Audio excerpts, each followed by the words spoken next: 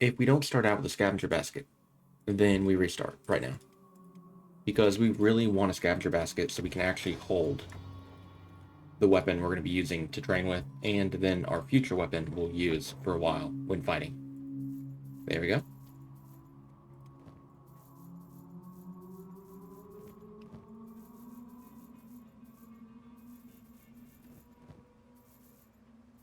Keep selling everything. Although we don't really need that much money. That's good enough. How much do these cost? 25 caps. Minus 50, minus 50. Sure thing. Alright, let's get moving.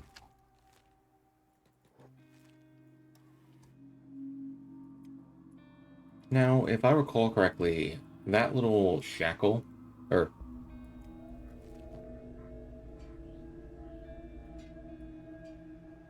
It is a chest armor item. That's so bizarre. You would think with it being a 2x2, they would make that a belt item, but... Anyway. Body restraint shackles. This is going to make it so we can train on little animals like blood spiders. And, hey, Tim, thank you very much for the raid, man. How was Monster Hunter Wilds? I was lurking on your stream earlier today while I was babysitting Mabel. I saw you fighting some kind of, I guess I call it like a fluffy beast? I'm not sure how exactly to describe it. It was mostly lurking. One day I'll play that game. One day. Alright, let's go. For anyone who just came in with the raid, we're playing a difficulty increasing mod called Legendary of Kenshi. I'm not a big fan of it, but I figured why not kick its butt today. It could be fun. So that's what we'll be doing.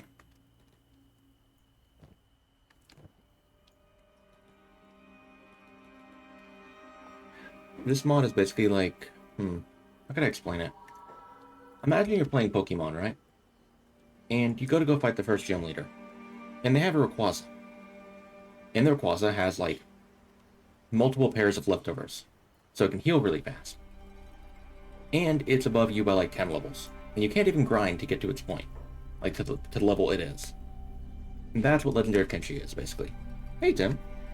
No problem, get some quests done, etc. Popping off a little early. Understood, man. Have a good night's rest, dude. And we'll be lurking. Appreciate it, dude. Thanks again for the raid. Alright, we got our boy Agnew here. Go ahead and give him what we have here. And use tools. We're busting him out of here.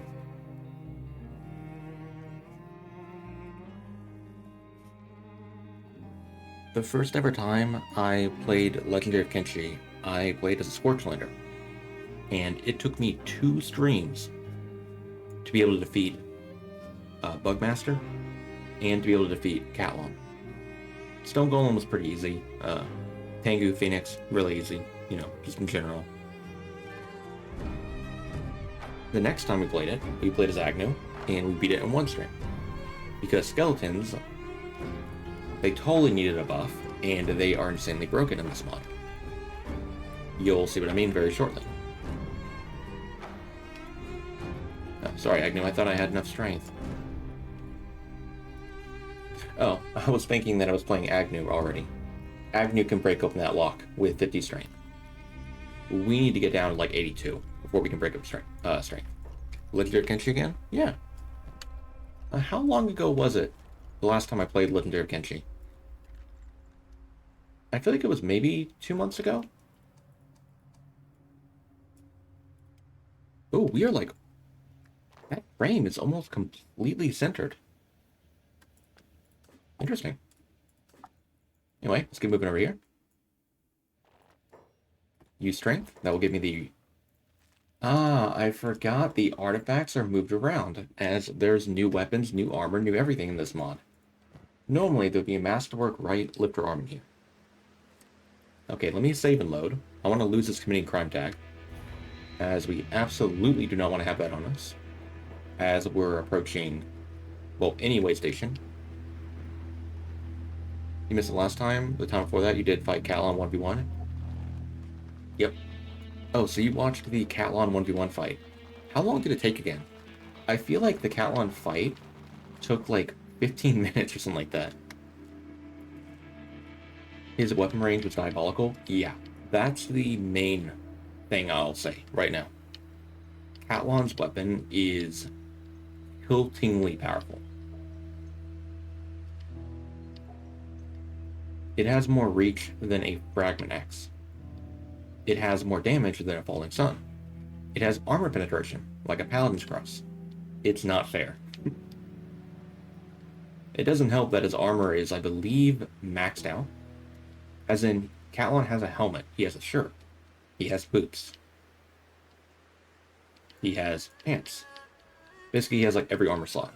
But wait, did he have boots? I'm pretty sure he did, right? And then he has robotic arms that make him even more powerful. He's also a unique race of skeleton that has 400 health, if I recall correctly. I'm going off memory right now. I believe it's 400 health in every body part, as opposed to 150. He has a heal rate of, I believe it's 4, which means he heals 16 health every 22 minutes of game time, and he also has self-healing, which means while you're fighting him, he'll heal up 40% of that speed for cut damage on his own. Oh, and by the way, when I said maxed armor, I want to say most of his armor pieces, not shirt included, I think shirt doesn't have maxed out, has like 80% blunt resist, which is the most you can have on a piece of gear, and 90% cut resist, which is the most you can have. And just a reminder, this is the return to vanilla version of the game, of the mod, where they say it returns it to more vanilla stats. I guess they forgot to modify Cat-Lon back down. They did modify his stats back down to like more kind of close to realistic Cat-Lon. But yeah, he was like Wolverine, like, yeah.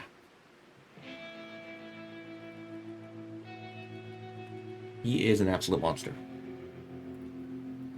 Which is why we're playing as Agnew today, because if we mess up, we can heal up around half the damage he'll deal to me. You know, like that with a repair kit.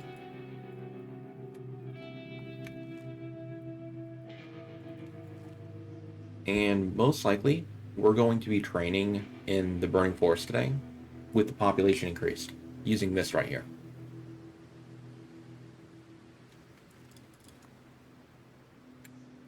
Because I want to say they also changed skeleton bandits to have different weaponry. So training there isn't really good anymore. Hey, Sinister, how you doing, man? Dude, I love Blur. That's the little sound plugin, whatever you want to call it, I use. Has the mod updated? Nope. I don't think the mod is updated since like 2019, has it? I don't know for sure. A lot of the mods in Kenshi, other than like, you know, massive mod ones like UWE and stuff like that, a lot of them were last touched in like 2019. Oh, I need to keep an eye on the gate sergeant. Who do we have here? Samurai sergeant. Okay, that's fine. Saturday night chilling. Nice, dude. Nice.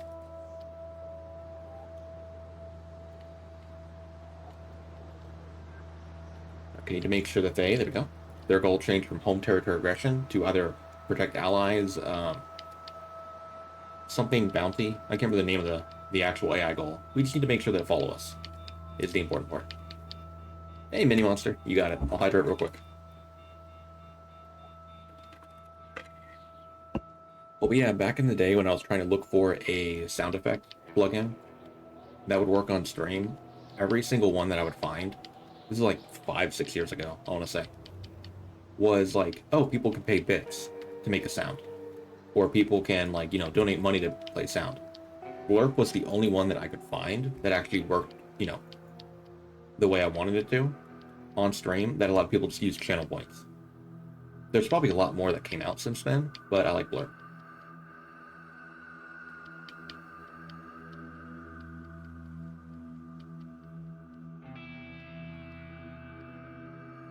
Okay, Sergeant out. There they are. Specialist quality armor. Neato. Thick? Yeah.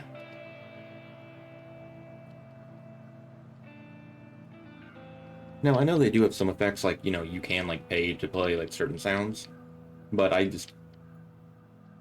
don't bother with those. I really should get around to adding more, like, sound effects on it. Because I haven't added any new ones in multiple years.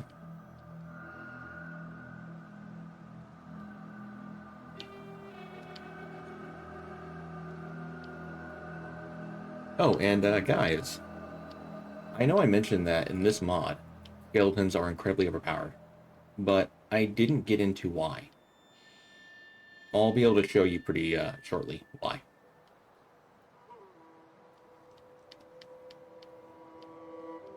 Once I lose those two, wonderful. Are you dead right now? No, recovery coma. Darn it, I made a mistake there. That's fine, we'll just drop them off. Along with sibling, we both have Mini and Stir and 4 numbers in your name. Mini Monster and Sinister Minister 3000. Huh. You know, I actually didn't think about that. You're right. You guys have extremely similar names. In terms of, you know, what you just mentioned. It's pretty cool. Now, instead of looting the robotic shop first, we're going to be going underneath the scrap house.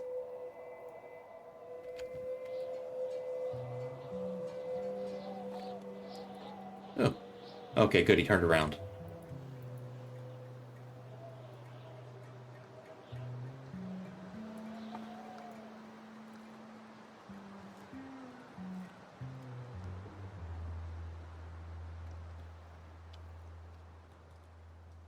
Here we go.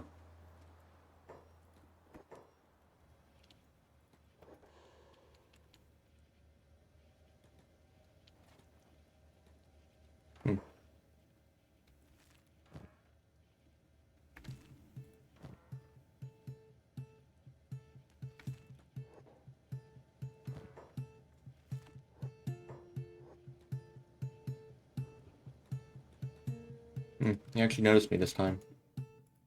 See, this is the problem with building a building, or like a house structure, whatever you want to call it, like right underneath another building. You don't want to do this. Because then you struggle to actually, like, you know, click to tell your character where to move.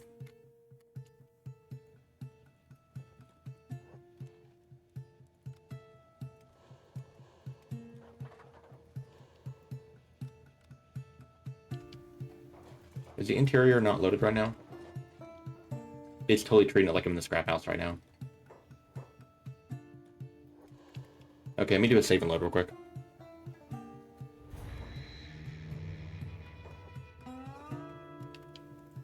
Alright, that should be good.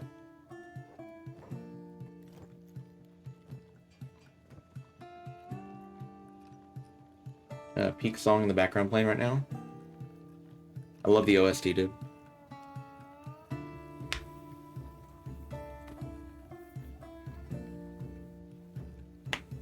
I think it would be really awesome if somebody made like one of those remixes of it. Like, you know, you have like a lot of games where someone will take like a track from it and like make a remix. That'd be awesome. Healthy portion of saved low cheese. Well, honestly, the reason why we're doing that, look at his AI goal. Aimless. They didn't really, it's not set up 100% correctly. I just wanted to make sure he wouldn't come after me while I'm doing this. Okay, so, right here. Head protection. This is a belt item. 79% blunt resist. 88% cut resist. 95% efficiency. 100% coverage. 2% bonus combat speed. Oh wow, we weren't caught. Huh. Okay, nice. So, just like that, our head has become extremely, extremely sturdy, and we have no freaking weakness. When I was saying earlier that skeletons are freaking OP in this mod, this is what I'm referring to. The one thing you could argue is like a weakness of a skeleton in base game. They don't have it in this mod. Not familiar with this mod, but it looks great. Them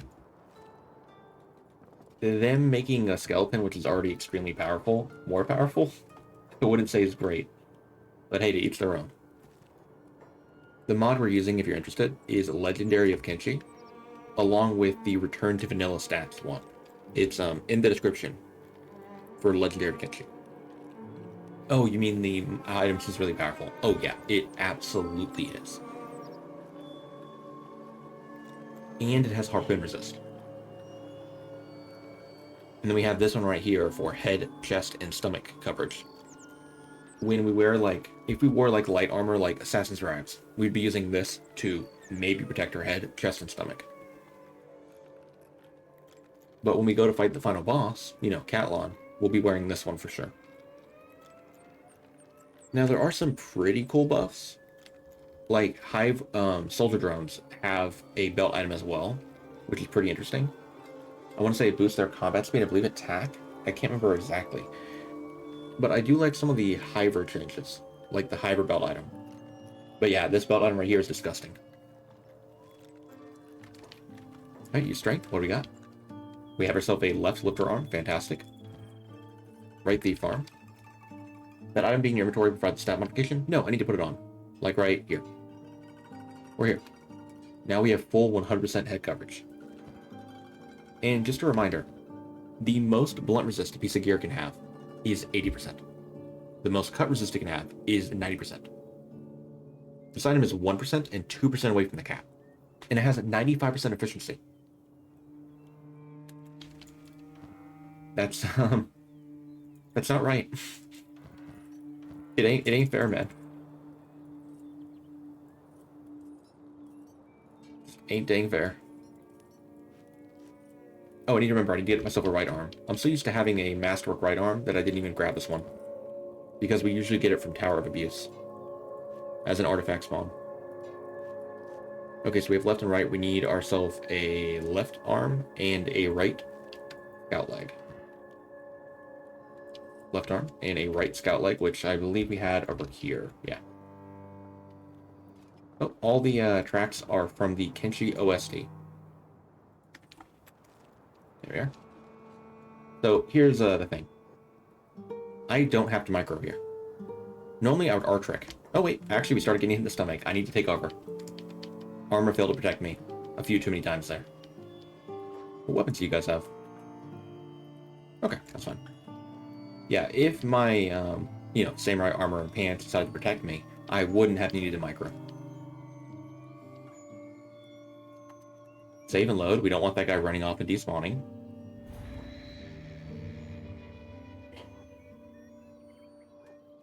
Now, it might seem like we're really overpowered with this helmet, or belt item, because we are. But there are things that will make us look squishy. Like Cat-Lon, for instance.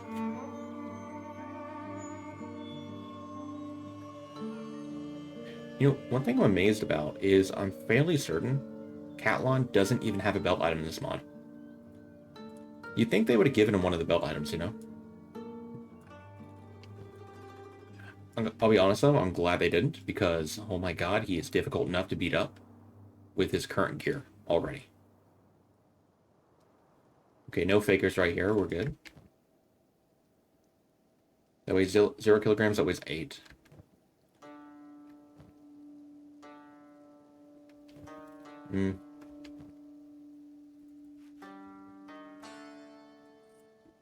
What's Agnew's stats right now? Agnew's current stats are 50.15 in strength and 6.04 in toughness. Of the stats that matter, at least. That's what they are. And just a heads up, we'll be using a heavy weapon today. Hey, Buddha, how you doing? We'll be using a heavy weapon because heavy weapons have the most reach, and we need to use a heavy weapon that has a lot of reach and armor pen to take out Cat-Lon. I will say one good thing with this mod. I do like the fact that Cat-Lon is actually, the most powerful unit. I do kind of dig that. I do feel like they made him way too strong, though. 50 strength in 24 minutes is crazy. Oh, to be clear, Minnie, we recruited Agnew. Agnew is a unique character in base game in Tower of Abuse. What we did was a Freedom Seeker start. We ran the old soldier character down here to the ruins, picked up a pair of tools, ran into the Tower of Abuse, put herself into a container right next to Agnew, and then broke him out using the tools. And dismissed the starting character. Agnew has 50 strength by default. And he is the only soldier bot in the game you can play as. Yeah. Yep, base game NPC, most powerful race you can play in Kenshi. He is insane. The downside of playing Agnew is if you play as any other character, you'll feel like you are pathetically weak. This dude heals faster than a Greenlander in a camp bed when he's walking around. Even faster than a Scorchlander in a camp bed.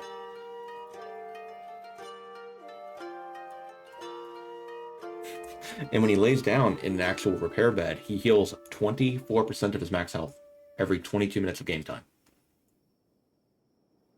So, more than 1% per game minute. Dude is bonkers. Started a robot army today, mods for farm, and more unique skeletons. I will give you a little bit of a warning. If you play with any mods that add new skeletons into the game, some of them modify skeletons to be unique races.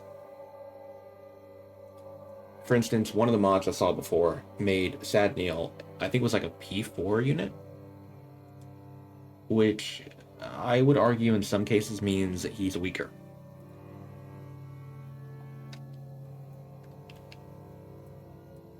Now, hopefully we can find the 42 squad before too long.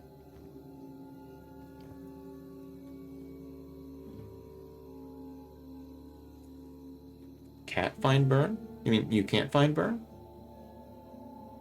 Oh, if you can't find Burn, he might have gotten himself killed. Burn kind of has a habit of walking outside of his building, we found the group, and getting beaten up by like an iron spider.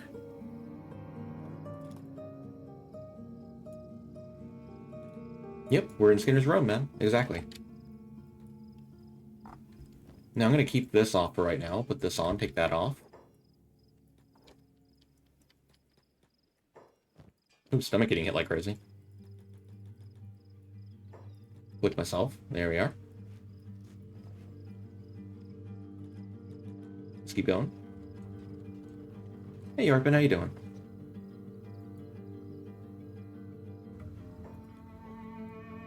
I want to keep the head protection off me because... Ooh, another group. Nice. Because I actually want to get hit in the head here. At least until it gets low enough.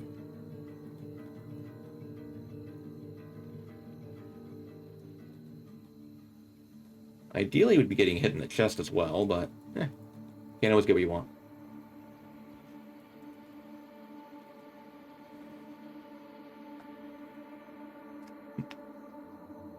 How you guys all doing today?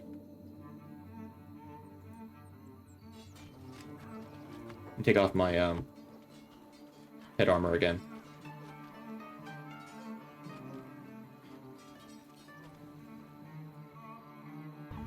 Fantastic. Hey, Buddha, thanks for following, man. Welcome to the Goose Game.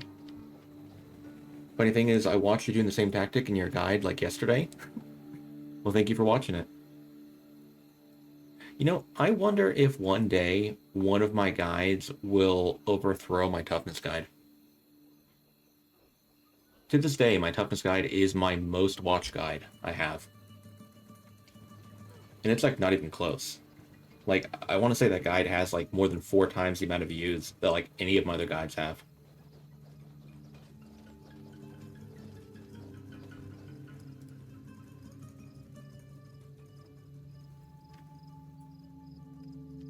I mean, to be fair though, it is one of the most searched things about Kenshi.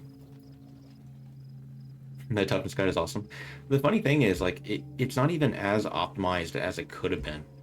To be fair, I didn't know a lot of the stuff that I do know now about, like, toughness and stuff. Like the fact you can take off your right arm to get, 2/3 additional XP. Or if you're playing a Shek or a Hiver, take off your left arm to get an additional 1/3 XP. But I kind of feel like maybe the fact that it was so simple is what made it good.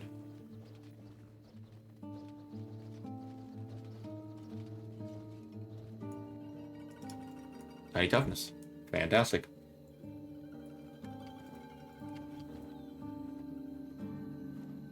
That item is so busted, dude. Yeah, definitely. Yeah, I think I agree.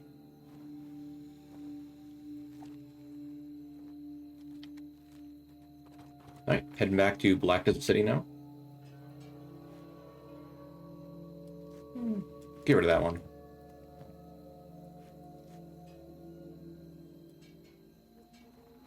There we are. Oh. Dude, losing our arms is going to be amazing today. Like, it's going to be extremely easy for the most part. Hey, bandits. The fact that that formula is so simple, yet yields high results in a short period of time is great. Even not fully optimized, yeah. So, for anyone who didn't... I made a little post on YouTube earlier on today. 1 second. And that's the fact that Ad Nocta Media finally released his Rock Bottom solo run he did. And I gotta show something here real quick. I was watching it earlier on. Once I get to a spot where I can actually walk out safely. I'm sure he wouldn't mind me showing off like one part of his video. Here we go. You get the exact timestamp here. Getting up just... Here you go. Getting... I love this right here. This spot right here. Up. Getting up just brought my toughness from 33 to 40. I just love that reaction. When somebody toughness trains the first time in that area, the reaction they give, like when they first get up and they're like, I went from 13 to 30. Or I went from 30 to 40. And it's like, they just laugh about how busted and overpowered it is. But for anyone who is curious, here, let me actually get the link real quick. Ad Nocta Media has this video. After almost 300 hours of game time. There we go. Right here if anyone's interested. He released it earlier on today. I'm watching through it. I got to around the almost 2-hour mark, and then I had to head off. Like, I had to get ready for stream. He's a cool dude, though. Alright. One Kenshi guy to roll them all. Yeah. God, I love that, though. Just the reaction people give, though, when they first start toughness training. Because, like, I don't do this that much nowadays, but back in the day, I would hang out in people's chat a lot. And when they would struggle and they would go, oh, I want to go raise my toughness. And I would ask them, hey, do you want me to tell you a way to train toughness? And I would tell them, like, hey, just a little warning, though. If I tell you how to train toughness, you're never going to go back to the way you trained it before. And I wish that I'd recorded people, like, their reaction to toughness training for the first time. Man. You just can't beat it. I love that reaction. Oh, left, We'll get that later. Oh, right. Okay, we'll go get that right now. Yeah, give me this one. People addicted to the cheese. There we go. Take that one. Now that's some cheese right there. If you loot a container and you replace an item with another one that takes up the same amount of space, like this left leg right here. If I were to take this left leg right here, I could put it in its slot like that and then close the inventory of the item or of the container. And then it drops on the ground. And there we go. We got it.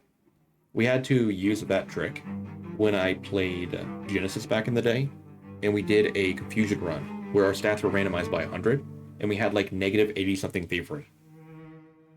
So that way we can get robotic limbs in that run. You get armor first so you don't die. That's smart. It's very smart to get armor first so you don't die. That being said, though, you can toughness train without armor.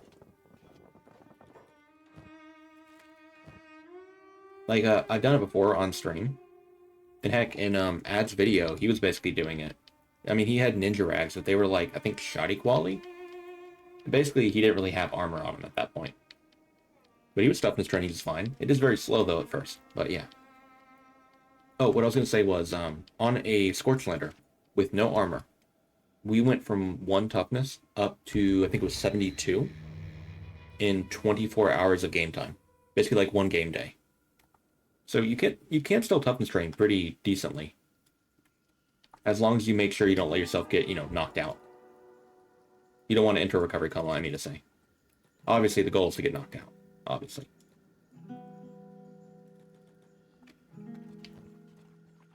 And to kind of explain what I meant by, like, don't let yourself get knocked out. Or, like, what I meant to say was enter recovery coma. Let's say you're fighting a unit like this guy right here. They hit me. I take cut damage. What I can do is I can walk away like this, click myself to repair or bandage, and just do that again. It's a lot easier to do it when you're fighting starving bandits, but you can just keep doing this. Slowly bandage yourself a little bit at a time. That being said, though, we want to get knocked out here, or want to lose our legs here, so we're not going to be repairing ourselves.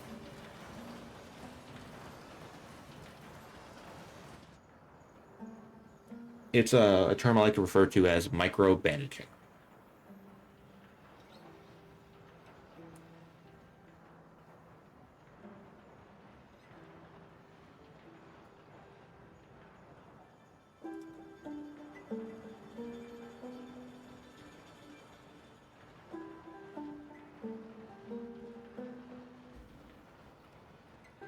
Almost there. Nice. It feels like cheating, dude. Our head health right now. Oh, jeez. You wouldn't train that way? OP stuff makes it boring for you? Hey, to each their own.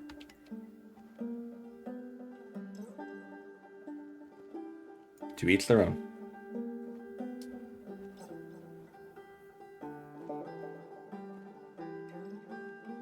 I kind of feel like, personally, the damage resistance in Kenshi is a bit crazy early on. Like, if you took 100 damage and you had 0 toughness, you would take 165 damage.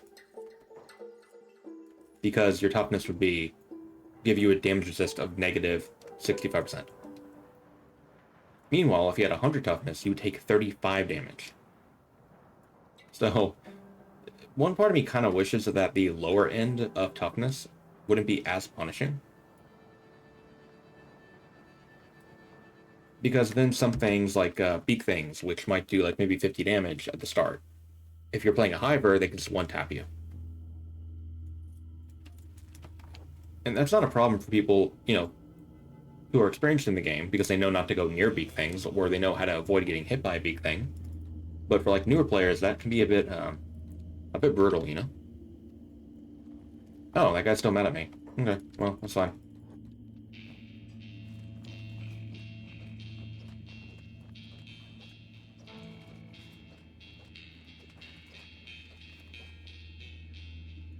Hey, his name's Fumin as well. We gave up. The time ran out. There's a certain amount of time after you like commit a crime or do something that gets someone ticked off, which gets you tagged as a temporary enemy. And if you don't provoke the person any further, it will just run out. Like right back there, he just started walking back to his post. It's between 5 to like 8 hours of game time, I want to say. Okay, please tell me we have some here. Oh, thank goodness. Wonderful. Alright, let's pull everyone here. That we can, at least. Fantastic. Yeah, did I do that thing? Aggro as a timer? Yeah, so if a unit who's normally neutral to you, that's the important thing to add. If they're normally neutral to you, like a guard or maybe even like a random bandit, like a starving bandit, if you don't actually attack them or like respond to them in combat, and blocking does count as well, by the way, then they'll give up hostility after a certain amount of time.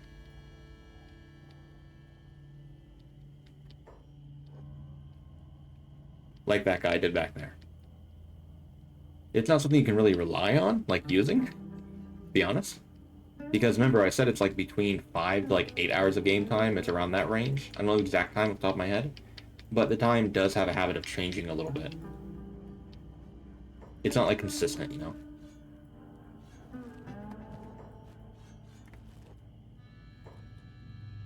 Only 3 of them got knocked out here. Where did the rest of them go? Did I really lose that many?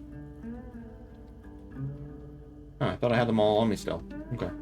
We're trying to lure everyone except for the guys on the crossbows away and towards town. Blocking while running is great.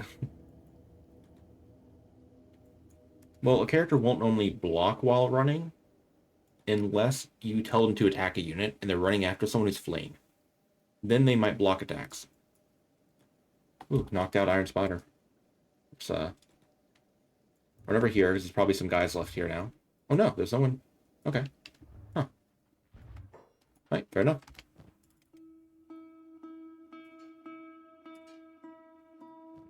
We have the KLRs on. Cool.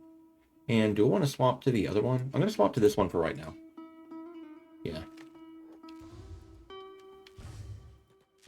We're trying to lose our right arm, so I want to protect my head, my chest, and my stomach if I can. God, that harpoon resist dude is absolutely insane. Oh, God.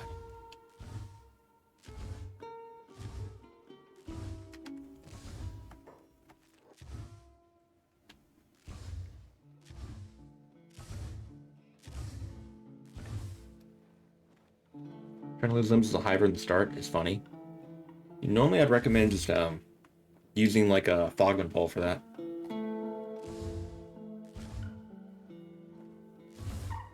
Kill that left arm real quick. You guys might notice I keep getting hit in the stomach and chest and head, and every so often I'll take 0 damage. That is like... We're not really taking 0 damage. We're taking 5% of the damage our armor mitigated. Or, you know, this item right here mitigated. In other words, if they would have done like 50 damage, we're now taking, what would that be? 5% of 50 would be like 2.5. We're taking like 2.5 stun damage.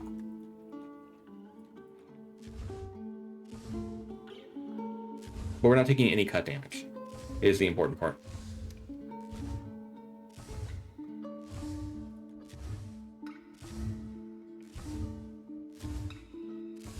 That's only if they hit us for like 50. I think 50 is probably at the high roll this guy could potentially hit me with. We got a 49 right there, so yeah, probably 50. Turrets can do more damage based off what height they're fired from compared to the target. And also, they'll do between 75% to 120%. Or sorry, isn't it 70 to 130% of the damage output? I always forget. I think it's 75 to 125. So there is like a little bit of randomization with the damage they deal.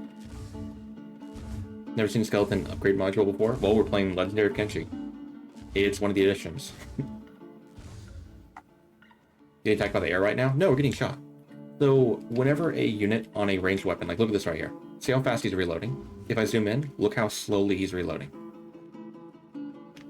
If you don't look at a character who's on a ranged weapon or like manning a ranged weapon, and you don't control them, they will fire, reload, aim, everything at a massively reduced rate. So whenever we need to heal up our health, all I do is I zoom in and click myself. Then I zoom back out when I'm ready for them to shoot me again.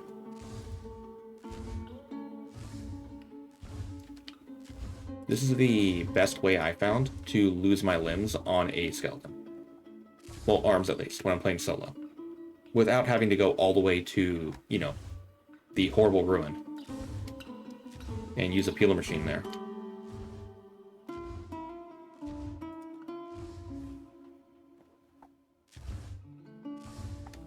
Fantastic. Right arm is now lost. Good deal.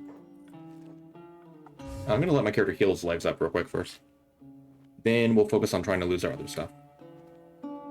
Other stuff being our left arm, of course. You know, actually, we're fine. We got hit in the left arm. I'll let us go ahead and finish it up here. Right? Nice. No left arm hit. Cool.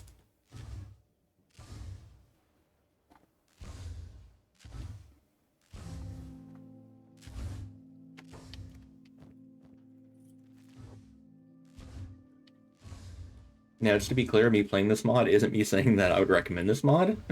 I'm not a big fan of this mod. But it was either this or I was doing an ag nude run today. And I figured, let's go with Legendary of Kenshi today. We could do like an ag nude run later. An ag nude run being a run where I play as Agnew and I wear no clothing.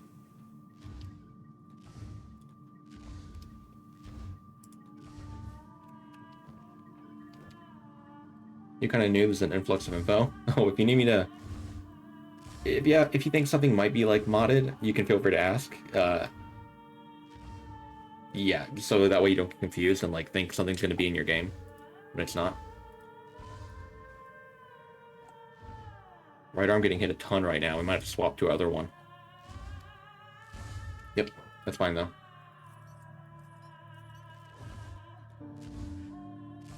Any good mods you recommend? Mute flies is good. Turret pointer is pretty cool. Sorry, pretty good. Okay, we need to heal a left arm real quick. There we go. Hit me there again, please. And yeah, turret pointer is pretty good. Did our right arm really get down? Okay, here. What's modded? I noticed you have vanilla stat mod as well. Yeah, so 1 second. Close that out.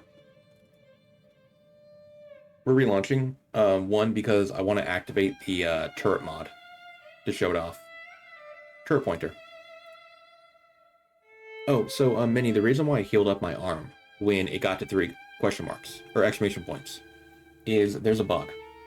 Usually that will only display if your arm is lost. However, if your arm has 3 exclamation points on it and it's not lost, you need to repair it just by a little bit. That way it can get hit again. Because when it has 3 exclamation points, in my testing from the past, it will never get hit again. So you need to repair it by just a little bit so you can get hit there again. I was going to save and load to heal my right arm that I have inside my backpack to full health. But I figured I'd go ahead and relaunch the game to show off a cool mod. It's this mod right here, Turret Pointer. It adds a green laser. You can download a different version that has like a different color one, but it tells you how far the range of the turret is without counting the height multiplier, because turrets can fire from further away if they're higher above their target. But it's the cool little mod. I like it. It's neat. Hey, shoot me, buddy. Thank you.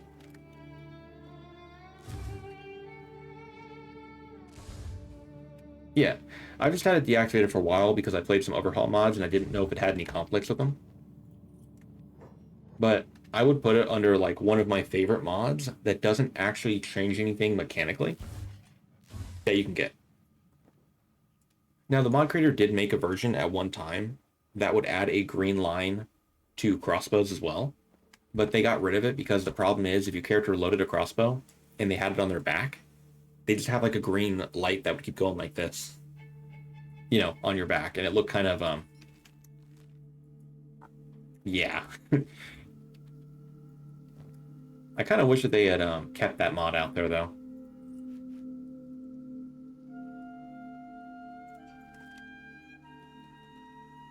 Okay, let's go ahead and heal up our wear damage now.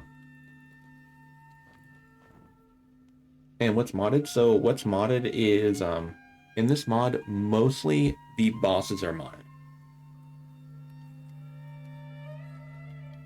But there's a bit more than that.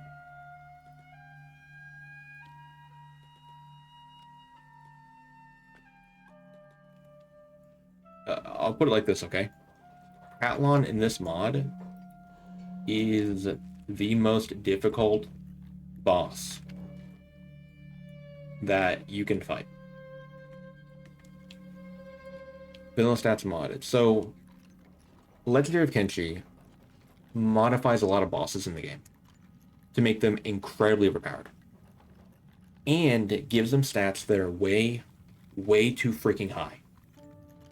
I'm talking like 170, 160, 150 in their combat stats. You know what that means, right? For anyone who doesn't. The higher your level above 101, the faster you level up. So if you go fight, let's say, Bugmaster, or something like that, and they have like 150 attack, they're going to be leveling up as if they're like level 51, or sorry, 52 at that point. Meaning they'll be leveling up really fast. So we're not playing with that mod. We're playing with a version that kind of drops their stats down a bit. Which one do I want? I'll take that Fragment Axe, I think. Yeah. We're doing a heavy weapon run today, just to be clear. Yeah, so the gist of it is, Legendary of Kenshi, the original one, I would say when you play solo, is not really viable either, because if a unit has that many stats above you, it's like going to go fight Cat-Lon when you have like 30 in your attack. If you have like 100 in your combat stats, that's what it's going to be like. You're like never going to ever freaking attack when you fight those bosses 1v1. They also have an insanely high heal rate. They have an insanely high negative wound regeneration level. Some of them have self-healing. They're just real bullcrap. The Return to Vanilla, little add-on extra mod, whatever you want to call it, it puts their combat stats down to a more reasonable level, but they keep their overpowered gear that they have. For instance, Cat-Lon in this mod has a helmet. He has a shirt.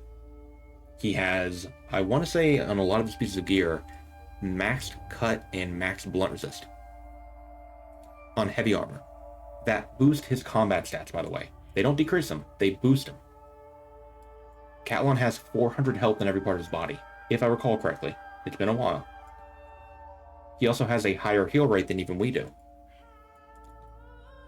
The Ashlands in general are incredibly strong. Like, all the bosses in the Ashlands are busted. General Zhang is a menace. So, the gist of it is, we're going to be training up this character. We're going to be going into the Ashlands to get some good gear. We're going to be then going to Bugmaster to get his good gear. Then we'll be using Bugmaster's good armor to beat up some more guys in the Ashlands to get a really good weapon. And use that to defeat Cat-Lon. Hopefully. And right now what I'm doing is I'm looking for a 42 bandit group so I can toughness train a little bit more. And by a little bit more, I mean I want to hit 98. At least 98 today. Basically, man, yeah. And, well, we'll probably go and fight, Isata, Tengu, Phoenix, before we head back to the Ashlands. That way we don't have to go back up there again. Because once you defeat Cat-Lon in this mod, you don't really have anything else you need to do. Cat-Lon is the endgame in this mod.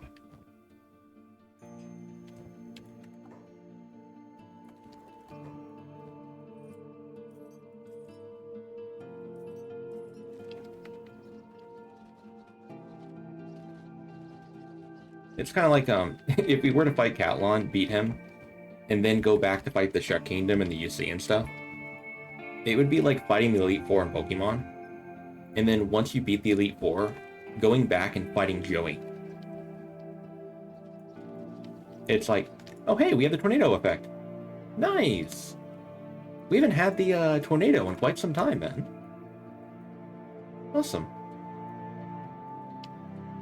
So if anyone is wondering, like, how come they've never seen that before, you need to have a mod active for that to actually appear. PSO, Particle System Override. It's a mod that Scar-Ra made. That tornado used to be in the game. Don't know what update removed it, but one of the updates just removed the particle effect from the game. It's still set to spawn in FCS, but it doesn't actually appear visually. But if you get the PSO mod, it will add it back in. So, yeah.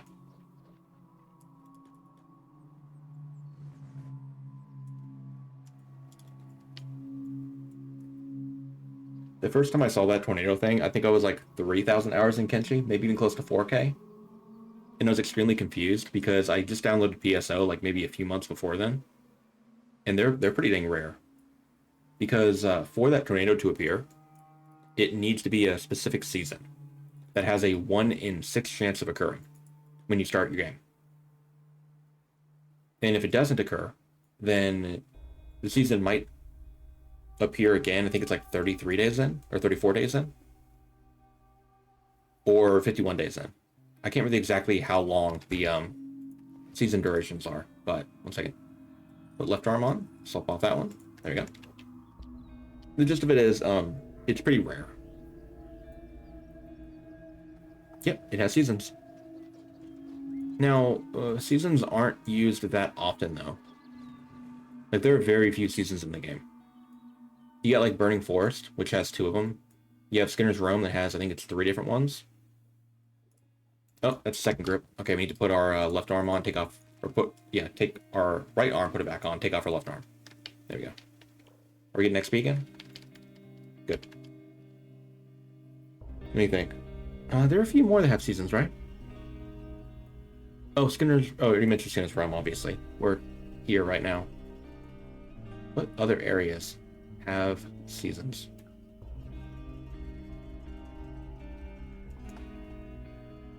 Does the Hidden Forest have it? I think Hidden Forest has it. I can't remember for sure, though. Yeah. The other forest? Yeah. I think it is Hidden Forest. Like, you know, Shrieking Bandit land, territory land. Shrieking Forest.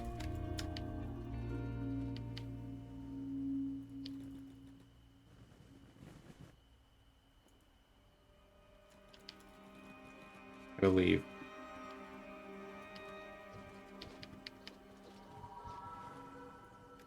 Oh, I should have put the head protection on. That's not the head one. That's the head one. There we go.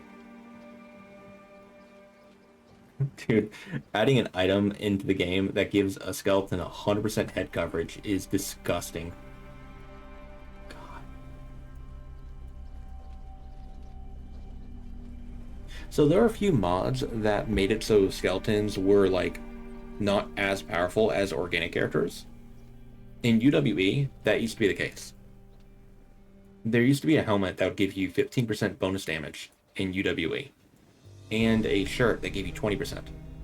When you combine those, you had 38% bonus damage, which allowed you to stumble skeleton enemies a lot easier by, like, hitting them in the head. But unfortunately, the mod creator nerfed those items a lot. The helmet now only gives, like, I think it's like 7% attack damage effect, you know, damage increase. And the shirt only gives, like, I think it's like 4 or 5%. I think it's 5%. I think they downed it to the stat level of martial arts minings.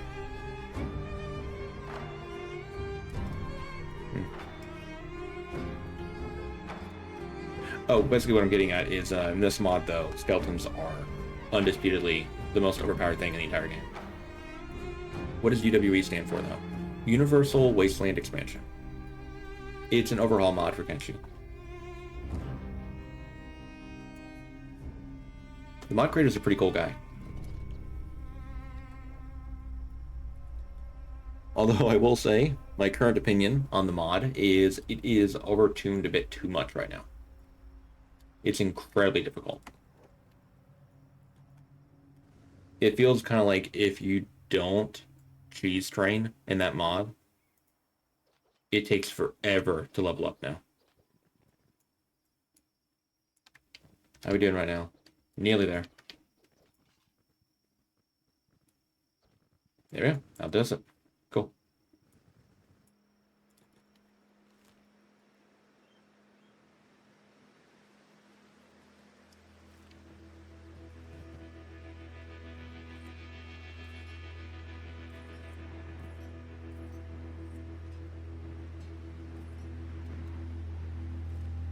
I know one total overhaul mod, I forgot the name of it. Genesis. What do you think of Genesis? Genesis is pretty cool.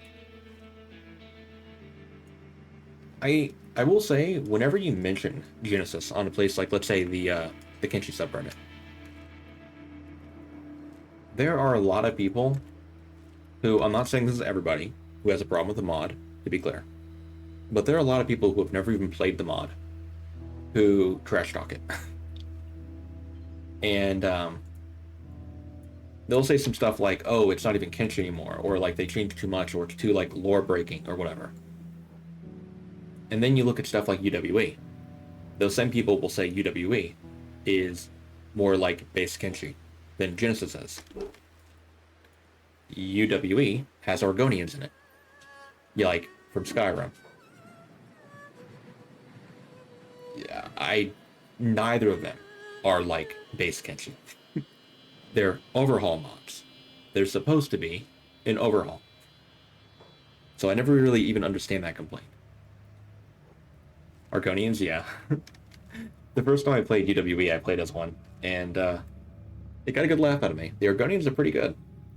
They're pretty strong. It's kind of like the power level of a Scorchlander and a Greenlander, kind of. Like, you know, between like that level of power. They're pretty good. And for anyone who doesn't know, Scorchlander is like my favorite race in Kenshi. They're just so freaking good. No, I want to go into here. Is it powered? It is powered. Wonderful.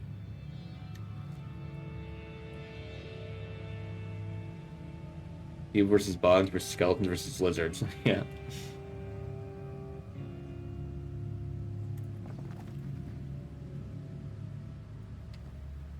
All right.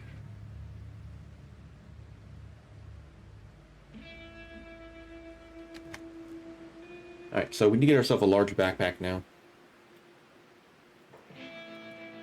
Oh, let me think. Did they change Mongrel in this mod? I can't remember if they did or not. I think they might have. We'll see. We'll see. When we get to Mongrel, we'll see. If they did change Mongrel, we might not be able to defense train there. We'll see.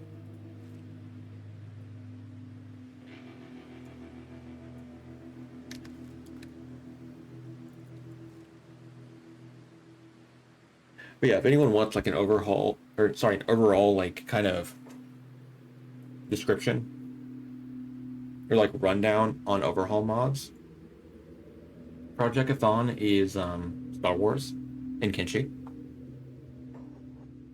If you don't use lightsaber or you don't use heavy weapon or martial arts as a skeleton, you are actively shooting yourself in the foot. They are the most overpowered things in those in that mod.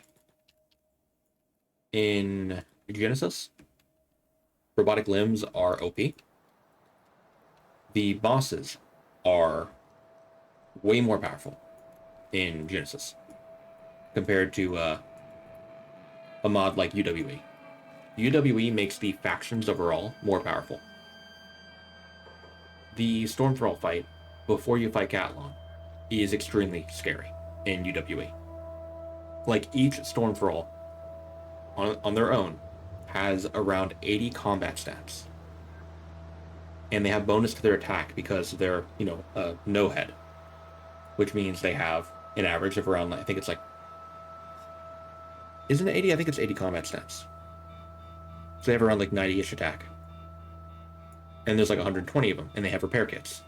And they have more powerful weapons. They're just like actual strong opponents to fight.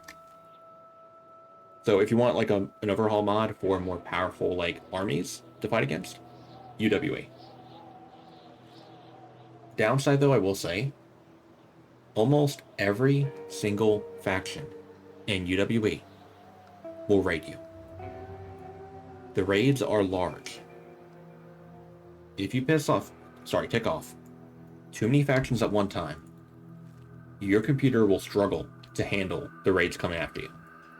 It gets extremely laggy. Okay, I'm going to be grabbing a plank here. There we go. Wonderful. we'll go to Squin. Try to get yourself a large backpack if we can.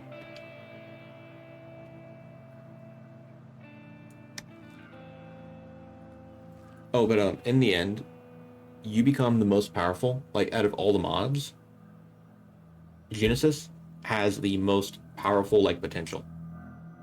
If you get the Cannibal Grand Wizard weapon, you can deal upwards of 1,000 damage in that mod.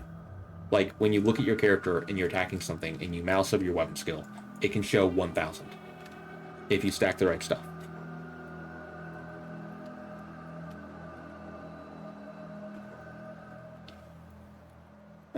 Forgot about their cool-looking loadout. I like it. Anyway, travel gear.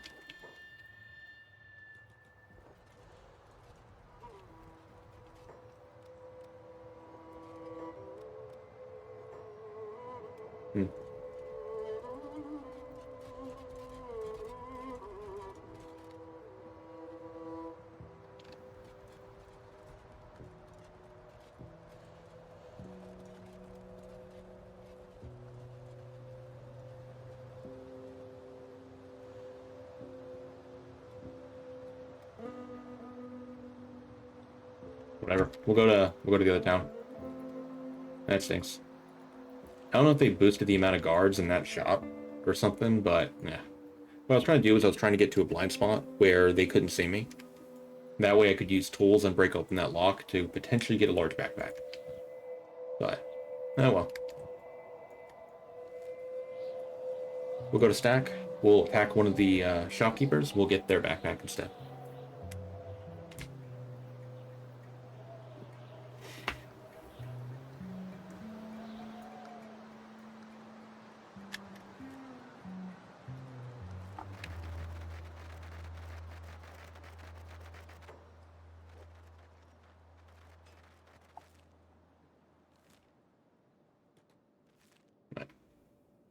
I'm still trying to think right now if there's like any new backpacks they added in this mod. I don't believe so. Yeah, I do not believe so.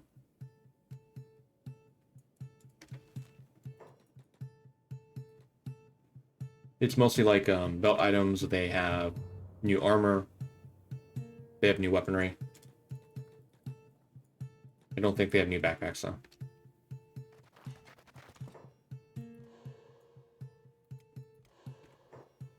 Oh, he's actually attacking me. Grab the fabric. I grab the fabric, that way he'd be mad at me. And hopefully, he'll follow me outside of town. Putting on the KLR limbs here. That way we move slower, and hopefully I won't be able to outrun him too easily.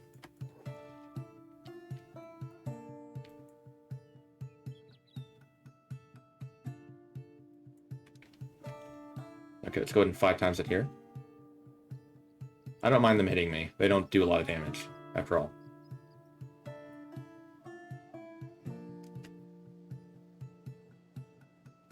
Okay, bone dog nest right there. With this guy in the very front, we might be able to get him beaten up here. Fan-stinkin-tastic. That's great. Love that. Okay, good deal.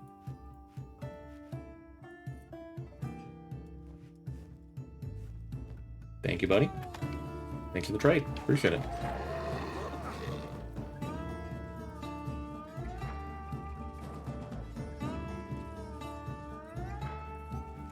Neat. Okay. Now hopefully we can defense train a mongrel. I don't remember if they've changed the guards here at all. We'll see. Polynesian paladins, yep. Well, the Polynesian's not that powerful.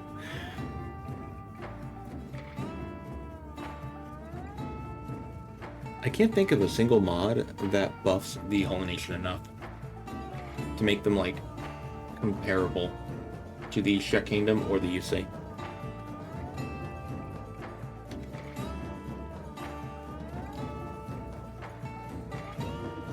They're just always kind of like underwhelming, you know?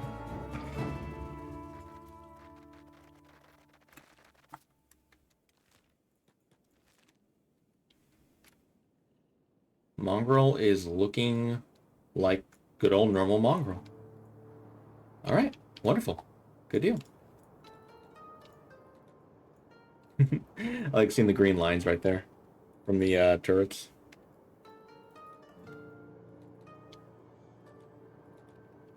Alright, we're gonna run to the death yard here.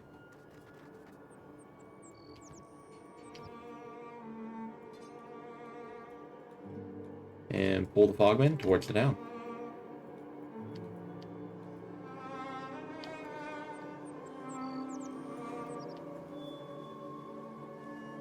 Hey, stay with me here, guys. Come on.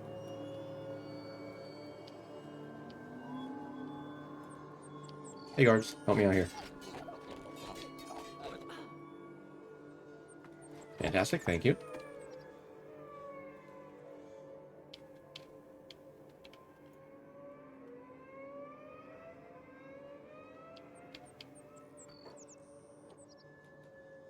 Is that a guy racing over here to go? Yep. Put a guy in jail. Wonderful.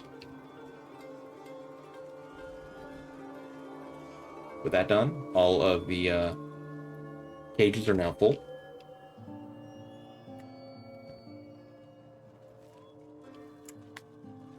We'll just wait here for a moment.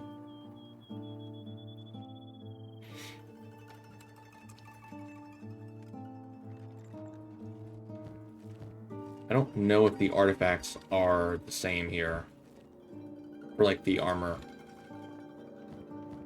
We'll just see. I'll check the unlock containers or the ones that are very easily unlocked with strength. Okay, I'm not seeing Masterwork Samurai armor right now. That one's empty. Okay, let's go. Oh, crossbowman. Actually, I don't mind crossbowman today. We have 100% head coverage, so let him shoot us. I don't care. Hey, guys.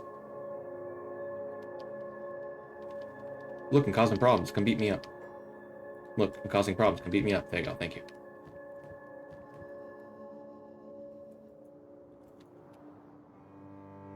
Some fogmen made it to town.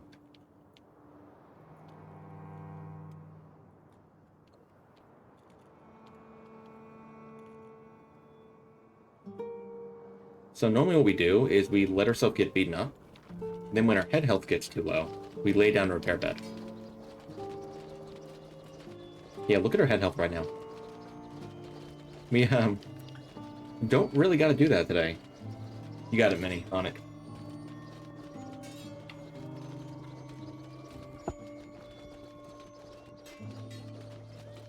Alright, mouse for defense here.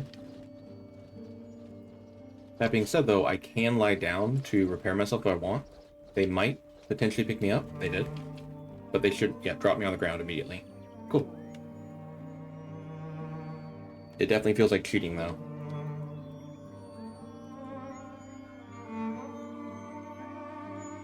Oh yeah, and same melee defense. So that's actually kind of normal for Agnew to get to, like, that level of defense, though. Hey, guards, you want to come fight me? Thank you.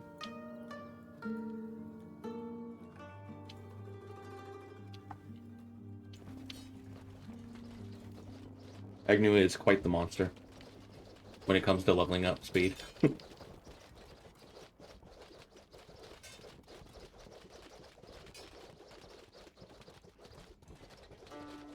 And yeah, I could be wearing that other belt item that gives me coverage for my chest, my stomach, and my head, and then wear like the item that gives you minus 50 defense and attack right now. But I think we'll hold off on that. I feel like this is the best way to do it right now. You love stealing the shopkeeper, very satisfying. It's very easy to make money off this guy, that's for dang sure. And the question is, what level of defense should we go for?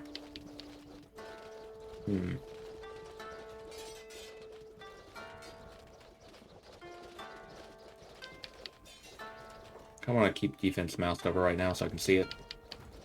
95? Oh, that's way too high. To be clear, when we fight units like Cat-Lon, I'm not going to be letting my character fight that boss without me microing. Because we quite literally have I would say like a 0.0000001% chance of beating Cat-Lon in a fight without micro. He is way, way too overtuned. In other words, the defense isn't too important for us today.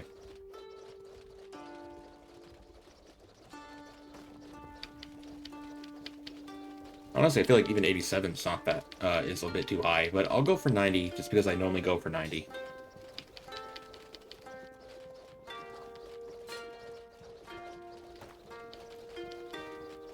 And as for dodge, we don't really need dodge, so.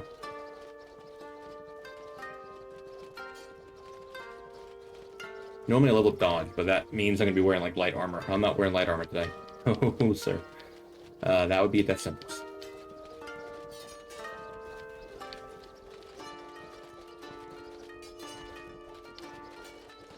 Come on, guys, keep it at 90. A little bit more. I believe you can do it.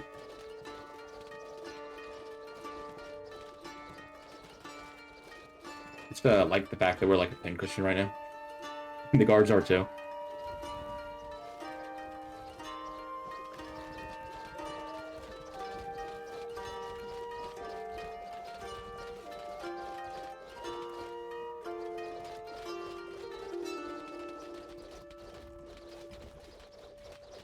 Once you're fully healed, we'll move out.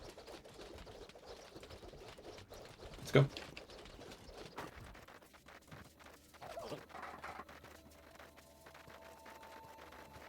God, just the fact that booster combat speed 2 is just absurd.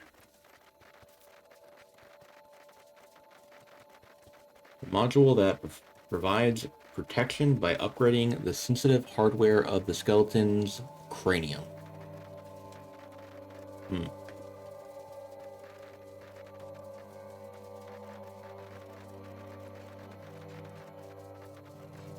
Actually, let's start with this one. Once we get our attack level to like a pretty decent point, I'll swap from this to that, and I'll put this on instead of the samurai armor.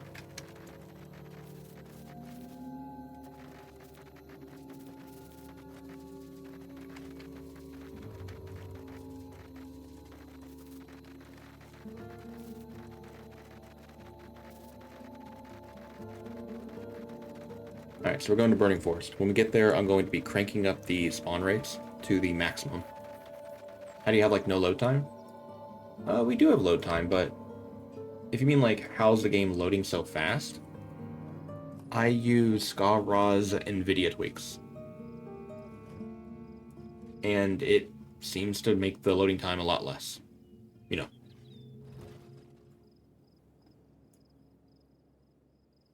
If you want, give me a second here.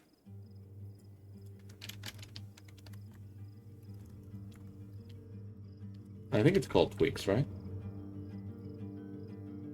Here it is. Optimization for NVIDIA GPU and Kenshi.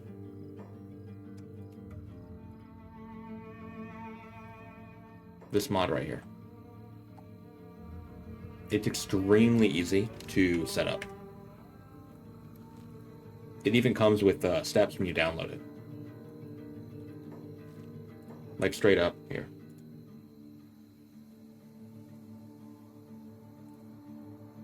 Right here. Image is like step 1. Open up the inspector, which is under here. It's like step 2. There's a five steps list for you to do. And it's very easy. If I can follow along, you definitely can too. I may know like a lot about Kenshi, but when it comes to like following instructions, I am very bad. I am a visual learner. Like I learn best from like seeing it done or also by doing it myself. So I'm very thankful that he put in the steps in the actual like folder you download. Same. Yeah. Relatable. Alrighty. Putting you on, putting you on.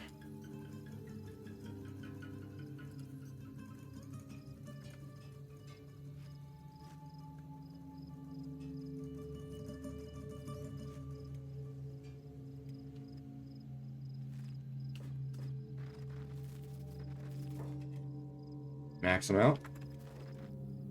Hope our computer knows how to handle this.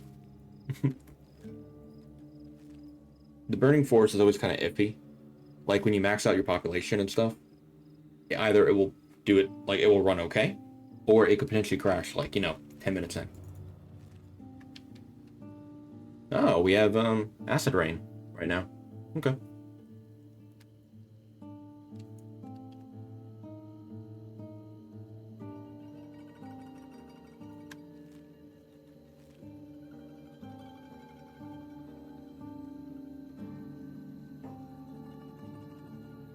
No spiders as of yet. Oh, there we go. One found me. Oh, there we go. The group found me. Awesome. This right here is why we fight here.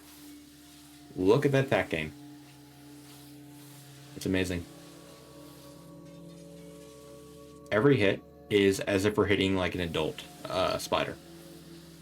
Because when you hit an animal in Kenshi, you get XP based off the defense level that they would have if they were age 1.0. Meaning if you fight, like, let's say, an Elder Beak thing, you'll get the same XP for hitting an Elder Beak thing as you will hitting a baby one. So you're basically rewarded for picking on the young little baby animals. Oh, there we go. Another swarm found me. Isn't that great?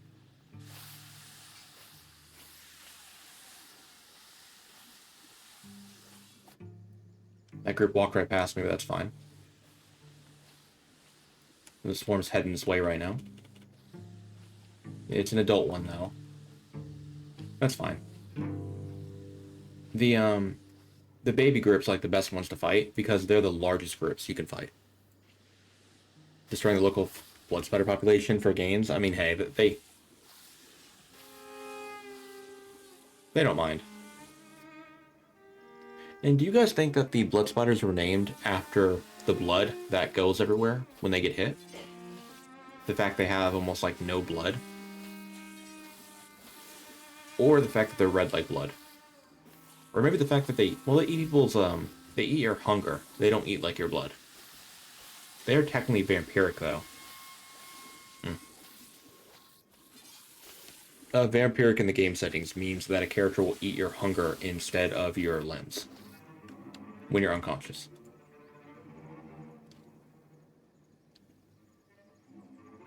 Okay, we have a big group over there. Our attack level is 64. It's not too high, but it wouldn't be a bad idea to swap.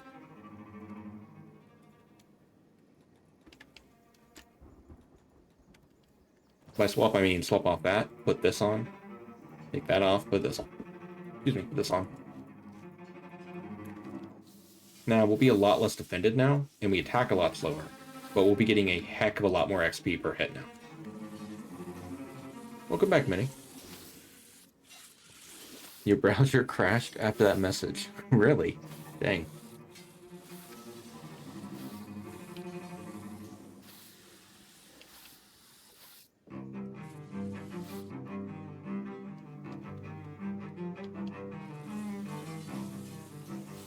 Now, the armor we're currently wearing, this chest armor, drops our attack and defense by 50, our damage output by 50%, that's what attack damage effect is, dexterity by 50%, combat speed of 50%, a little bit overkill if you ask me.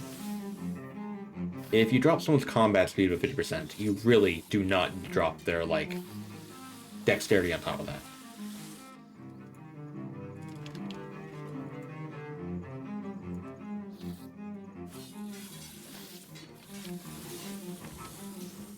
Let me go ahead and tell my character to go repair himself real quick. Oh my god, that lag. I held that leg up for like 2 seconds, dude, before we got knocked unconscious.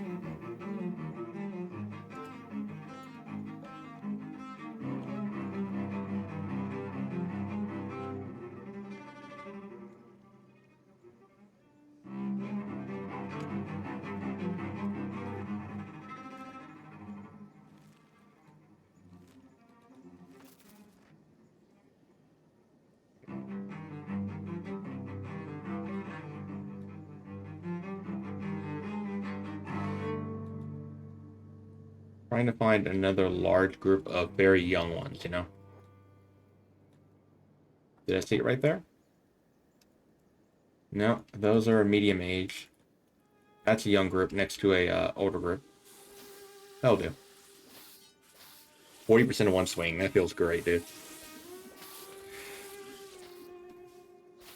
And the reason I'm training here for a lot longer and not like going to Iron HQ right now is Iron HQ in this mod, unless I'm mistaken, I believe they changed the way, like the stats of the guys there. Let me see. Iron HQ, town. Yep.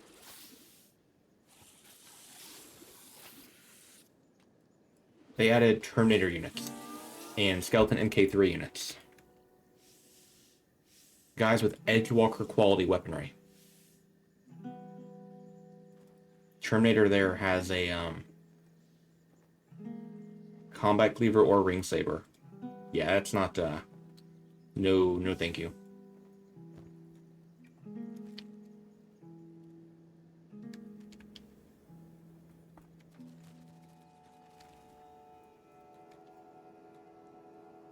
You generally don't want to train anywhere that has Edgewalker weapons, you know. Or heavy weapons. Like in UWE, we don't train at Iron HQ because some of them will have like a plank. Or I think it was a plank. It might have been Fragment Axe, but it might have also been plank or Falling Sun. But yeah, not ideal. And hey man, how you doing?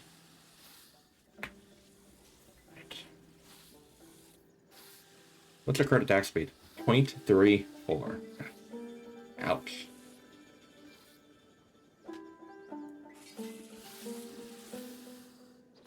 Now, just to be clear, the way combat speed works for my testing, it does seem to have like a certain value it can reach, and then it doesn't actually impact your attack speed.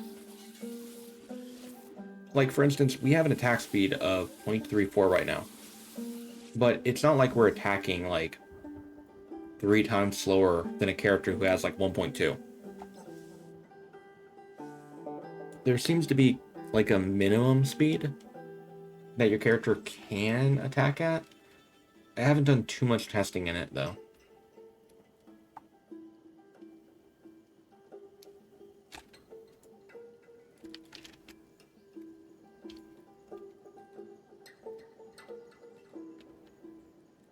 Why spiders and not mini crabs?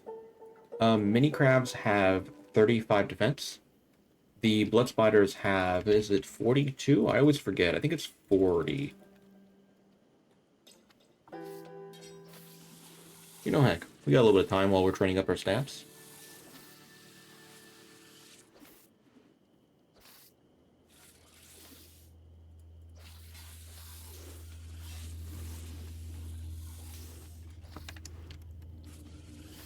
Small spider.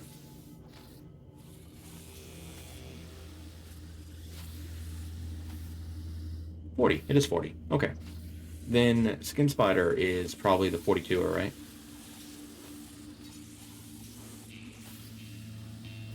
No, 40 as well. Who in the world has 42 combat stats that I'm thinking about?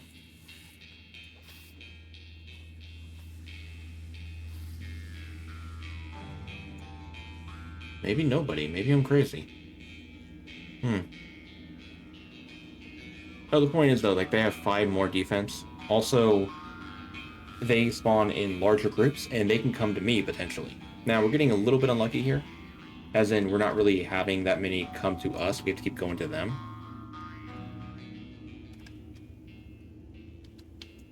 I blame the turtles. Turtles are probably soaking up a lot of the spawn, you know, full slots right now.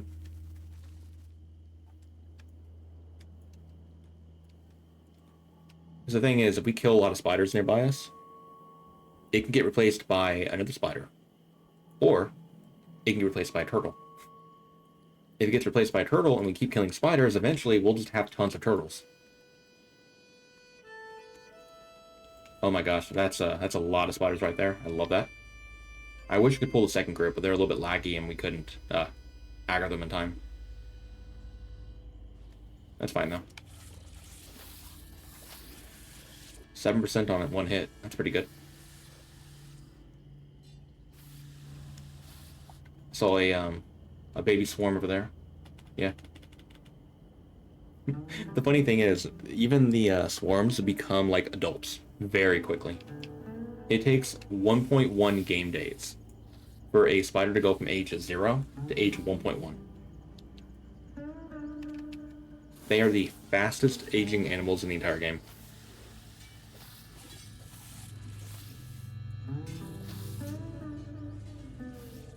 Yeah. Which is why if you look at a random little spider right here, see its head health, chest health? I don't think we did that to it. They age up so quickly that they can't actually heal fast enough to keep up.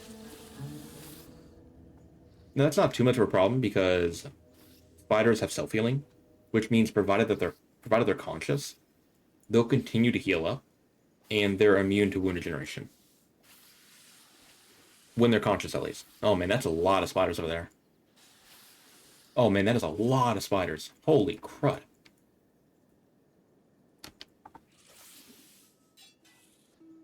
I want to pick on the young ones, you know. Is it plank run or heavy in general? Heavy in general, Abbok. The weapon we're going to want to use that we can get in the Ashlands is a heavy weapon that, as far as I know... Stop it. Okay. As far as I know, there's no, like, very low quality one we can get. The weapon we're going to use looks painful, by the way.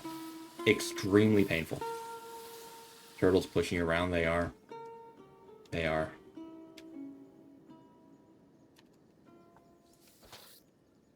88.52. Okay. We're getting there.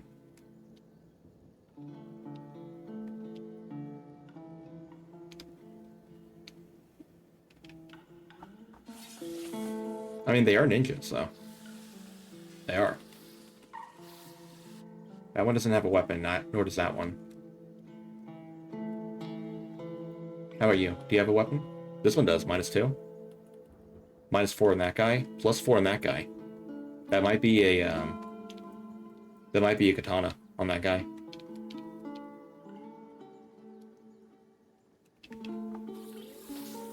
You hope they're not teenage mutants? Yeah.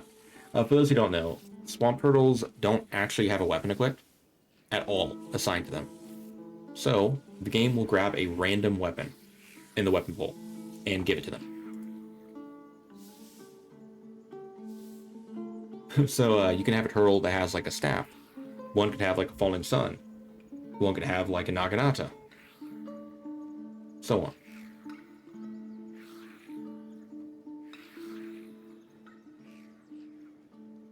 Hey Raptors, how you guys doing? The Raptors are from Animal Nest. So, they don't mess with the spawns. They're chill. I like the little chunky boys.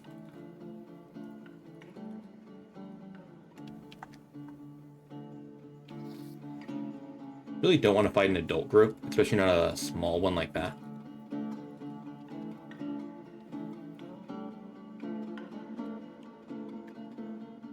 Remember, we gotta pick on the youth. That's how we grow strong.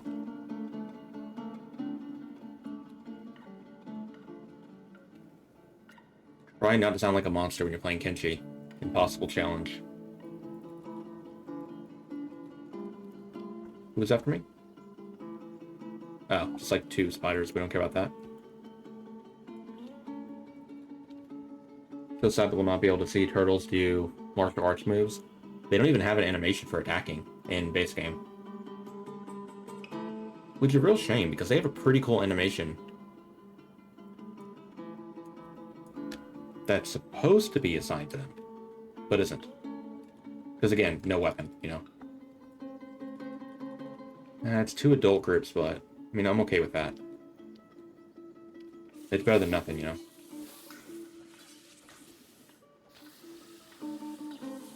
The problem with the adult groups is that they actually get hits on me, whereas the younger ones hardly get any hits on me at all.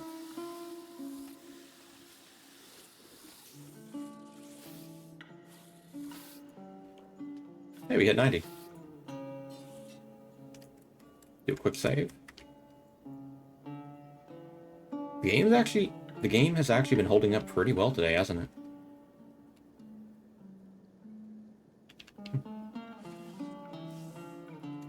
Ooh, baby group. 2 baby groups?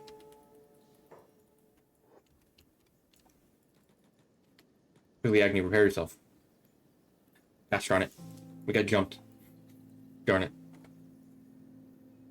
I wanted him to repair himself, and then we run over there real quick before they age up too quickly. That's okay, there's another one over there, too. Oh my god, yeah. 3 of them at once, dude. No, that's just one. That's just a large one.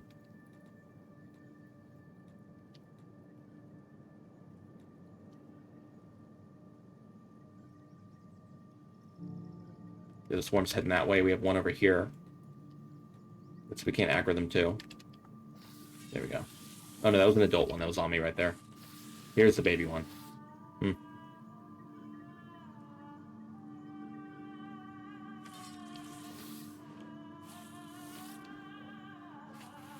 I think we'll be good with, like, that level of attack.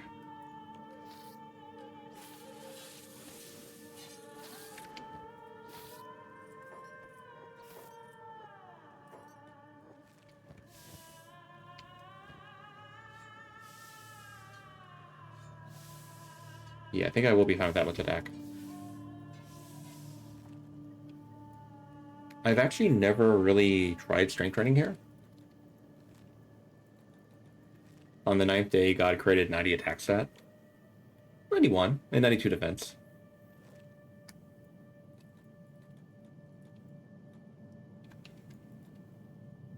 Where in the world have these swarms gone?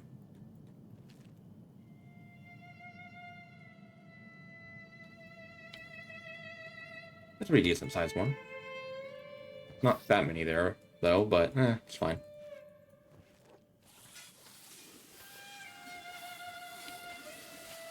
Pretty decent strength XP. Yeah, not bad.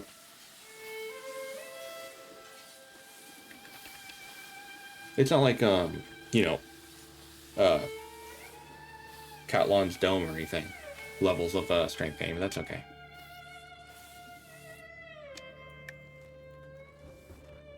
We'll probably head in that direction soon, though. Does economy arms help training strength? No, but also yes.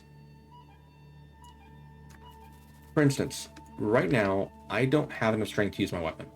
I'm 20 levels of strength, or more, below the requirement. If I were to swap to economy arms right now, I would not benefit whatsoever. In fact, I would attack slower, because my dexterity would be dropped, because of the economy limits.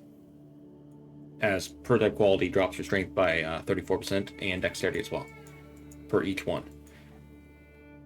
However, if I was using a weapon that I had enough strength to be able to use, and using the economy arms helped me get to the point where I was, you know, missing strength under the requirement, then yes, I would be benefiting from using them.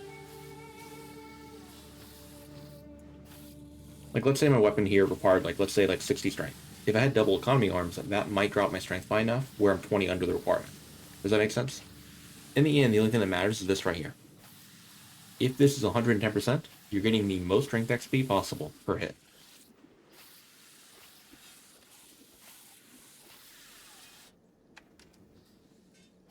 If you meet the strength requirement for a weapon, you'll see 10% when you're in combat. Every 5% you have above that means that you are missing 1 strength level. So if you're at 15%, that means you're 1 strength off.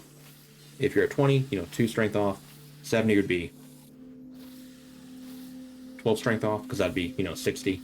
60 divided by 5 is 12. And to be clear, where I got the 60 was 70 minus the 10% minimum would be 60. I don't think we'll really strength train here. Let me try to think for a moment. What we'll probably do at this point is, for organic, hunger is an answer. Yes, when you're playing an organic character, you can strength train much more easily. Because if you starve yourself to 100 out of 300 hunger, your dexterity goes down by 20%. your strength goes down by 90%. Hunger is OP for strength training, as you can still attack really fast. Well, you know, relative to how fast a skeleton can, if they were to try to drop their strength by that level. Oh, just to be clear, if you don't have like an economy limb on yourself, and you're playing a skeleton, here's another thing you can do. Take your left arm, take it off. Provided you don't issue a new command, you can use a two-handed weapon, like a heavy weapon, or a polearm, with one hand. So now we have a 34% strength penalty. It says 33 twice, it's 34%. Once. That being said, though, we're still getting 110% strength XP, so we don't need to do that.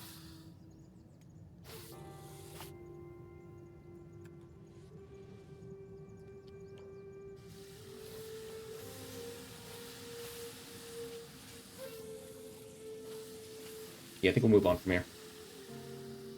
1-1. Let's go.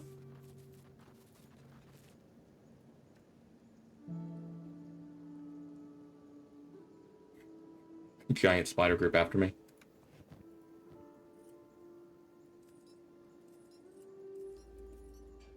Get rid of the shackle. Yeah, get rid of that. We don't need that anymore. What are the changes in this mod? You'll see, PK. I could explain it to you a lot in detail, but we're going to be heading to the Ashlands now. And you'll pick up on it pretty quickly.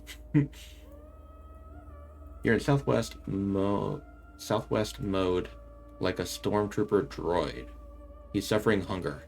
Yes, Avok, the Cat-Lon mod has a hunger value for the stormtrooper race. So, you need to actually eat as them.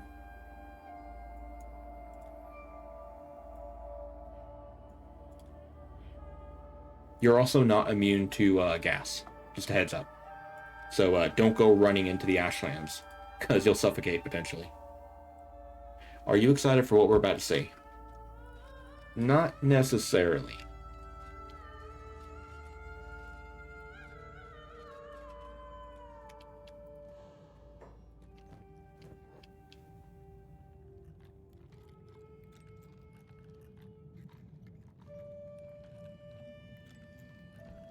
Okay, I'm hoping for a thief backpack. That would be amazing. Like a small thief's backpack. No such luck. I don't believe I can reach this one from here, can I? I can. Today I learned. Well, alrighty then. That's awesome. Excited's probably, perhaps not the right word. Yeah. Yeah. You've used that bug for training? Nice. Sorry, I only read the first part of your comment earlier on. Good to know that you're making use of that. I think it might have been oversight, or it might have been intended. Who knows?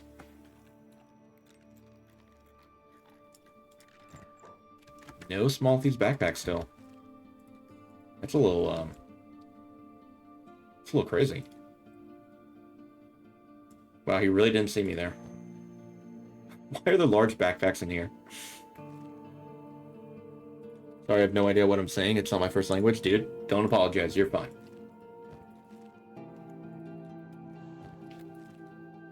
We're real hypocritical of somebody with a lisp poking fun at anybody for not using 100% correct grammar. I can't even speak 100% correctly.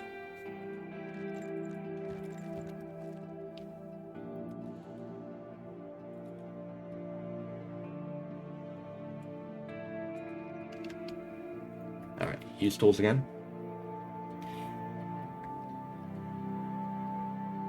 We're now waiting for what we're going to see. I think I kind of know what you meant to say. But I got you.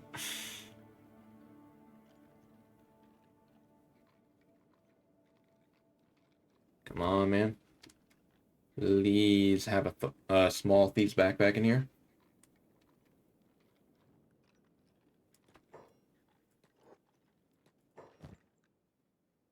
No small thief's backpacks. check this one last one.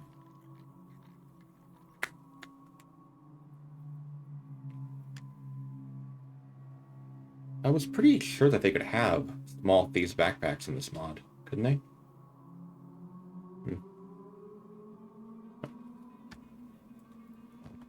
Well, there's a lot of repair kits, but heck, we don't need those.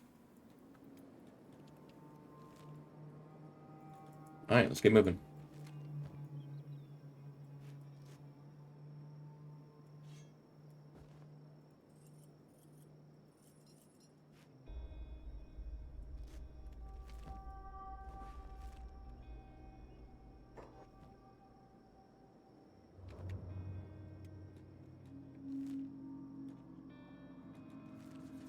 Moving, yeah.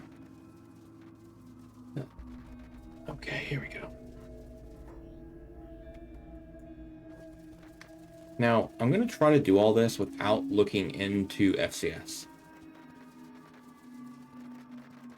I'm going to try to use my memory of what we want to get. I believe we want to get a robotic arm from a Rhinobot. We want to get a weapon from this Ashland Dome. I can't remember what the name of it is, but whatever the guy is who's here, we want to get a weapon from him. I can use one of the weapons from one of the Titans we can encounter in the Ashlands for the time being, though. Because we'll want to use that to take out Bugmaster. Yeah. Maybe in Big White Gorilla's town they have their thieves. That is true. We could go to Morn, but we're already over here. Maybe we'll swing by Morn on the way to Bugmaster. That's a good point. Yeah. We'll end up going back to Flats Lagoon, I think, though. Once we're done with the Ashlands. Then I'll go down to Morn, because I've already unlocked all the containers in this building, or in this shop. Well, not unlocked, but I used strength to break them, so they're permanently unlocked to the rest of the run.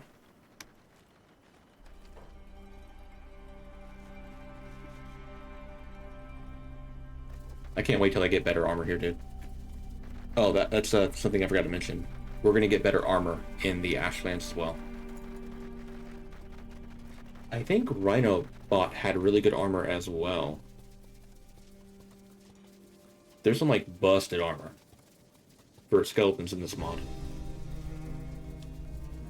Of course, they don't, like, hold a torch to Bugmaster's armor. Which, I still stand by my opinion that Bugmaster's armor is better for the player character than Cat-Lon's armor. Even if Cat-Lon's armor is more annoying to fight against. You guys will see what I mean eventually. Alright, so keeping an eye out for a Titan right now. I believe that's their name. Titan, right? Oh yeah, skin tanner. Creepy.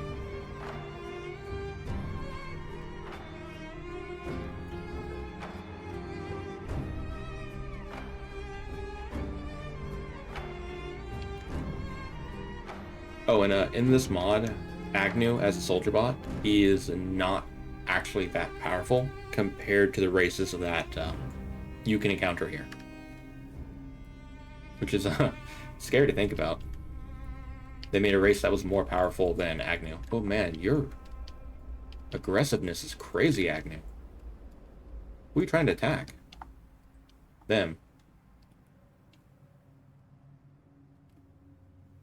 I will say, though, I do like the uniforms. Those are pretty cool.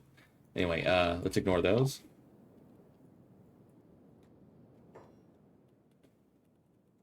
Agent Scout. I'm not seeing a single Titan, though.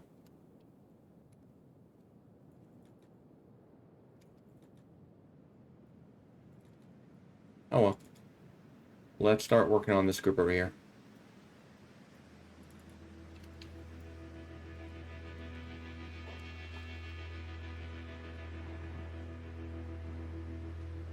That's Rennerbot, by the way.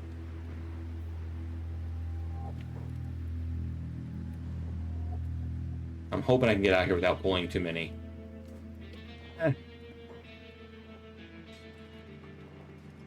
I want his robotic limb. I also want that weapon for the time being.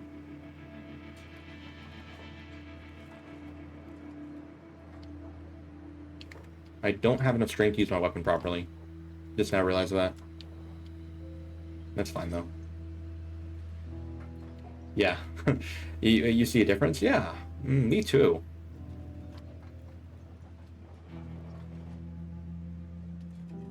Dang it, Agnew hesitated there. That's fine. Provided I can knock out the bots here, we should have no problem taking him out.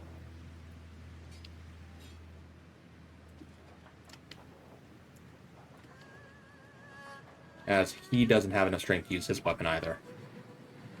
Why does it change the attack slot? No, I believe they recommend you get 3 times attack slots, or 5. I can't remember exactly what they recommend. But I don't believe it changes your attack slots. If it did, we changed it back down to 1. If it did. Because multiple attack slots are lame. And for anyone who watched my stream yesterday, you'll know, just because an opponent has, or just because it's set to 1, doesn't mean only 1 unit will attack at a time.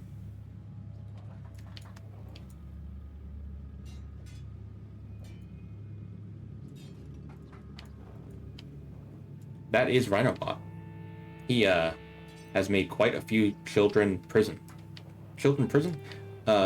for children, apparently, in base game lore. Probably why you don't see any kids in the game.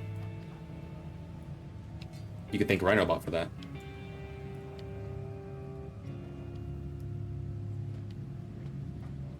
Is he? I ain't repeating that one. No, not like prisons. Not like. Look, I ain't touching that topic.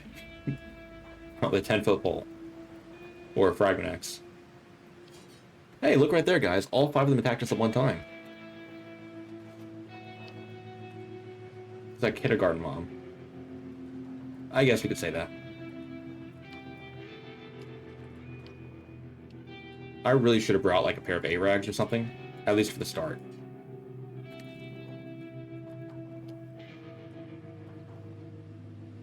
You mean a prison for children sounds kind of lame if you ask me?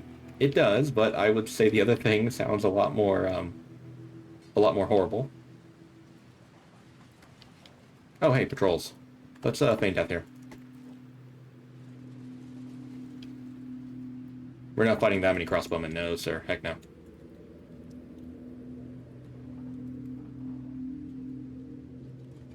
Is that a Mayato?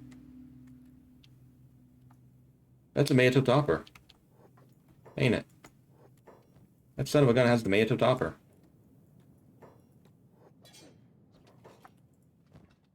Yeah, he does. Huh. Okay. With masterwork ancient samurai armor. Well, we don't want that garbage. I'm steering clear of katanas, man, especially in this land.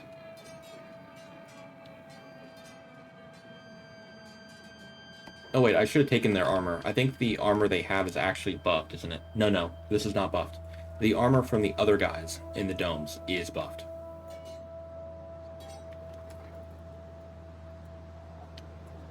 We got long cleavers here. I really should have gotten like the Skeleton Smith 3 fragment axe. Using the Edgewalker 1 version is definitely causing some problems here with the attack speed.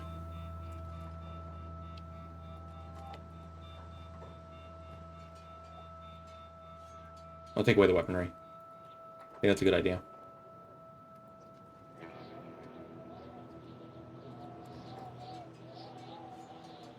Wait, what's your martial arts level? Okay, thank God. 15. Okay, we're solid. I thought we were going to have like a UWE situation or moment go on there, where we're going to take off their weapon and find out that they do more damage without it.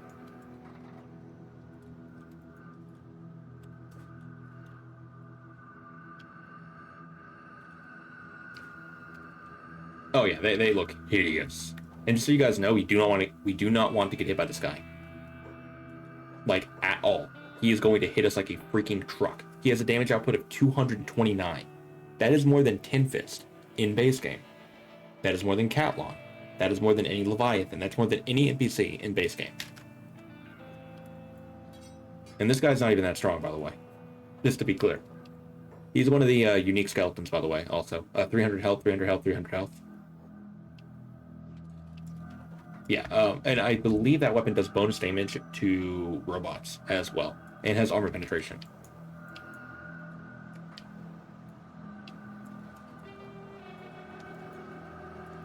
Okay, I'm gonna feign death again. He just, he heals way too fast right now. For me to... Oh, he has self-healing too. See how he has health right there? That's pre-bandaged health. Because of self-healing. If anyone's like a, you know, would-be modder out there, do me a favor. Whenever you make a powerful character, do not give them self-healing. Give them a repair kit if you really want them to heal themselves. Don't give them self-healing. Self-healing should be kept for animals. And that alone.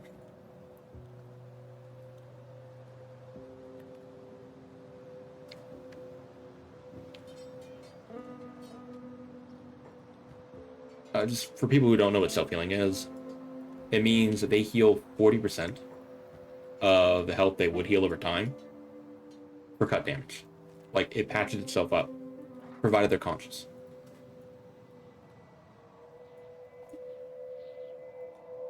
Which is why it's assigned for animals, because that way they can bandage themselves without, you know, dying when they get cut a single time from some random dude with a katana. Like once. Oh, police group unit. Sorry. Police unit group. I think the first time I said it correctly, maybe. Who knows? Nano machines, yeah.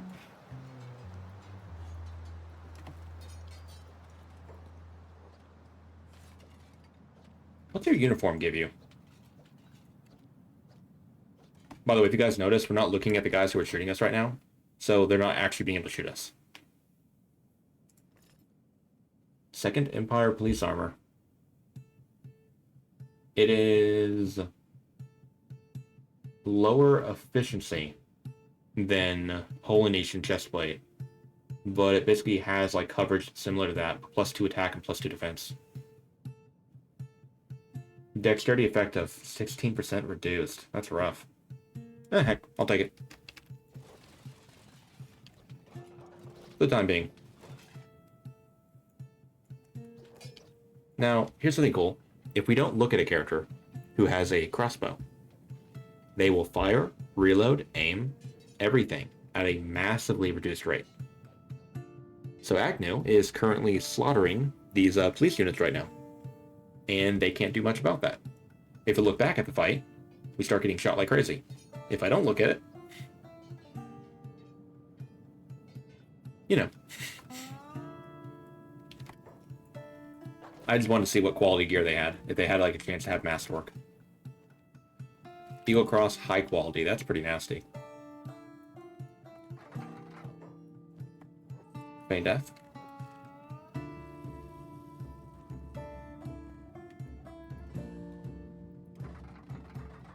Loop around this way, keep hold on. Try to pull another guy. I was preferring 1, but, I mean, 3 is fine. We should be able to take care of 3. That's a falling sun on that guy.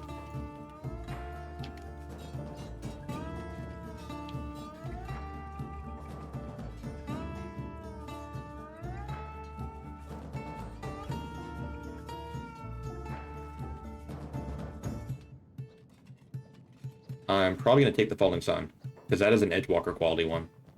Yeah, Edgewalker 2. Beautiful. Good. Now we can attack at normal speed. I did not mean to run in there. I had hold off. My bad. But we should be able to easily deal with these bozos. Oh yeah, that's more like it. Beautiful. Guy's an Edgewalker. Lawn Cleaver. Edgewalker 3, dude, horrifying. Edgewalker 1.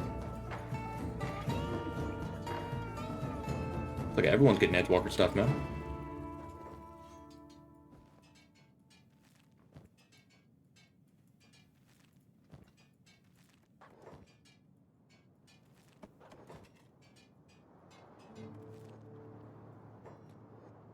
Let's drink water.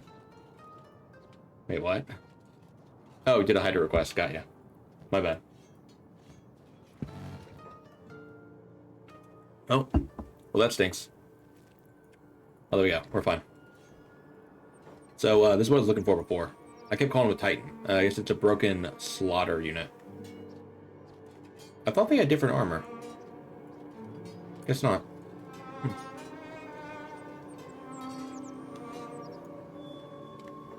They do have a very high bleed rate, though. 0.35. Yeah, I thought they had better gear. Guess not. Okay. I could have sworn that one of them had the giant weapon that looked questionable. Guess not.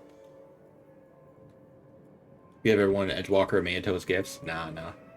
Believe it or not, we haven't even hit the difficult part of this mod.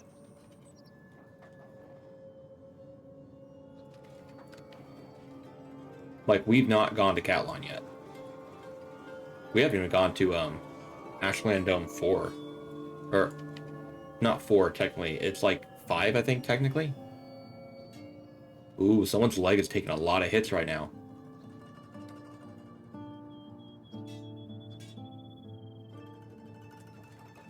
I do not want to risk getting hit by that.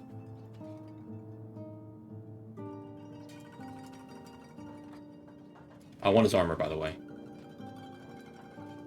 Like, his chest armor.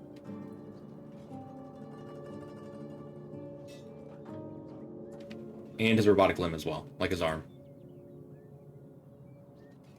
If I can knock the sucker on the ground, I'll be extremely happy.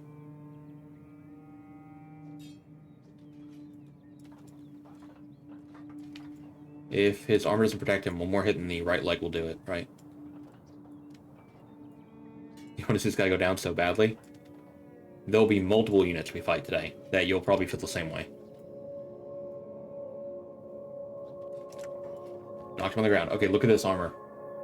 +2 attack, +2 defense, 100% chest coverage, 85% stomach. Basically, samurai armor in terms of coverage. Better cut resist, better blunt resist. This armor here has more blunt resist than even crab armor has in base game. Dexterity goes down by 4%, combat speed 1%. It's freaking insane. Also, harpoon resist 120. Well, 119, but it always shows as one lower. Here's his weapon, guys. Oh, it's a blunt weapon. I thought it was a heavy. Okay, we're not going to use it then. 30% AP. 20% bonus damage to robots. 4.7 blunt damage.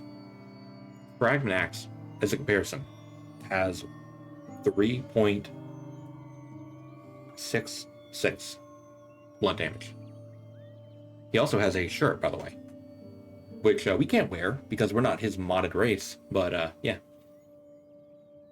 Let's kill him real quick. And there's his arm. 40% bonus strength. 350 health. Yep, it's pretty good.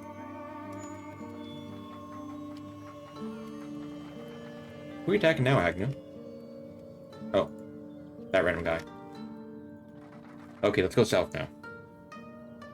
That arm is crazy. Yeah, there's some pretty busted stuff you can get in this mod.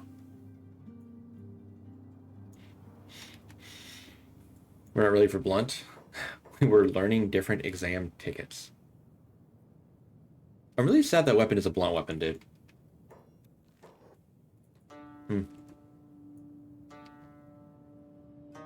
I also don't know the reach of it.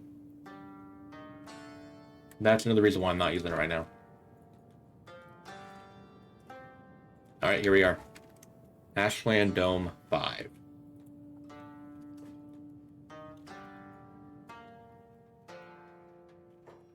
Or in other words, what are they called? The Second Empire Pacifier, like, building.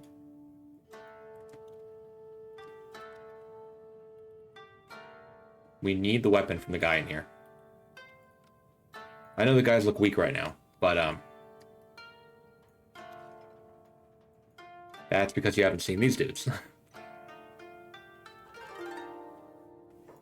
Welcome to the Engineering Sanctuary. You have chosen or been chosen to move to one of the few great domes. Oh. You know, that's the first time I actually let them talk to me instead of attack them immediately. So they are rude. Okay. That's the weapon I want, though, by the way. That weapon.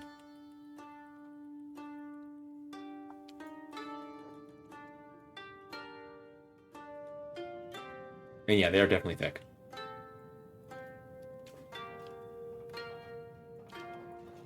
Yep.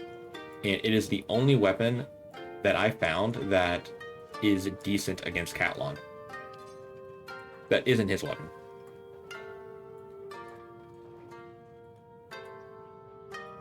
Also, their armor is really good, too. I want their pants. Like, badly.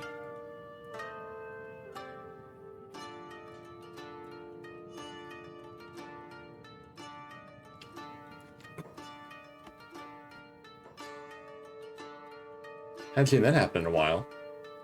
Extremely rarely when you get hit, if you're trying to move away from the hit, your character might just go and run real fast. There's a clip on my channel that's called Game. I think that's the name of the clip, where that occurred one time over in base game, over here, and we got like flung all the way over to here. Like we ran real fast. Oh, we dodged the follow-up attack. Neat. I mean, if they're busy killing that guy, I don't mind fighting this guy. Cool. Ah, dang it. They're trying to get in the fight now.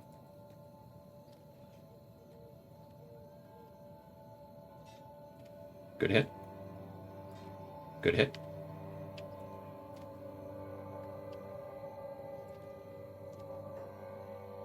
Brap, brap, bones will crack.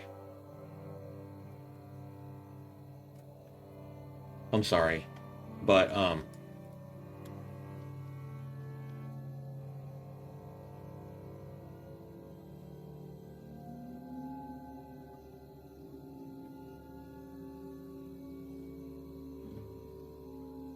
means to make a loud or vulgar sound. It also could mean a powerful engine revving. Okay, I like to believe that that's just the reason they're making that sound. I could have sworn I'd heard that word before. I thought it meant something kind of, well, like the Google search said, vulgar. But I wasn't sure. Toilet brush, huh? It does look kind of like one of those toilet plunger things, right? Toilet brushes. You're right. Hmm. My thought was more like it's like a torture device type thing.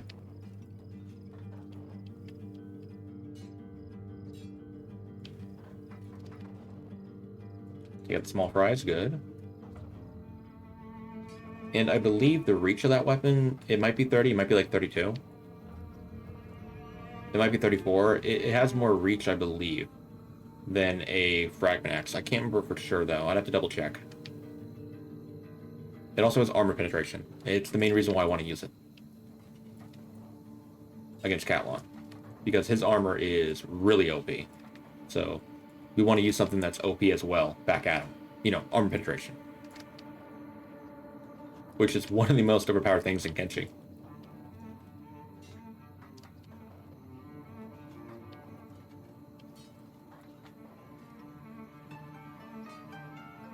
Ah, dang it. Small fry took that hit.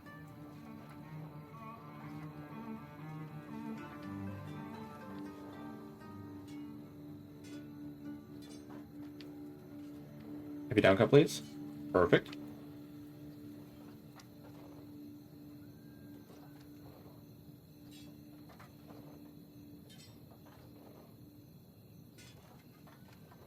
I think you're the most overpowered thing in all Kenshi.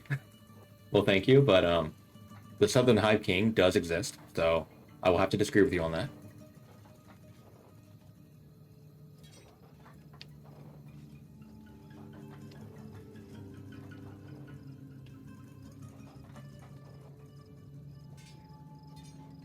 And those are some good blocks, Agnew. And we've gotten quite a few full-on head hits. One thing that did confuse me a bit when I played this mod is the fact that these guys have like really good armor. Why did they not assign this to any NPC? Like, why didn't they give this belt item to any NPC? They could make them way more legendary, you know? Oh, wait a minute. I think I know the reason. Does anybody know the last time Legendary of Kenshi got updated? Because it was only kind of recently that they fixed a bug. Before they fixed it, you could not actually give a belt item that had stats to a character.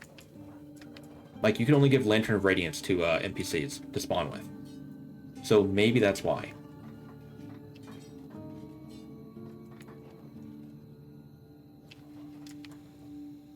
Excuse me, real quick. So we're not going to use this armor right here, this chest armor. But look at this, dude.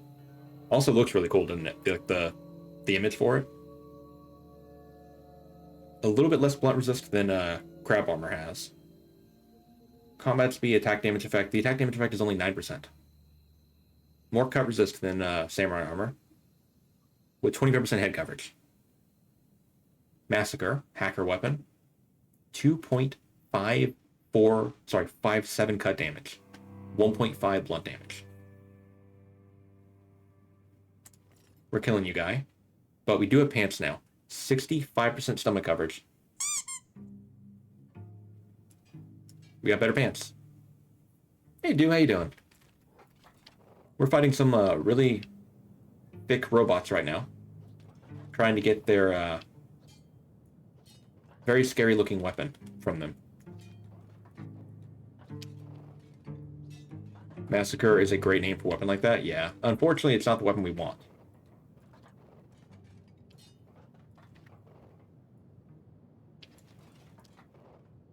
Weapon looks like a hairbrush. Everyone thinks it looks like something different. One person said it looks like a toilet brush. You say hairbrush. I guess you're right. It looks kind of like one of those the hairbrushes you use to like curl your hair, right? My sister used to have one of those. A curling iron hairbrush, right? Or whatever you call it. I don't know. I'm not very in with fashion stuff.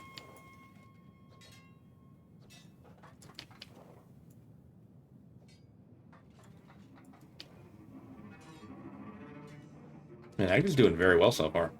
Except for that one where he got hit directly, then he... Okay, I had to open my stinking mouth, didn't I? The second I said, Agne's doing pretty good, he then throws like 3 attacks in a row. The white t-shirt speaks volumes on your fashion. Oh, I am wearing a shirt. I mean, it's actually gray, but I meant I am wearing like a lighter colored shirt.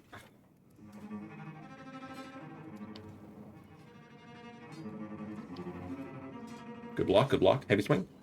Nice hit. How's their health looking? Okay, almost knocked that guy out. Almost knocked him out as well. Spiders. No, thank you. How fast are they? 24 miles an hour. Dear God. They're quick, dude.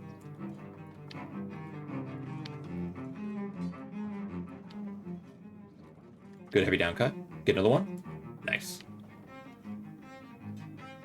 And how you doing today, dude? What you been streaming recently? Ah, we got a guy knocked out. Okay, he has a left lifter arm. So we have an upgrade for our left lifter arm now. 25% strength. Kill that guy. Titan's Eviscerator. 1.84 cut damage. Less cut damage than ours. 1.63 blunt damage. More blunt damage than ours. 25% armor pen. Indoor penalty, 16. Let's get the Maito version, though. Yeah? You're taking those hits from them? Well, we're mostly moving out of the way. The way it kind of works...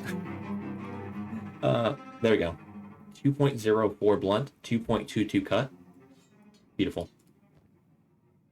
The way it kind of works is when an enemy goes to attack you, they kind of aim at the section where you're at that moment. So if they use like heavy swing, which doesn't have a lot of range, the baseball swing attack, and we just simply move to the side a little bit, we don't get hit by the attack. So if you know what you're doing, you can, like, avoid getting hit, basically. Really easily in this game.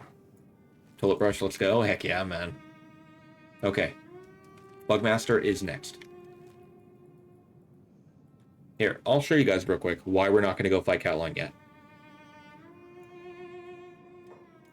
That's why you don't play Kenshi anymore? Too many sweets? What?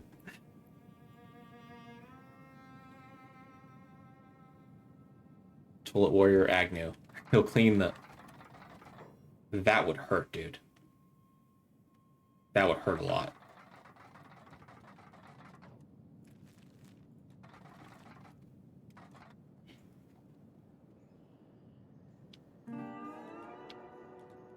So I made a quick save before we got here. I'm just going to run in and go show you guys what Cat-Lon's damage is. Then I'm going to go back to quick load. And then we'll go to fight Bugmaster. That way we save a little bit of time from running as well. Oh, and if anyone's wondering, the Mayato Falling Sun, because Cat-Lon doesn't have it anymore, it's on one of his thralls, who are called, I think it's like Storm Behemoths now? This is Cat-Lon in the mod. 160 strength, 121 dexterity. Watch this. He has 341 damage. 400 health. Through heavy armor, he hit us for, what was that, 67 damage? Oh, cool, we phantom blocked.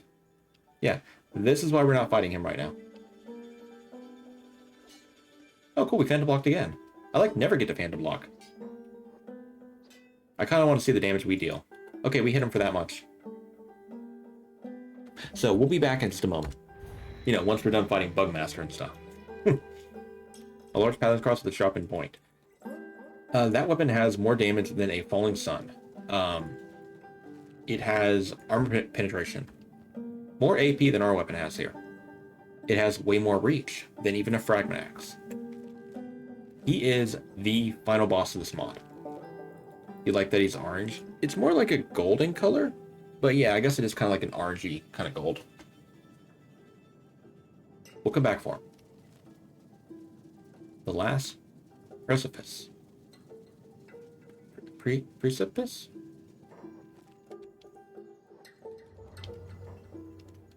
Are you stupid enough to enter the Ashlands? Yep, I am. That's me. I'm a big old dum-dum.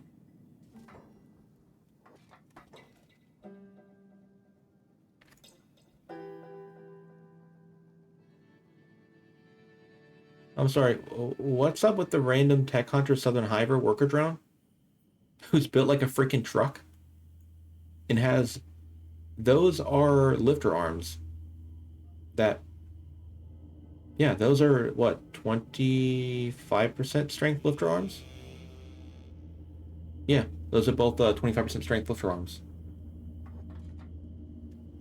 He has a shirt, too, that drops his dexterity. Yeah. You guys have a repair bed? Nope. In here? In here? Oh, in here. Okay. How much do you cost? 5,000 cats. I'll pass. 1 second. I'm sorry, Mr. Vora. I don't know why you don't have a helmet. But I gotta see what pants you have. Or, sorry, what robotic legs you have. I'm sorry. Also, what's that weapon? Desolate Edge. So, 25% more damage against crimper units. That's what big bones are. Is, collision units. Crimper and Robot Guard Spider. Edgewalker 2. 20% AP. Looks really cool. He does have, indeed, he does have a shirt that drops his dexterity. And crab armor. How weird. Yep, I was right. 25% strength. Kalar legs with 300 health. I need those, my guy. Here. I'll do you a favor, though. There. I'll give you the old ones. Let's go. You really don't want to follow me, buddy. How fast are you going? 25. Goodness. You're throwing your life away. Like, legitimately. If you guys keep following me, you're gonna get killed by, skin bandits. Oh well. Oh, it stopped following me. Okay, cool. What did the guy just say? We're wasting time, head back. Hey, bandits, you guys, see what's going on in here?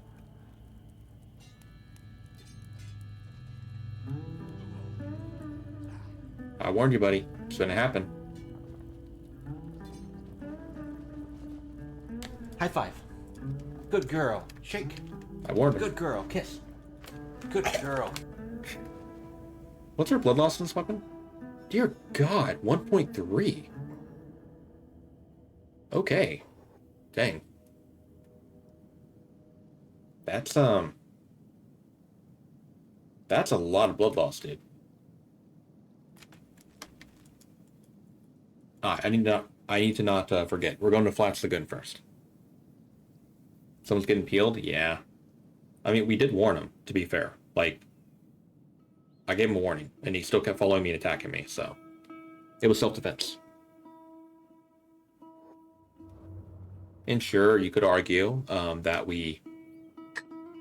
You know, we could have just left, that we were already done being fully repaired, that we did it, you know, for no reason.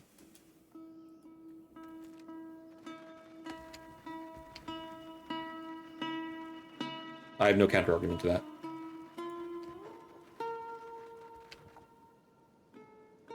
Yeah. What's the most blood loss in vanilla? Fragment axe? No. The most blood loss weapon in vanilla are crossbows. Technically, Spike Club is tied with crossbows. Crossbows have a blood loss of 2.0. No matter what they display on them, it's 2.0. Spike Club has a blood loss of 2.0 as well. However, it has absolutely horrid cut damage. Making it so, like, if you use a Falling Sun of the same quality as a Spike Club, number one, your dexterity is going to be higher because using a, you know, I meant to say a Paladin's Cross, which has a 0.75 blood loss. If you use a Paladin's Cross of the same quality compared to a Spike Club, you're going to do about the same blood loss, if not more, with a Paladin's Cross. That again has a blood loss of 0.75. It all depends on your, like, dexterity level and stuff, of course. Yeah. What I'm trying to get at is, not gonna lie, your voice is kind of soothing, Frankie. I've had 2 people say that in the past week, and I don't know how to feel about that. Except, thank you for saying that.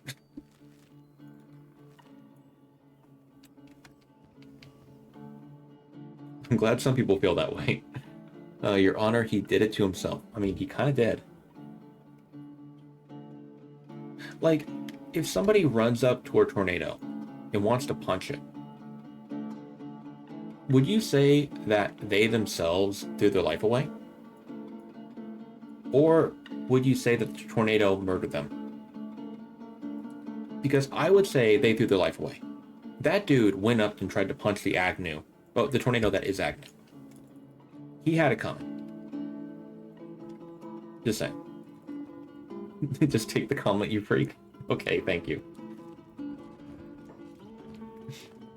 Thank you, Do. Still no Small Thieves backpack yet. It's a little wild. Huh. If one can't even spawn in here, I'm gonna feel really foolish. Later on when I... No, they can absolutely have a Small Thieves backpack. That's a normal Thieves one, which I'm not interested in. -2, -2, no thank you. Ugh. To be clear, -2, -2 is okay if you have a squad with you. But our attack and our defense level, every little level matters when you're playing solo. Why is Small Thieves better? Small Thieves gives you no reduction to your stats whatsoever. It also has an encumbrance reduction of 60%. What's up with this mod, Frank? Sorry if you've been answering this all evening. No problem, Deceive. And hey man, how you doing? We're playing Legendary of Kenshi. And to be clear, the lasers, like the sights on the turrets here, are a different mod. But we're playing Legendary of Kenshi, which buffs a lot of the bosses in the game to an extreme degree. For instance, Rhinobot had this arm on him. And a random dude we beat up in the Ashlands had this arm on him. We got these pants off of one of the guys in Ashland Dome 5, I believe. And this was Rhinobot's armor. So, also, this helmet right here, or sorry, this belt item exists in this mod. Because that's balanced.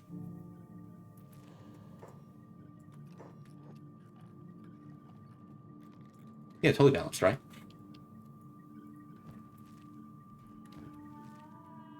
Yes, yes, yes, go to sleep, buddy. I mean, wait, why am I even using stealth?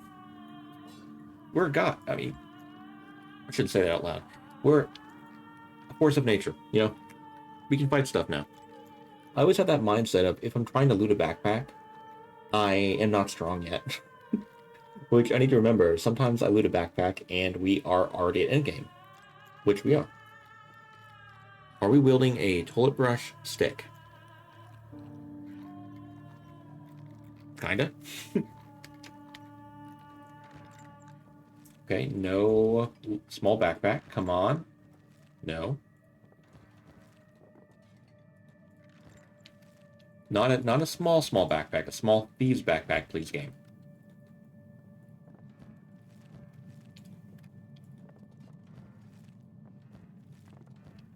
Looks like no luck here.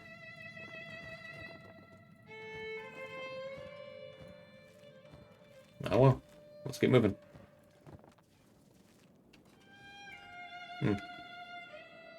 We can also check the guys in AdMag. AdMag has a store that can have small thieves backpack.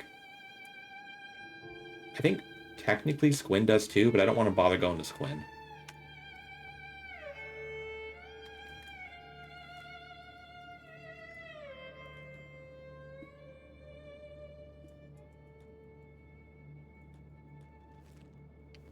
But yeah, 100% coverage for your head with 1% away from the max blunt resist you can have on a piece of armor. 2% away from the maximum cut resist you can have on a piece of armor for your head. And just a heads up, only skeletons can wear this. Oh hey, Elder Beak thing. Oh, it's almost the oldest it can be. Let me take hold off.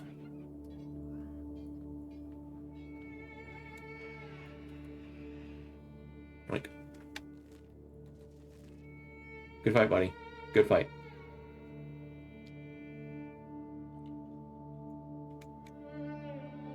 His long neck, he was kind of cute. I love beak things, dude. When I was a new player and I first experienced, well, when I got my first death due to them, I hated them. But then I found out how easy they are to deal with, and they're a lot more adorable to me now, you know?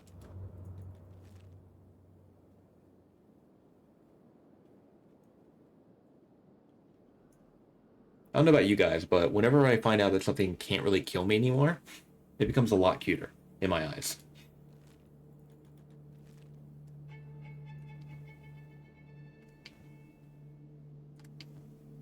Do I even keep these? What's attacking me? Oh, blood spider.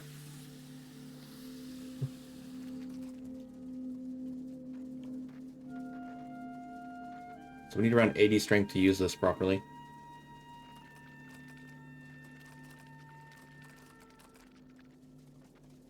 Oh, and this weapon right here is a pretty good example about why the double the weight of the weapon doesn't work for a lot of items in the game. Some people will say that the strength requirement to use a weapon is usually double the weight of the weapon. This weapon here weighs 77 kilograms. We do not need 154 strength to properly wield it. we need... Is it 81.6? 2.04 multiplied by 40. 81.6. Yep. We need that much strength to properly wield it. The strength requirement for a weapon is 40 times the blunt damage, or 1 times the weight, whichever one is greater. As 81.6 is greater than 77, that's the strength requirement.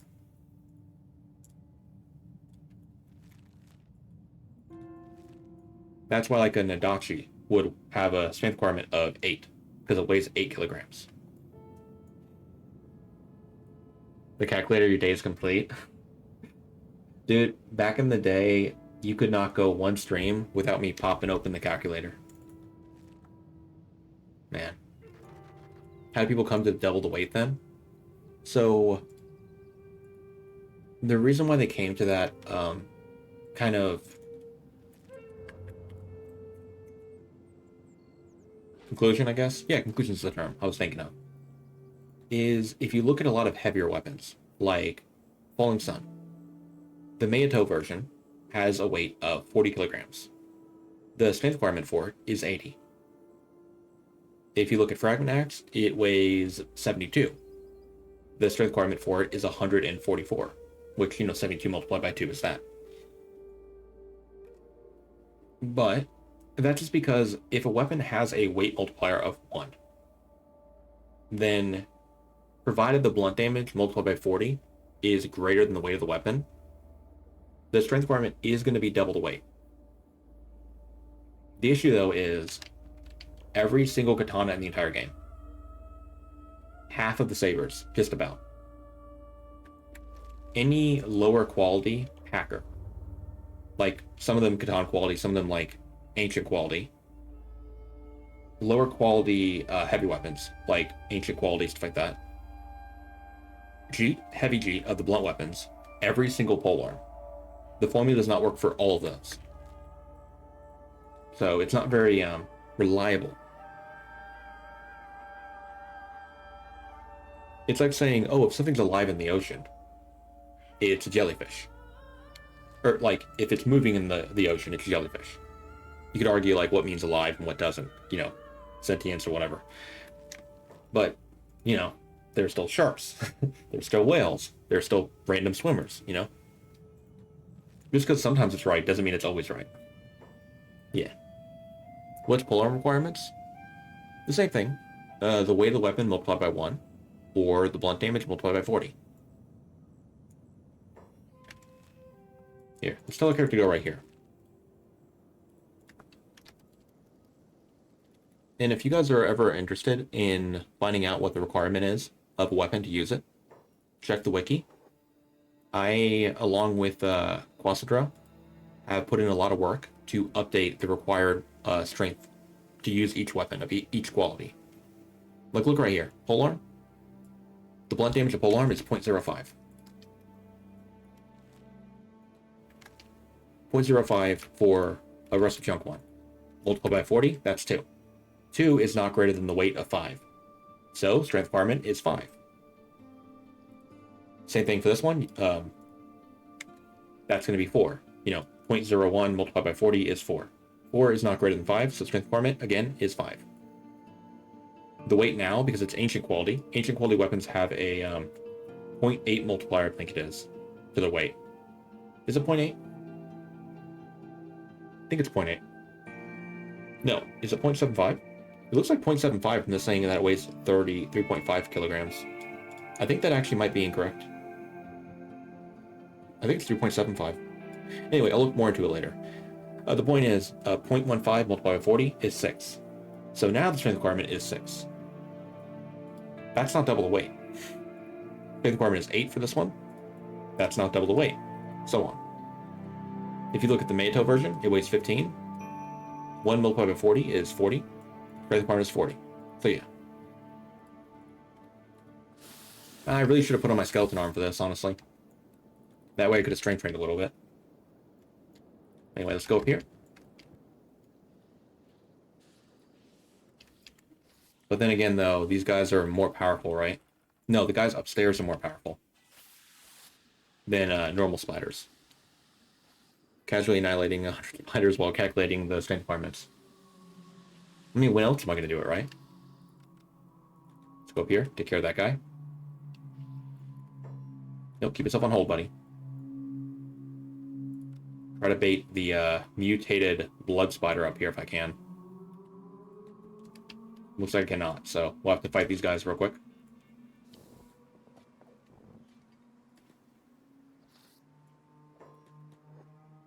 By the way, I will say another good thing about this mod. Look how rad that weapon looks. Look how awesome his armor looks. It's like bloody and everything. I love it.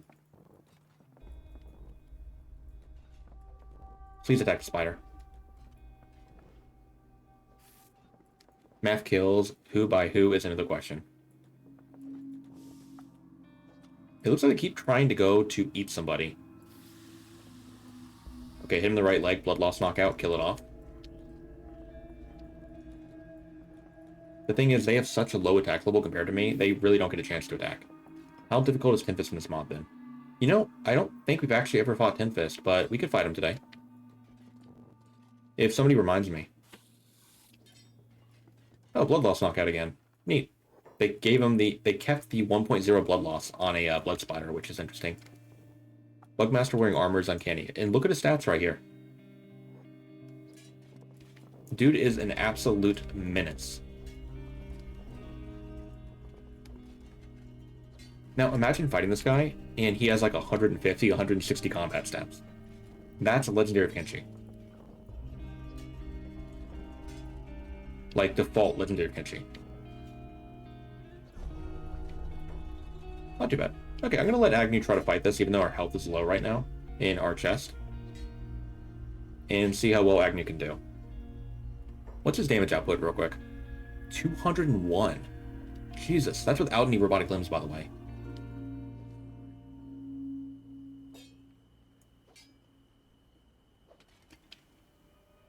Last game played Legendary of Kenshi. It was more of a roleplay run and took a whole army to fight Bugmaster with 5 times attack slots.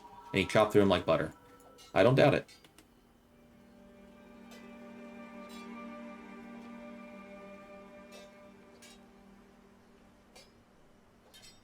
Legendary Kenshi is one of those mods that I feel like you really... Oh wow, hit through my stomach. I've got to actually micro-fight him. I'm gonna actually swap my legs too. Swap my other legs, I mean to say. There we go. Oh, I never healed up that one. Ooh. After we took it off that guy, you know? Whoops. Whoopsie daisy. Wait a minute, what's his attack level? Oh my god, I'm an idiot for trying to fight him without micro. Dear god, yeah, we stood no chance there, dude.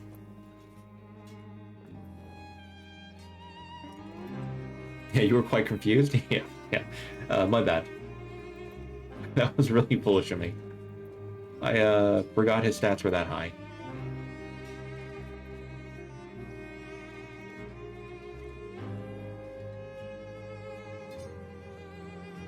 His numbers do be higher. On top of that, his armor actually raises his damage output.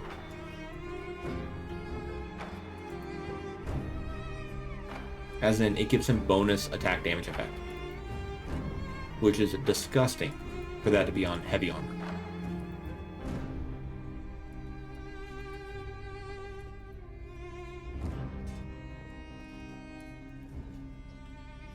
Good chest hit.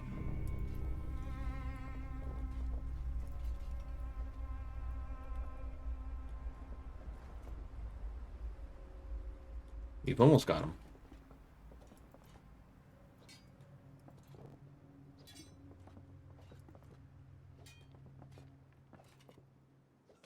And that block speed is wild. Oh, and if anyone's curious, I have stop character action, hotkey to R. Or sorry, hotkey to my mouse 4 button. Which is normally R key. I do have it on R as well. But that's how I'm microing one-handed right now.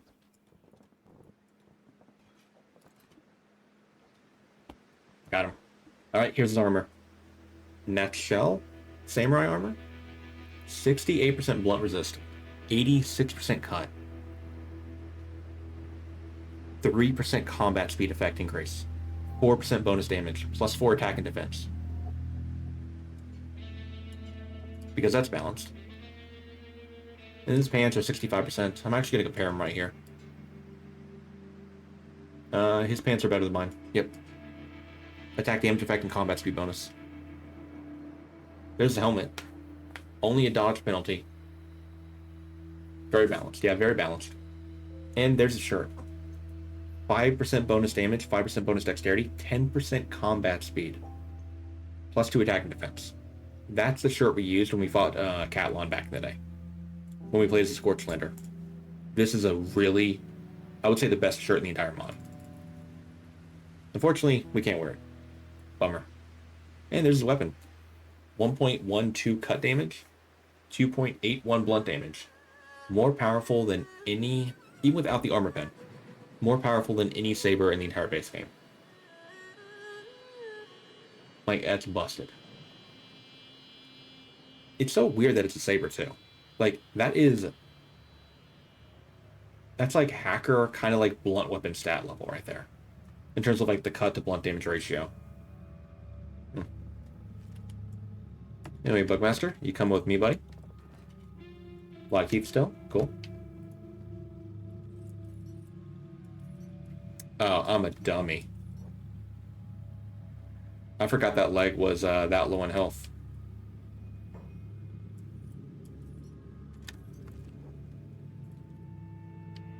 Wait a minute, Bugmaster.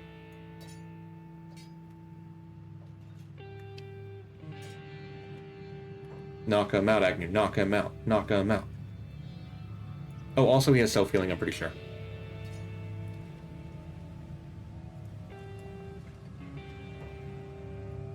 Oh, wait, is he a Buglander? No, he just has 150 health. How did I not realize that till just now? Have you checked how many teeth I looked away? Not enough to keep count. Like, we don't have like an 800 teeth, and we don't have like a 1200 teeth, so I don't really care too much to keep count.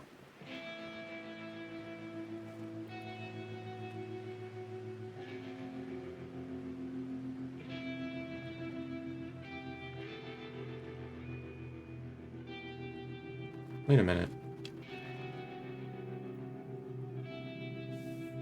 What am I doing? Bugmaster, you can go free, my guy. We don't need him. We don't need to buy property today. We have a god weapon. Like, this weapon alone is, I would argue, way more powerful than a falling sun. And we have armor that boosts our attack, as well as combat speed and attack damage effect. We're good. We're solid. I should not need to buy any property. Now, I will go heal up my wear damage real quick. Yeah, we have 5 wear damage in our stomach. Diving's a beast right now? No. We're like a pup, dude. The beast is in there.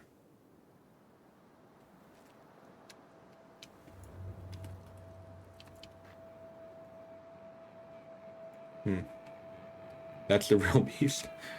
I feel like when you play solo, you basically have to get this armor from Bugmaster to stand a chance against Cat-Lon. Unless you are perfect with microing and you don't mess up a single time. Which I still mess up from time to time, and I feel like I'm a relatively good microer, you know? Like, I defeated Cat-Lon with 1 all stats before. Now, we modded it to make it so the storm thralls didn't spawn. But I did micro and beat up Cat-Lon with 1 all stats. So, in base game, to be clear. Not in this mod, obviously. Have you gotten close recently? To a min or max? Not recently, no. So, solo 10 fisting? Why did I say that out loud? Yeah, we're gonna try to fight 10 Fist today. I don't know what stats 10 Fist has, to be clear. But we'll give him a fight. Dude, look at the armor, though. Look at the blood on it. The handprint. The cool little fancy... It's not Spanish. I default to saying Spanish whenever I don't know what language is. Is that like Japanese? I think it's Japanese, right? Oh, haha, me. It was just a habit.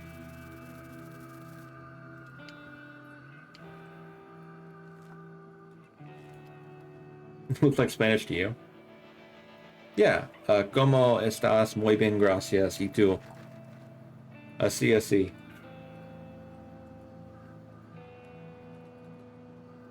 Something, that's basically the extent of my Spanish knowledge. Right there.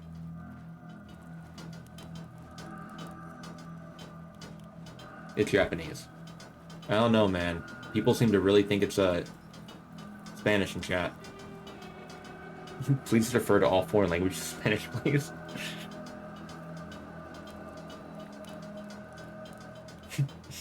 Looks like Hanzi writing probably Chinese. Could open like a Google Translate and just like scan it with my phone.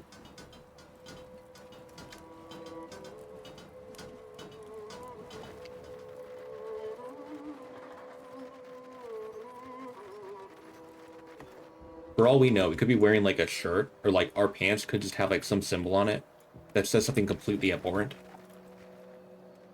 Like, you ever see like those shirts that they sell in other countries that like have English writing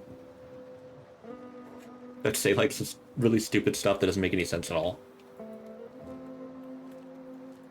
Kind of like how people get like Japanese like tattoos and they don't even know what they actually say. Unless you're doing a bit, in which case, no, it's actually Spanish. Yeah, it has to be Spanish. You're right. It's either that or it's French. For sure.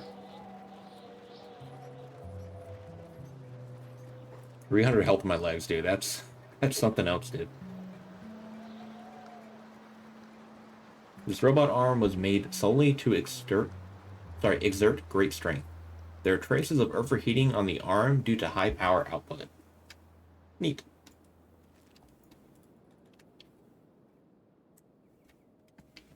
Alright guys, here we go. Who would win, Agnew or Shrek Kingdom? Who has a... I honestly do like the look of them.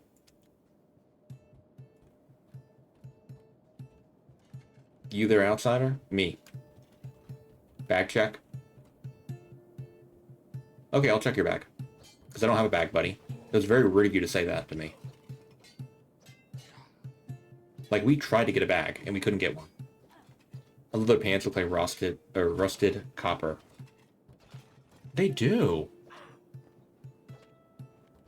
And if you look at the boots, too, the boots look just like that. Like, they're half... That's a really nice touch. Huh. Not really rusted, though. Isn't it like, iodized? Is that the phrase?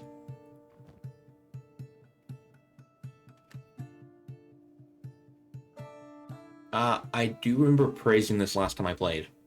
The Shrek Kingdom did get buffed. They have plus attack on their, armored rags now. They have better coverage. On top of that, only -6 MA. Okay. They have helmets, which is pretty cool. And that's a lower dexterity penalty, right? Also plus attack. And the coverage is way better, by the way. The coverage is way better than what it is by default. Oxidized, is that the term? Might be the term. Again, I love to hate on this mod because I really don't like what they did with a lot of the bosses. They made them way too overtuned. Even in the Return to Vanilla version. But, again, I will say, the Shrek Kingdom, I don't think I've found a mod that changed the Shrek Kingdom in a way that I like it as much as in this mod. I like this change, is what I'm trying to get at. What's this absurd weapon? Okay, before I answer you, what do you think it is? Because everyone so far has said something different.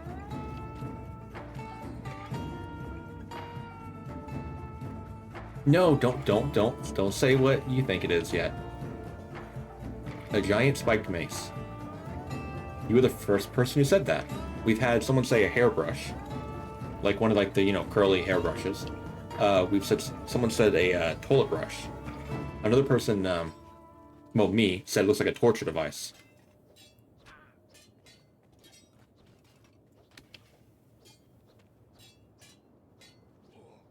But the answer is Titan's Eviscerator.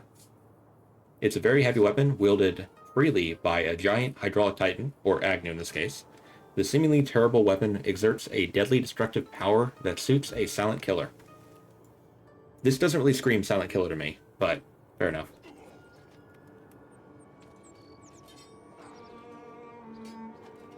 This weapon looks like the type of weapon that someone would drag on the ground and just turn someone into mush. And everyone would hear it. Oh, that's a stone golem we're fighting.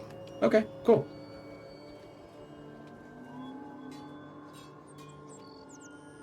What's her armor have on it? Same as their armor. Golem helmet, 95% coverage. I like that. They do overuse this item here, though. It's like almost every boss character has the improved black chainmail. Like the guys in the Ashlands had it, she has it. Golem leg plates.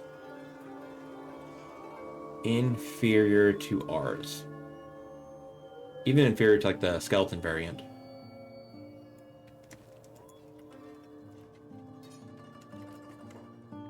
Let's take off our armor real quick. We're going to try to get a kill here, if we can. Just a peaceful back messenger device. Guts Berserk weapon. Oh, we might not have knocked her into recovery coma. We'll see very soon.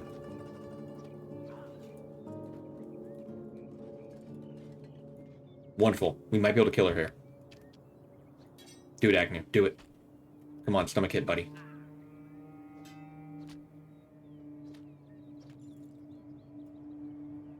Oh, she has 200 max health now. I forgot. They have, Stone Shek, I think is the name of it, as a sub-race. You can't make one, by the way. But it's effectively like a Shek that has a higher heal rate and, like, skeleton levels of health. And a 1.0 blood loss. Interesting. You think they would make that, like, 0.9 like a normal Shek? Is there a mod to compare stats of items? I'm not sure what you mean by that. Let's put her down right here. What's her toughness? 102. Okay.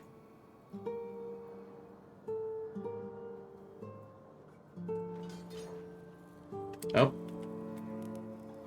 I mentioned this a few times, but in the past, if you get caught, like let's say you're committing a crime in a town, and you run from one town to the other one, and you're still seen committing that crime, when you get to the next town, they will treat it as if you committed that crime in their territory.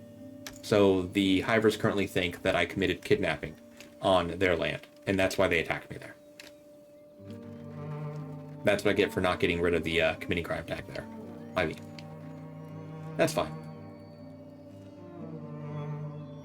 We just, we already killed up our wear damage. I'm just going to drop off Stone Golem with the Fogman real quick. There's a lot of combat going on there. Cannibals. Okay, neat. We just can't lose that committing crime tag, can we? Are you still following me? Czech Scout is still following me, even though they're way slower than me. What'd they say? You want my comrade? Fight me first. You'll wish yourself dead. Bigger, bark than a bite, apparently. Mod that errors near the stats. Oh no, unfortunately no. Hey Bender, thanks for following, man. Yeah, there's no mod that shows comparisons between items, unfortunately. That would be a cool mod, though. Unfortunately, that's not something you can do in Kenshi, or like mod, as far as I know.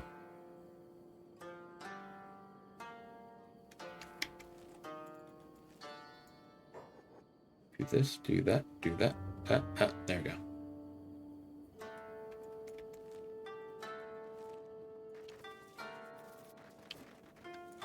Hey, Fogman. Put her in. Okay.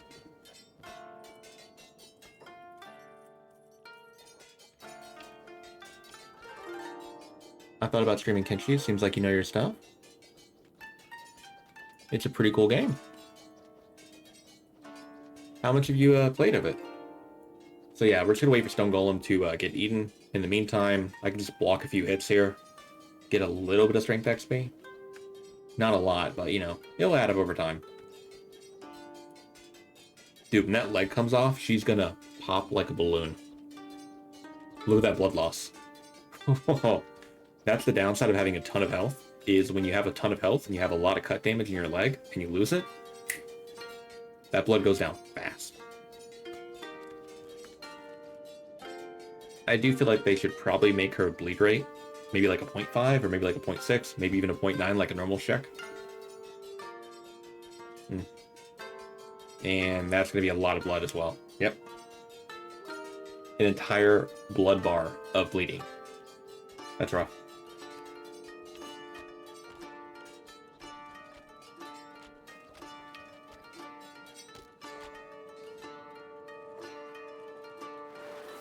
Oh, we have 100 hours. You haven't made it too far in the story. 100 hours or so. So you're still pretty dang new to the game. Rippy Santa? Ah, it's okay. She lived a long life. Maybe. Ah, I forgot to check for a small backpack in Ad Mag. Things went by too quickly. Now, well.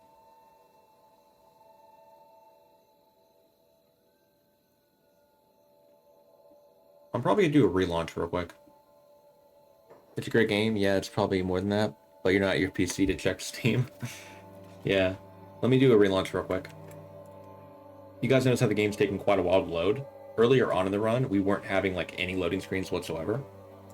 Oh, hey, calculator. We're closing the game and relaunching it. That way, it will load stuff much faster. Kind of like closing a browser when you have like a ton of pages open. It should cause stuff to go a little bit faster. Oh no, nowadays if you have multiple browsers open, like tabs on a browser, does it slow you down that much? I remember way back in the day, when, you know, we had like really bad computers, it would slow it down massively.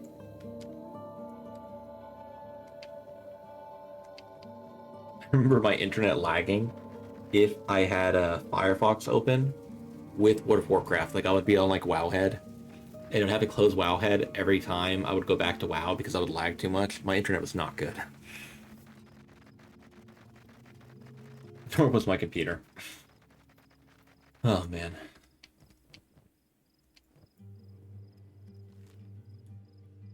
Kids nowadays won't be able to experience the struggles we did with our internet. You get a phone call and suddenly you lose your internet. Get disconnected from your game. Sad days, man. I'm so glad times have changed. We're cache clearing with a toilet brush. What's cache clearing? Like how those bone dogs just absolutely botting those guys. That's great. Oh, you didn't mean cache, like C-A-C-H-E. Oh, okay, gotcha. That does make a little bit more sense. Alright, hey there, Holy Nation. I kind of want to strength train here a little bit. So I think we'll do that. That's what you do when you close and reopen Kenshi. Okay. Doing 150 damage, sorry, 161 damage to a high paladin when we're not even using strength arms right now. That's pretty good. We're getting our strength up there. I figured we'd do this while fighting a weak faction, you know, Holy Nation.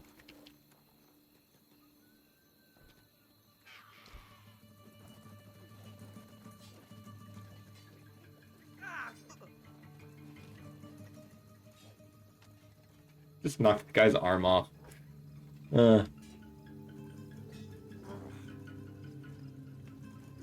If there are any, like, would-be modders out there, little recommendation. Don't give a weapon armor penetration if, at its best quality, it has like above maybe like 3.2, maybe like 3.3 in total of like cut damage and blunt damage.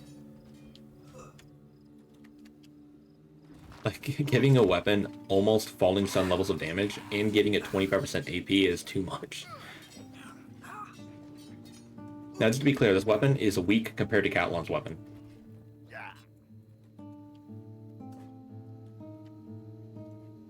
We're kind of like a middle schooler picking on elementary schoolers when there's still a high schooler we have to deal with, you know?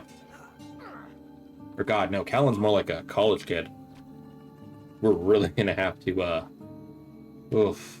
It's gonna be a struggle of a fight. Anyway, I'll put the lifter arms on, because I want to hold the entirety of the throne room. I do remember this. Protector of the Flame is not that guy, but they do have Judge of the Flames. Look at their stats did. And look at the armor. That's Protector of the Flame. Look at that fire-looking armor. I kind of like that.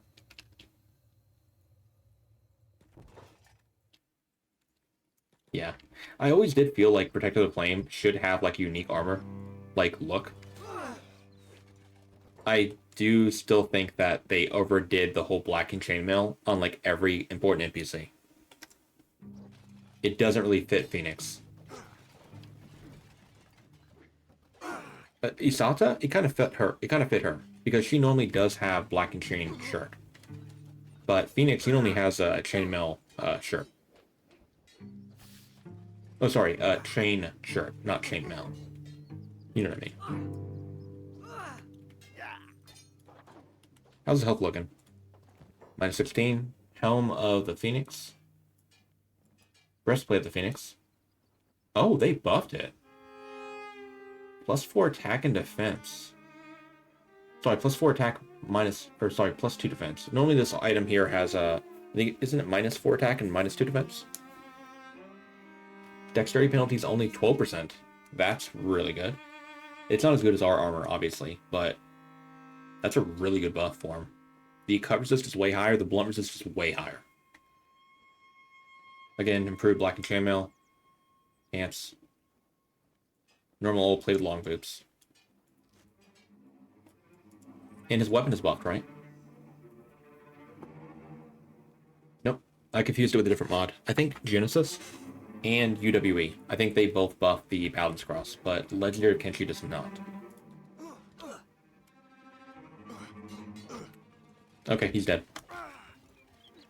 Like I was saying, the Holy Nation, no matter what mod you play, I feel like they're always like the weakest of the three, major factions.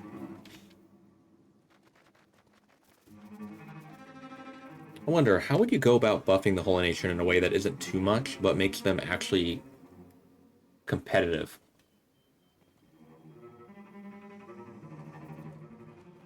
If you modded their pants to actually give them coverage, like good coverage.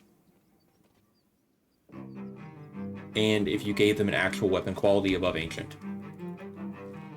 Like something close to maybe like Catan quality.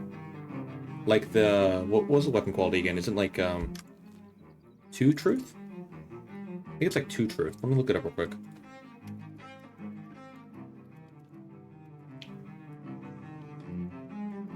Is it 2 Truth? Yeah. 2 Truth. High grade manufacturer of weapons, relatively high. They perform better than all of the manufacturers except Edgewalker. It was like a Skeleton Smith quality weapon, basically.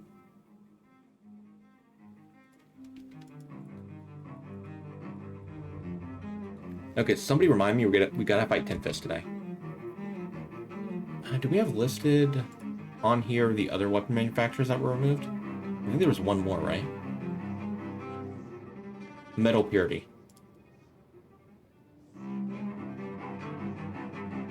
No. That's not what I was thinking of. Old Eye Blades? Ah, this is what I was thinking. Like old Eye Blade quality.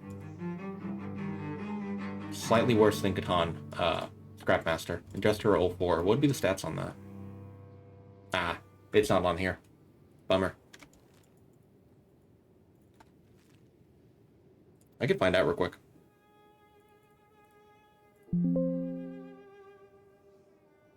Yes. Sorry, I went to open up FCS and it told me a dependency is not launched with that. Are you okay with that? I said, yeah.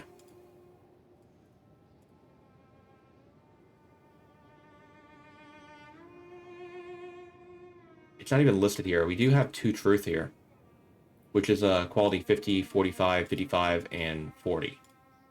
Skeleton Smith is quality 50 as a comparison. So this would be like a little bit weaker than Skeleton Smith overall. Like that's Skeleton Smith MK1. That's MK2. Wonder if expired would be it. Merchant's Blade Industrial. Industrial. 07 is 30 quality. Yeah, okay. Yeah, that could probably be it. If they had a weapon quality like that, that'd be pretty good. You gotta be, sorry, game will show up in just a moment here. There you go. You gotta be very careful, though, with, like, buffing factions that have armor penetration, because armor pen is incredibly strong.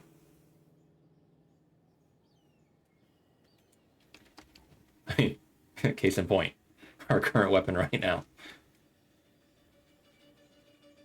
God.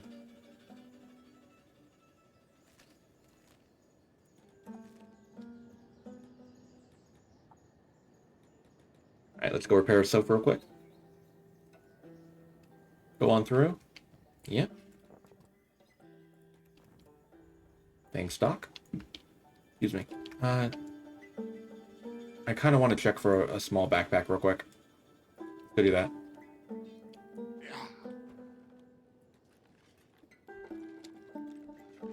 Oh, they opened the door for me. Thank you. Finish shopping, it's time to close. Sorry.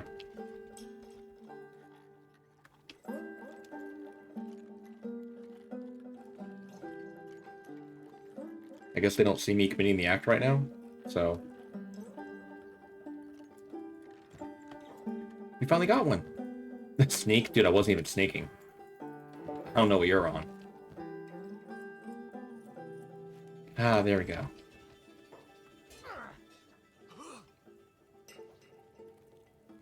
Go away. Okay, cool. Don't run at me. I don't want to kill you on accident.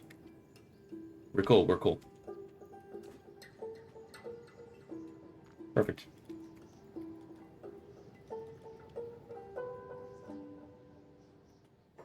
Samurai Elite. Okay, I do remember praising them for this too.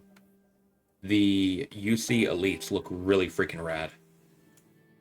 I don't know what mod did this. Like, from Legendary of Kenshi. Like, I'm pretty sure they used a different mod to, like, make this armor, right? If so, I want to find out what mod that is, because that looks beautiful, man. And then Mr. Samurai Heavy here is all left out. Poor guy. You think he said he made it? Can't remember. Really now? If he did make it, then that's really impressive.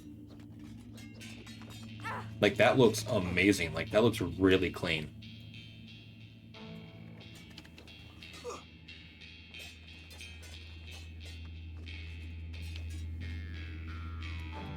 Sorry, buddy. I want to see what you have. Actually, wait. I want to check what the Elite has. Samurai Teacher. Only -3 attack on that. Okay. Dark leather shirt. I love it. I love to see that. Even in modded content, they're still giving people dark leather shirt. That's rad. Best shirt in the base game, by the way.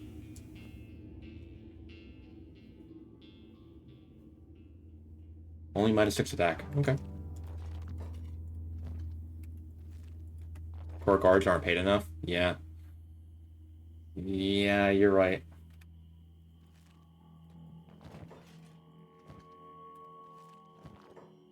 I wonder what the Samurai Teacher is supposed to be.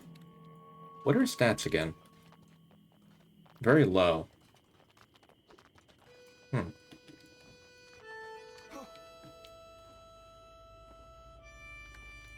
He's a unique guy, though. Yeah, Guardless Katana. Nobody in here has Guardless Katana, normally. He's probably like a new NPC they added in. Rowdy Vagrant. That's not what I would call Agnew, personally. But each their own. And who are you? Okay, so captains are the ones without helmets. The ones with helmets and that look cool are the Samurai Elites. Got ya.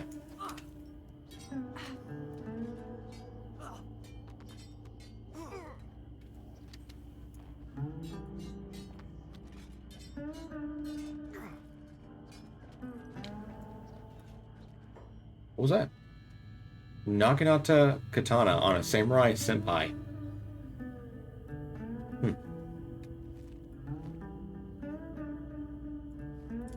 My favorite armor in the entire game. Which unfortunately we are... Actually, I'm taking that for right now. I may end up needing to use that when I'm microing against Cat-Lon. We'll see. I think my attack level is good enough, but it might not be. You like the blue samurai armor in LOK? It's called something like Noble Samurai. Who would have that? I'm guessing maybe like Longin's guards would have it. Okay, Tengu's knocked out. Not... Oh. Is that a... That is a falling sun. And who are you? Samurai Master. Oh, so the Samurai Teacher, Samurai Senpai, Samurai Master, I guess. And what is that weapon? That looks great.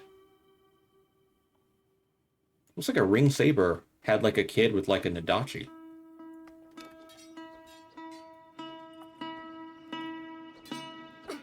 Favorite armor, technically clothing, is Dust Coat. Dust Coat's cool. Tatsu. Ah, I remember this. 3.48 cut damage. Yeah. I believe that General Zhang has the other one of these. If not mistaken. Sorry, mistaken. 1.5 cut damage. Sorry, 1.5 blood loss. 3.45 cut damage, which is freaking bonkers.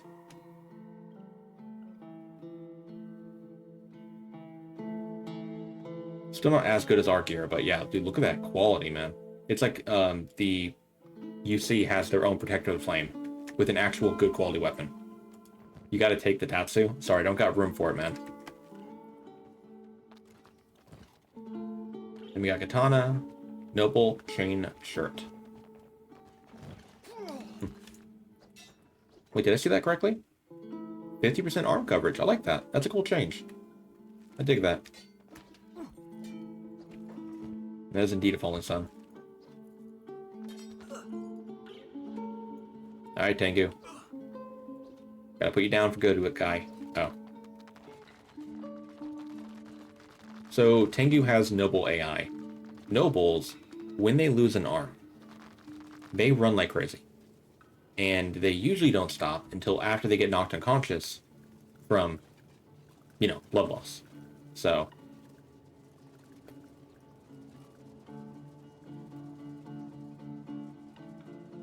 yeah.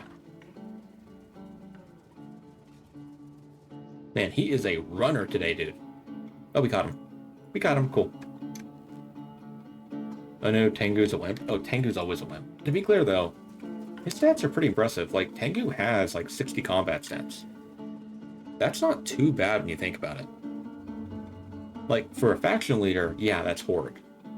But for a random NPC, that's not too shabby. Like, that's only slightly weaker than, I want to say slightly weaker than a High Paladin, right? Had your first ever Fogman encounter today. The patrols do keep running into you, one after the other, don't they? Depends. Depends on where you're at. The thing to kind of remember is, if you're fighting, let's say you're fighting in an area like this, you might not want to fight in an area like this. Because if Fogmen want to go, like, let's say they want to go down here to the south, they're probably going to have to go this way. If they want to go over to the west over here, they're probably going to, if they're like right here, they're probably going to have to go over here, then over here, and they bump into you again. What I'm getting at is, if you fight in a different area, like in a location where enemies aren't gonna like pad there naturally, you might not keep getting jumped. Or you might be able to, you know, prevent yourself from getting jumped over and over and over again. Hopefully that makes sense. Take your pants off real quick so we can go faster.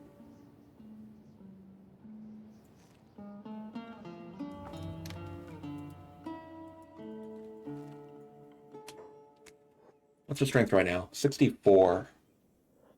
I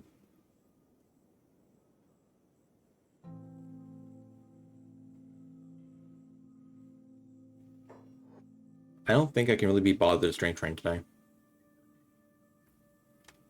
You're mostly in the area for beeps revival or retrieval. Okay.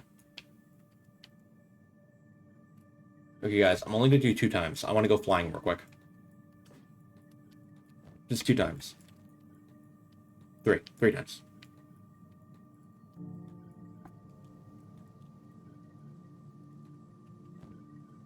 No, don't knock me out of it, please. That's 1. Not a lot of height there, but we did hit a bird. We hit a bird.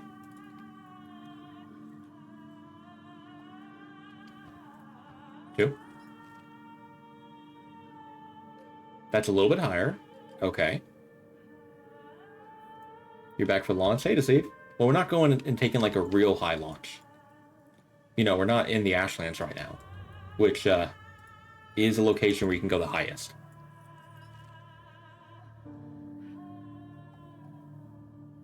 Dude, look at those flips, man.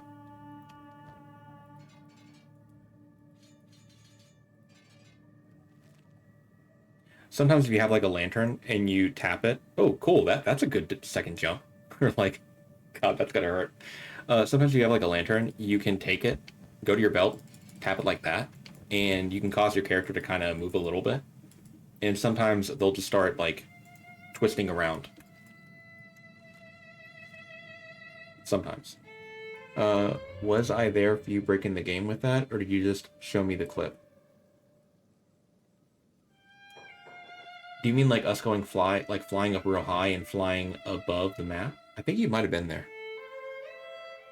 One time we got flung up so high that we could not get out, and we made a save up in the sky. Anytime you try loading that save, the game crashes instantly. Which is weird because if you were to like, let's say, modify your location to be outside of bounds of the map, you can still load a save. It will teleport you, usually from my past testing, to like 0, 0. Or it might teleport you to like another area, like across the map. But that save, for whatever reason, crashed every single time we tried launching it later. Now, thankfully, I made a save before we went flying, which I normally do. Like right here, we have a save called, let's see, Agnew Flying, like right here. That way I can load back to it in case we happen to have a crash like that occur. But, it was still kind of funny.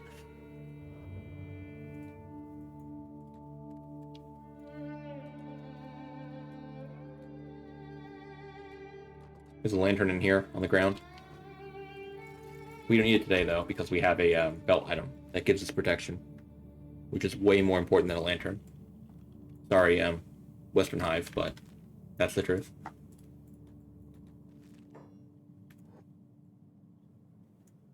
I'm a little scared now. I don't know if they buffed Tin Fist in this mod. No, wait a minute. I think they did. I remember using his armor before. I think his chest armor is actually really good in this mod. We'll see. I remember something about Tin Fist being very, very good. Other than the fact, you know, he's Tin Fist, obviously.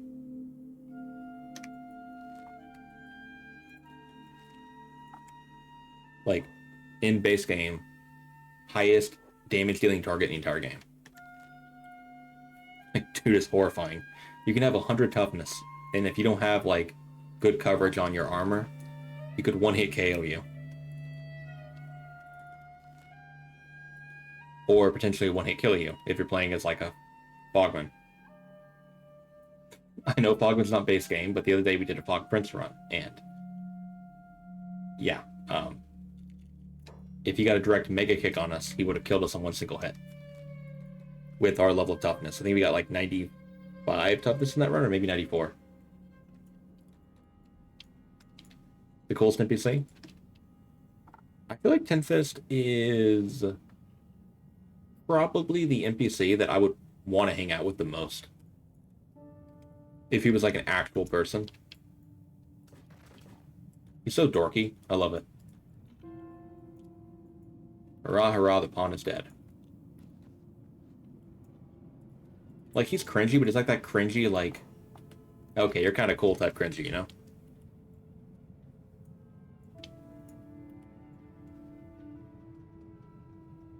Ah, I remember that. They removed his crappy pants that drop his dodge, and they gave him pants that actually boost his dodge. On top of that, they gave him a good level of dodge. And he's his own unique race. 300 health in his head, 250 chest, 250 stomach. And my favorite thing, they did not buff his strength by too much. They didn't give him robotic limbs, which I appreciate that a lot.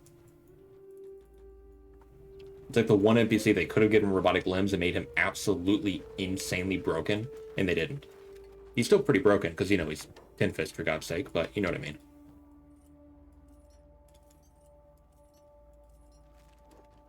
This ends now. You got that right, buddy. Sorry. Remember, whenever someone says only one unit attacks at a time, bullcrap.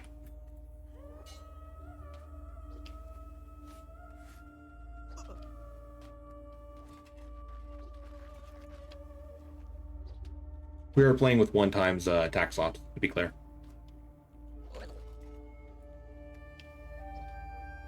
We're under attack, form up. Not wrong. Again, 2 enemies attacking at once again.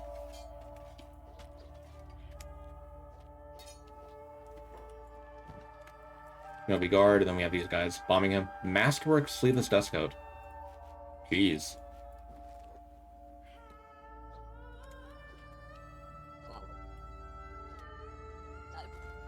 Oof. Your name is Knife. Unfortunately for you, I have good heavy armor, and on top of that, I'm a skeleton. So you only do 60% damage against me. I'm sorry.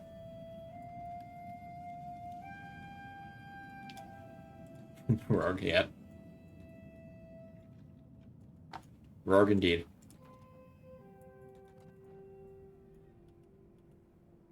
Dying, limb trauma, recovery coma, recovery coma. I keep forgetting, we do a lot of damage. Okay, keep hold on. Walk over here. Then walk away. That'll pull a few guys out, hopefully. Wonderful. We did not get Tin Fist there. That's huge.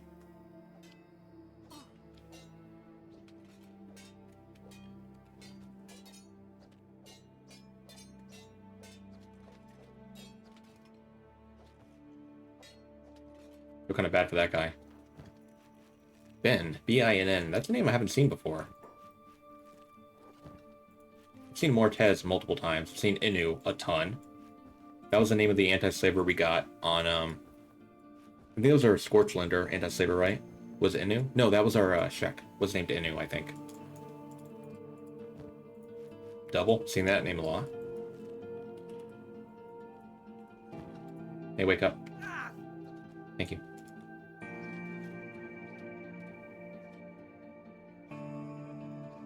There we go.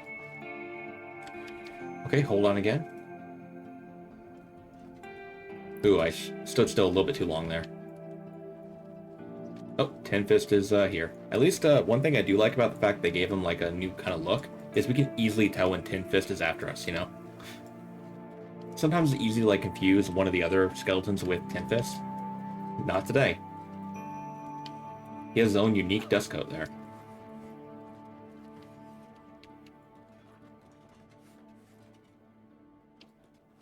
I had to cancel that one. What's his damage output? 196. So he doesn't have attack damage effect, I don't think, increase. Normal Tin Fist, uninjured indoors, is like, I think it's like 207 or something like that damage.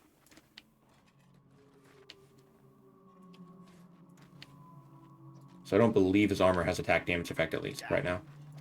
We'll see.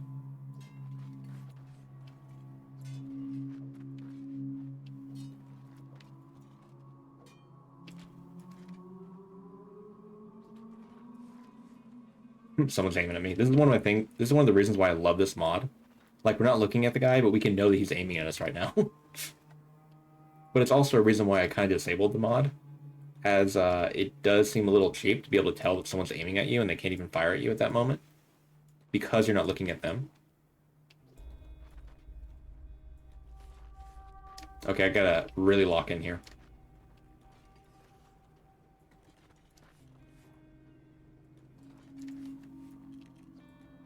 That one didn't connect. That's crazy. Mega kick, that would have hit like a freaking truck. I'm glad it didn't hit.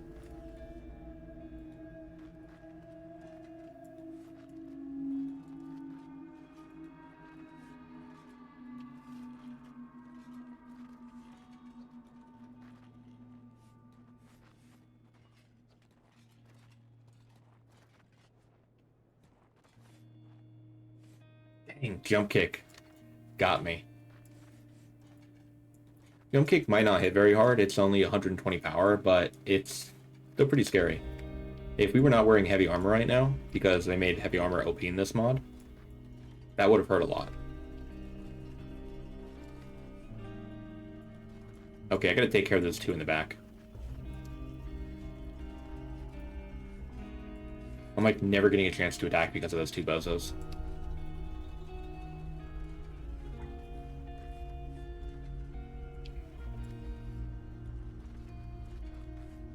Doesn't help that they attack so slowly, so it's difficult for me to get a chance to get an attack in.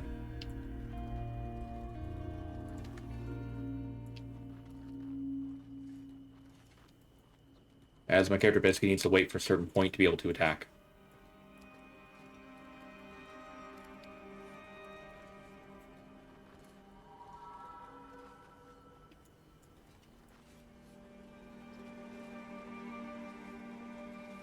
It's kind of funny how if you don't have enough strength to use martial arts at normal speed, you're able to like defy the laws of physics and like levitate in the air for longer. Look at that guy. That's an impressive feat. Good hit, okay.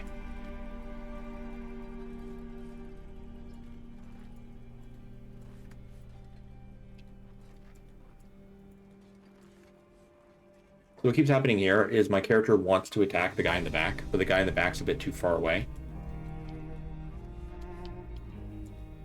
Oh, there we go. I wanted to attack Tin Fist that time. There we go. Okay, now we're good.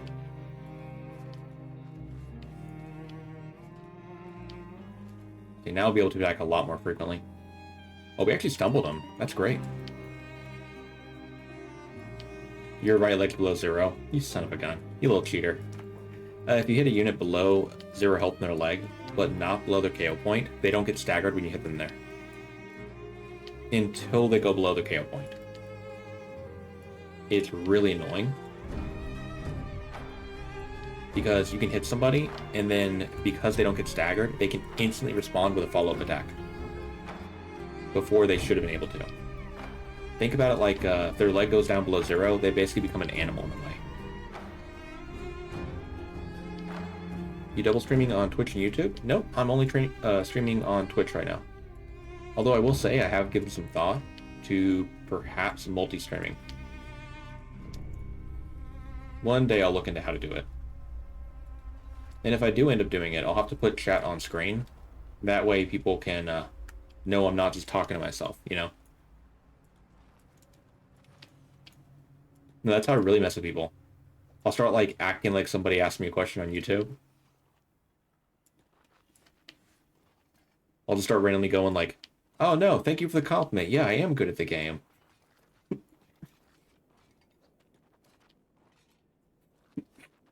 Start saying stuff like that. There we go. Okay, we got 10 fists down. Let's see. That's what I remember. 20% combat speed. That is disgusting. Just to give you guys an example about how powerful combat speed is. This says 10%. This is my favorite piece of armor in the base game, because plus 8 attack and 10% combat speed. Also 20% dexterity, but... oh, good lord. Also has some writing on it. What's that writing say? Oh, it says 10 Fist on it. That's pretty rad. An AI core that does not kill him. Honestly, I agree with that decision. Giving him an AI core that doesn't kill him, that's cool. Normally, I'm against not giving a death item to a powerful NPC, but 10 Fist is cool. I don't want to hear 10 Fist die, you know. Thick, yeah.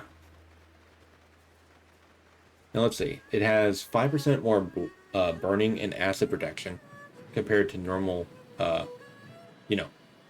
dust coat. The efficiency is way freaking higher. Wow, that's a lot of efficiency, dude. Isn't that 24% more? I think normal dust coat is 60%, correct? The head coverage is higher. The leg coverage is higher. God, that's really good. Plus 6 attack, plus 5 defense is insane, dude. What's my current attack speed? I think we're capped on attack speed right now. I could be wrong. We'll see. We might not be capped currently. I want to see real quick without that coat on.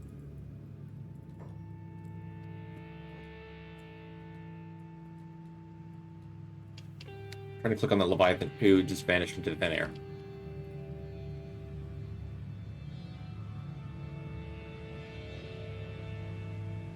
There was a Leviathan there, right? I'm not going crazy.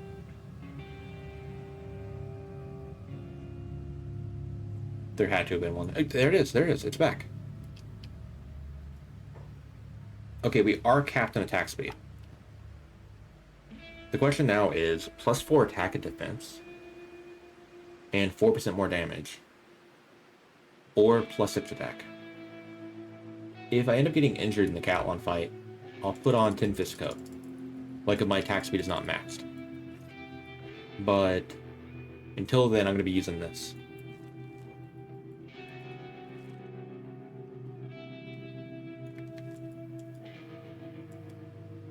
Alright. Let's go. To Cat-Lon, sorry. We're to beat 10 Fist. Definitely don't want to fight that again.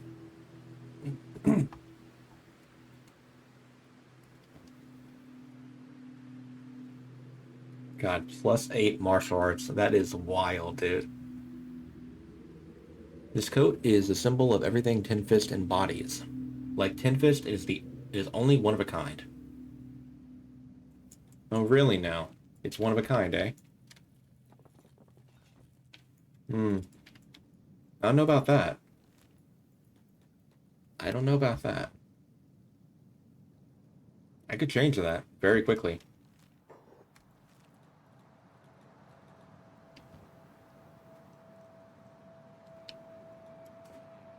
Get that, Agnew. Don't attack people.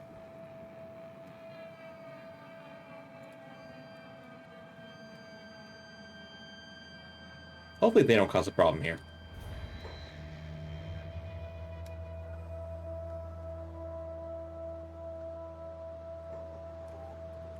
One of a kind, eh? Well, looks like there's 2 there, to me. Sorry, that's not one of a kind. That's a lie. This coat has excellent protection for the unarmed warrior. That is true.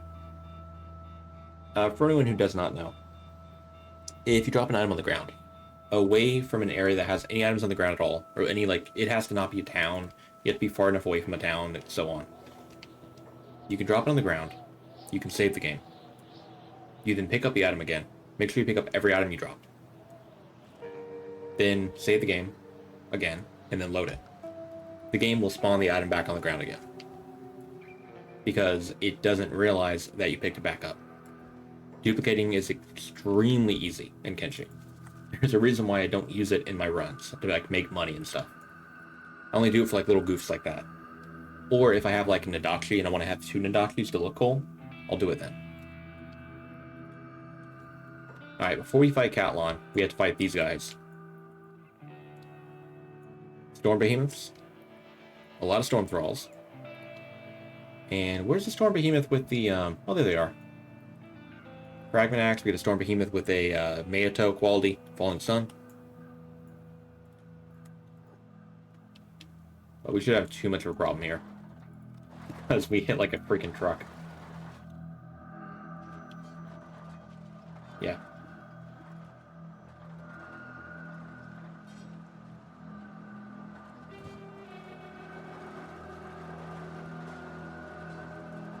It's kind of a shame that they didn't buff up the normal Storm Thralls, you know? I do feel like that's like a missed opportunity, honestly. There it is. Skeleton armor. Falling Sun. He has no left arm. What happened to his left? Oh, we took it off with a weapon, of course. That's what happened. I always forget that's a thing we can do. You'd think I would learn by now. Wow, Agnew solos? Yeah. Agnew's very strong. But, there's somebody who's stronger. Okay, take off your leg real quick. No one's currently feigning death right now. Interesting. I was attempting to get them to get back up from playing dead.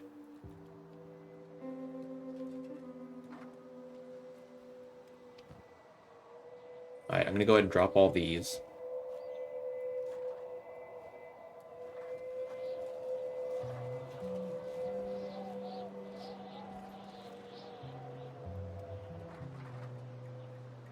I just really do not want to get jumped when we're doing the fight with Cat-Lon by other guys.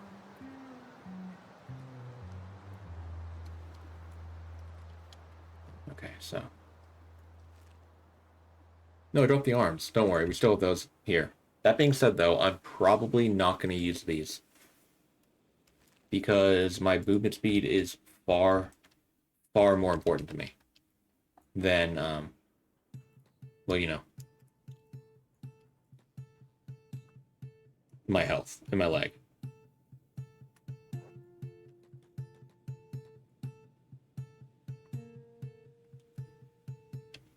Alright, you said the line.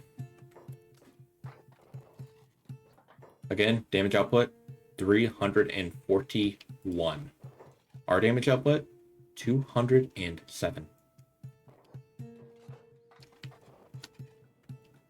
This fight is going to take a while. Before I actually get into it, let me get a sip of water. Okay. It's gonna be a long one.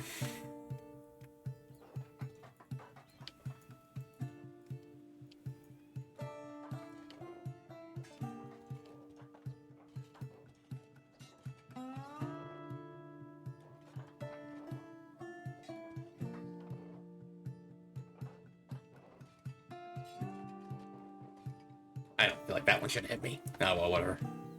I can't get tilted at the start. Let's go for heavy down cuts, and that's it for right now.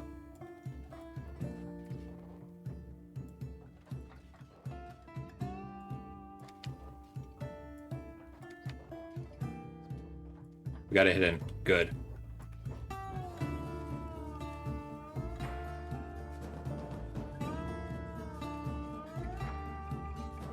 Cat-Lon, Fat-Lon, Orange, Garfield. What matter?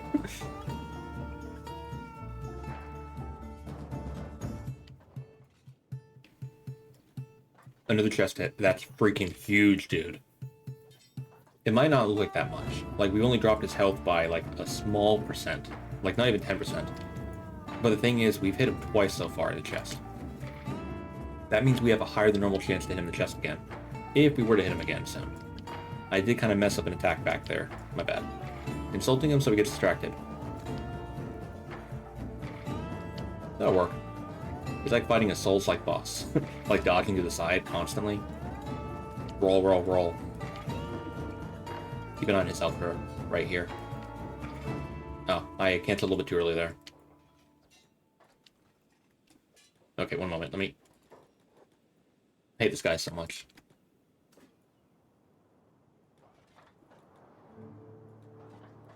I'm medicing myself right now because we hit him in the leg pretty recently. I want the hit multiplier for his leg to go back down. He's already healed with leg damage, by the way. I just want to point that out real quick. The leg damage we did to him, he's already healed it up.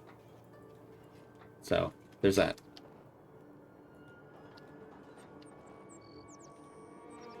Dang it, we hit him in the right leg.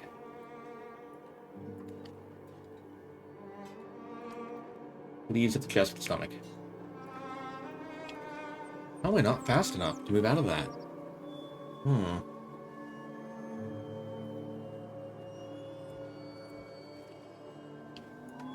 Ditch those two. It didn't really affect my movement speed visually, but it might have, like, just a small amount. No, I gotta... Okay, I know what the problem is. I'm not clicking further away from myself. I need to do that. The closer your mouse is to your character, the slower you move.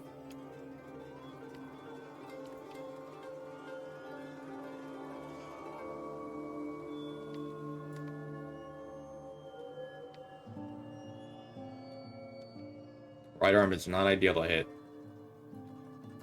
Nor is the left arm. We really want to get vital hits. Cat-Lon's weapon might have longer range than Falling Sun. It does. This weapon has more range than a fragment axe does. It is beyond broken. The weapon's reach is honestly one of the most tilting things about fighting this dude.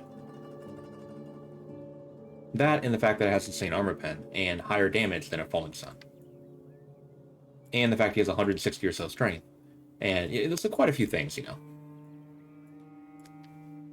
The insane damage mitigation percentage this guy has. The 400 health. The really high heal rate. Self-healing. You know, I could go on, but, you know. It doesn't change the fact that Cat-Lon's currently getting brushed. I mean... Is he, though? Is he, though?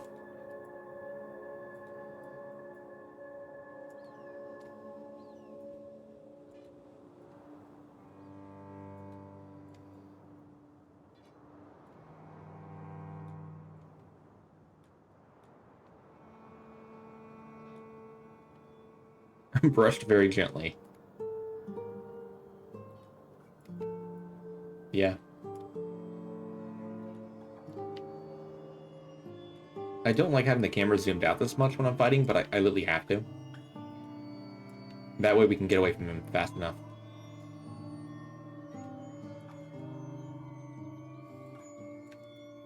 Really don't like seeing leg hits right there.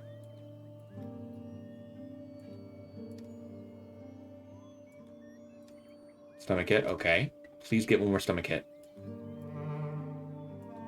Okay. Stomach again. We have a very high chance of hitting the stomach right now. Honestly, chest would be preferred, though. Because his pants can protect the stomach. His chest armor protects the stomach.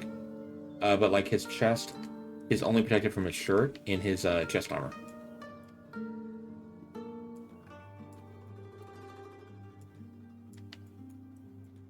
That being said, though, I think his armor might be, like, 80%, 90% coverage. It might even have, like, 100% for all I know. For, like, chest and stomach, for, again, all I know.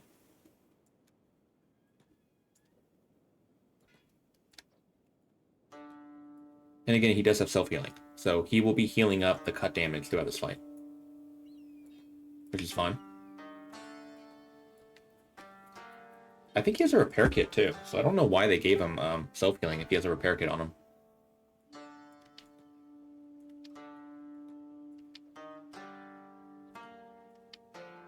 Okay, left arm's not great.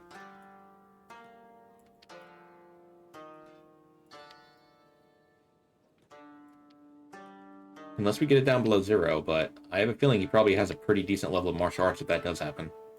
Maybe not. His dodge is not great. Yeah, probably not. Is this even possible solo? The fact you asked that makes me really happy, because yeah, it is. It absolutely is. You just have to get lucky with where you hit him. Remember how the other day I played as a dead high prince, right? And I got hit in my chest, and my chest, and my chest, and my chest again. That's kind of normal for a hyper to get hit like that. It can also happen for other races too, if they get unlucky. What we need to have happen is we need to start hitting him in like his chest and only his chest, or his stomach and only his stomach. Because then hit multiplier will keep going up and up and up. You know, caps at 5, of course. But, you know, that's like our best chance at knocking him out. Is actually getting lucky before we hit him out. This fight is part skill, but also mostly, I would say, luck. Because if we start hitting him in like his leg or his arm, and not his chest when it's already low, he'll heal up pretty quickly.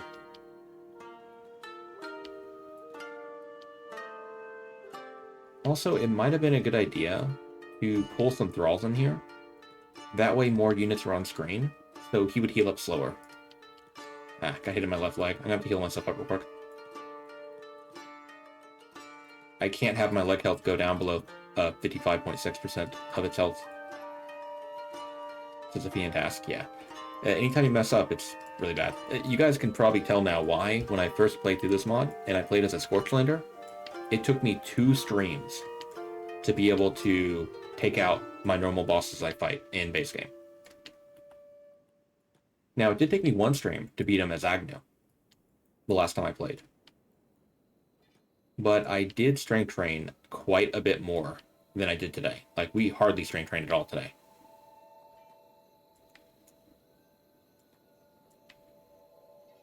Now do Legendary of Kenshi, Dead Hive Worker. God, I gotta stop reading comments. And hey, Deoxys, how you doing, by the way, man? Don't think I asked you today.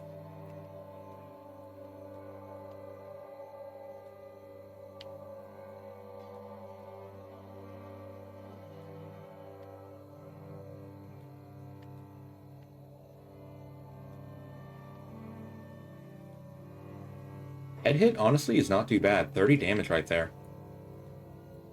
We're not very likely to hit him in the head, though, unfortunately. But if we did get, like, a series of head hits, that'd be pretty good.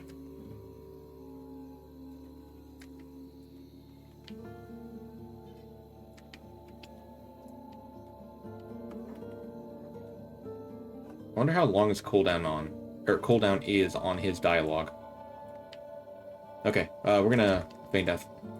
We're gonna come back in a moment. Yeah, he does have a freaking repair kit. Why does he have self-healing? That's so annoying.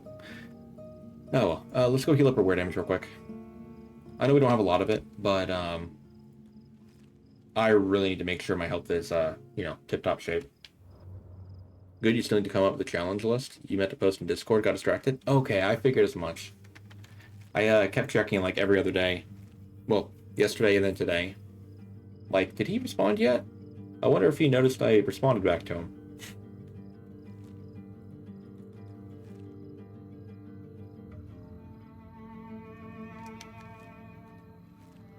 Go to the skin house real quick.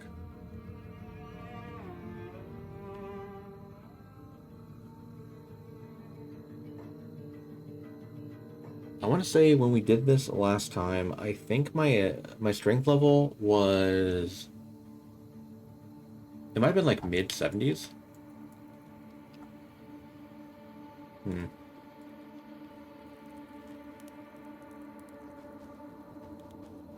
In our attack level, I think we were like 95, 96. We trained quite a bit more, because I knew what we were, you know, gonna have to fight.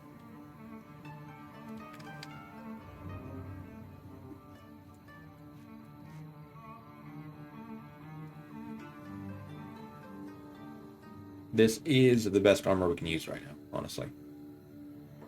The only thing better than it is if I wore like A-rags to get a little bit more dexterity with attack to attack more frequently. But I feel like I need that coverage for when I'm messing up right now, you know.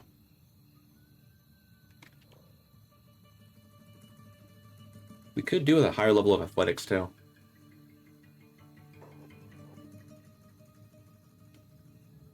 Movement speed is definitely a problem right now for us. Is that one of the Titan guys after me? There's like a spider. Ah, spider. Okay, it's fine. You posted tomorrow. You're playing the new No Man's Sky update. I heard a lot of people are playing that. How are you enjoying it, man? Okay, no one's here. Good.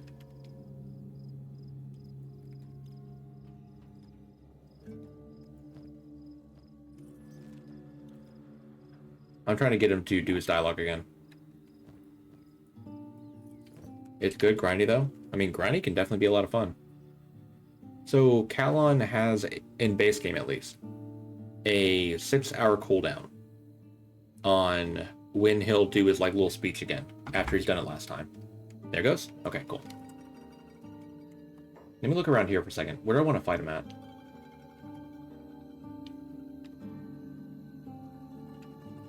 Honestly, I feel like out here would be the best idea to fight him, or best place to fight him. The ground's a lot more level. Yeah.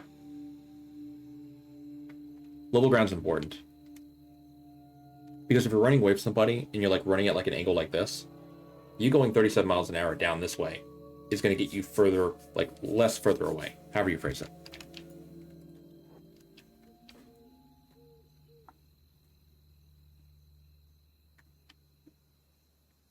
Here goes the Ree. Okay, come with me, friend. Alright, Kit Kat. Let's do this, buddy. Let's do this. The good thing is he does keep his wear damage. Although we didn't do a lot of wear damage to him.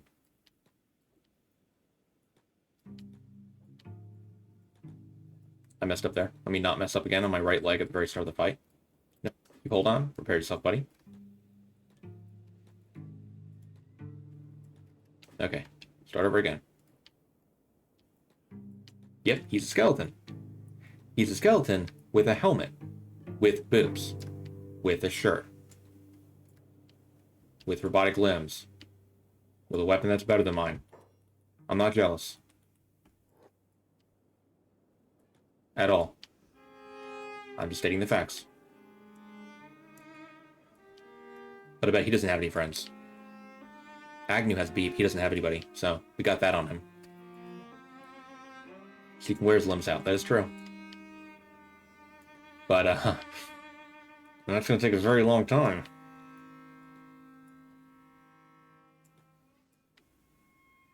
Because remember, that last fight was multiple minutes long, and that was 8 points of wear damage on one of his body parts. On his head, 3 points of wear damage. Is what we got from all that.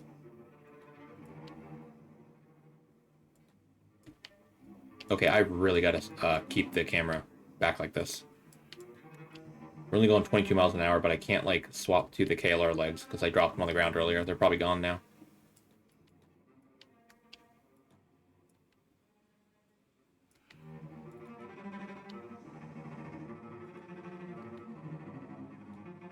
The distance at which he can use heavy swing is horrifying to me, dude. Like, you normally only use heavy swing if you're, like, hugging a character. And this dude can use it from, like, heavy downcut range, man. That's horrifying.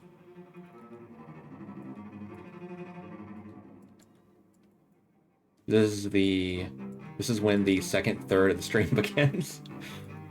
No junk. You're not wrong.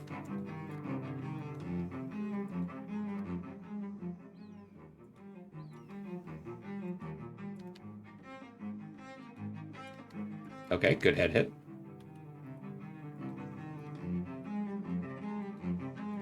Stomach hit, good.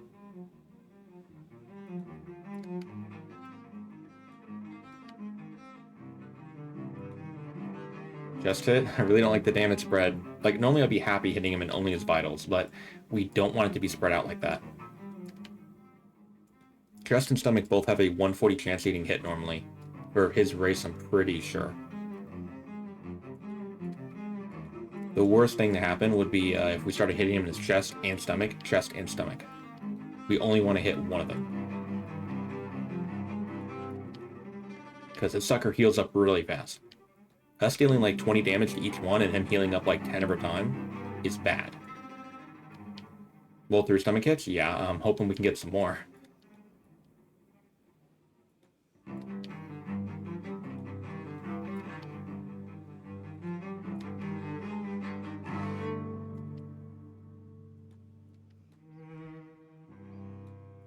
now didn't feel that great.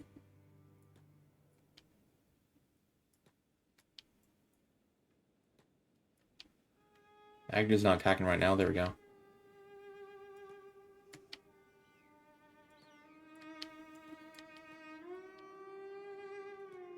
And that stomach damage is almost undone already.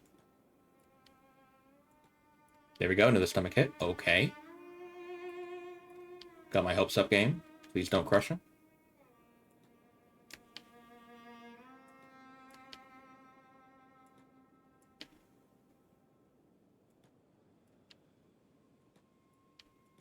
Right arm again.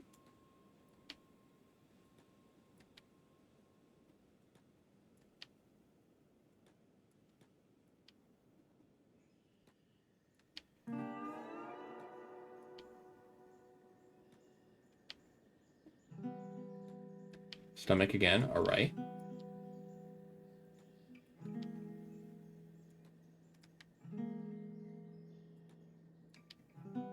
Left arm full direct hit. That's unfortunate. Especially because it nearly took out my right arm. The stomach copium is real. Yeah. At this point, I gotta heal up my left arm real quick.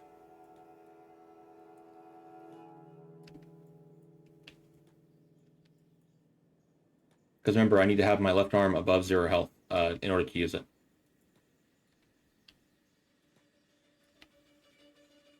Well, I'm really regretting the fact that I did not grab that left lifter arm off that hiver we beat up earlier.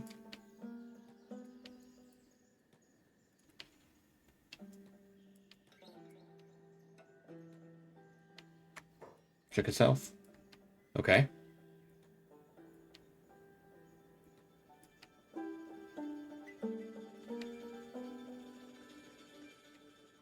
Right arm again.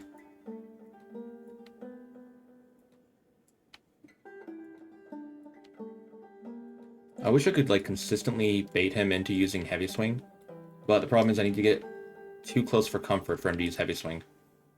Heavy swing has the slowest recovery time of the attack animations that he can do. So it's like the easiest attack to punish.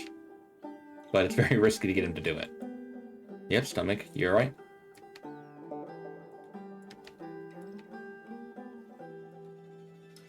Darn, I could not move to the side fast enough there. Let me keep hold on so I can actually repair myself without, you know, canceling it.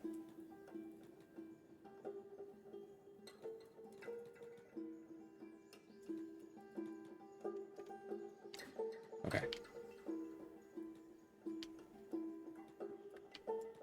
Right arm, not good.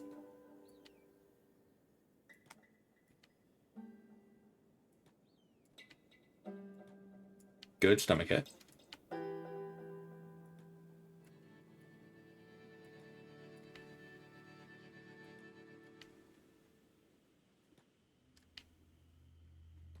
And not to be a downer, but it just takes a few unlucky hits for us to hit him like in the chest, then chest again, for the chest to then become a higher chance to get hit. And then for us to lose a lot of the hard work on the stomach.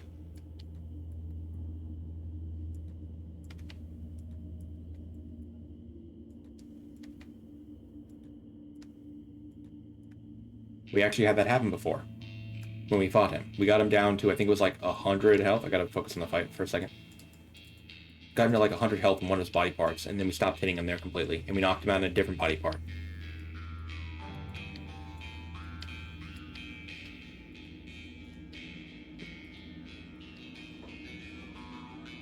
We actually stumbled him. That's crazy.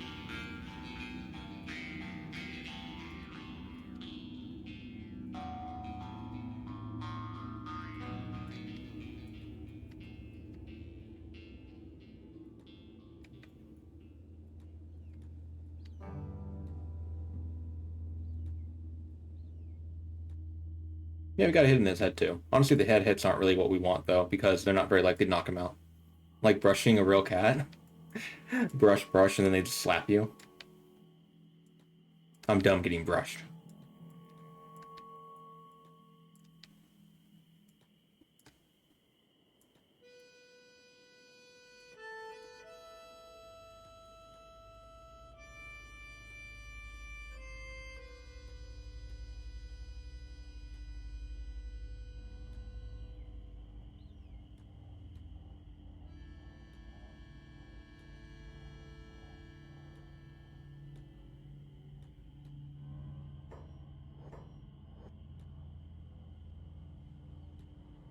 My right leg health is very low. I need to heal that up a little bit.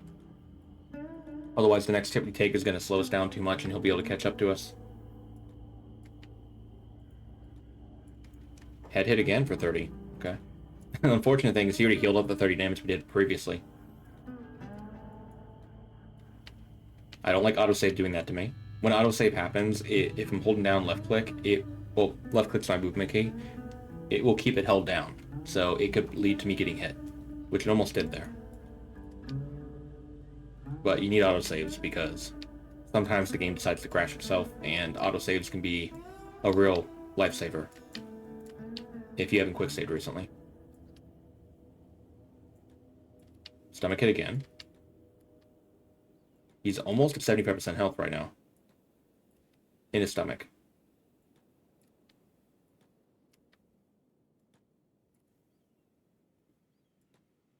Okay, he's below 75% health. We hit him in the chest. Oh god, no, it's gonna happen. No, we hit him in the stomach again.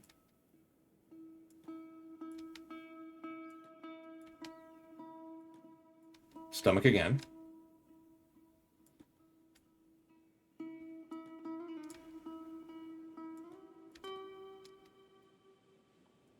I like the fact that as I read 252, like you wrote down how much health he had. His health is now up to 259 again. His healing speed is just really unfair. Oh my god, I thought for sure we were going to get a third one in there. Oh, darn it. We stumbled him. We only got one hit in afterwards. That's unfortunate.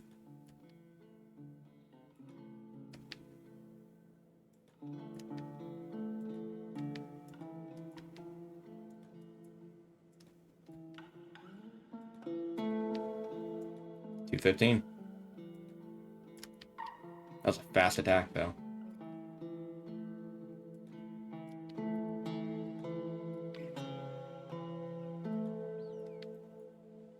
Don't get my hopes up, guys.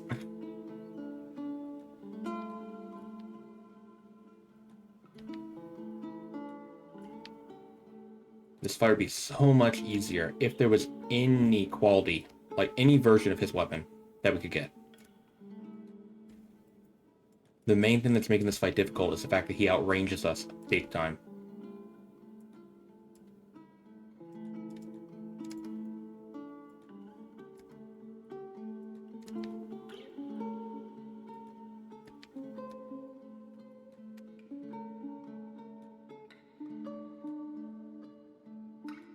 Hit him in the chest, unfortunately.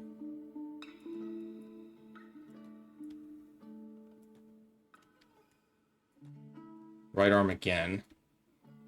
The right arm hit chance might just be higher than the stomach right now.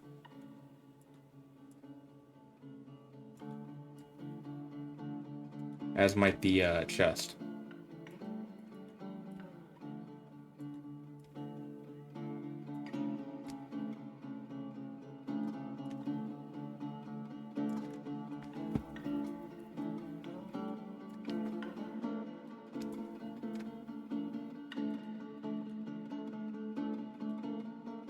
That one didn't connect. That felt bad.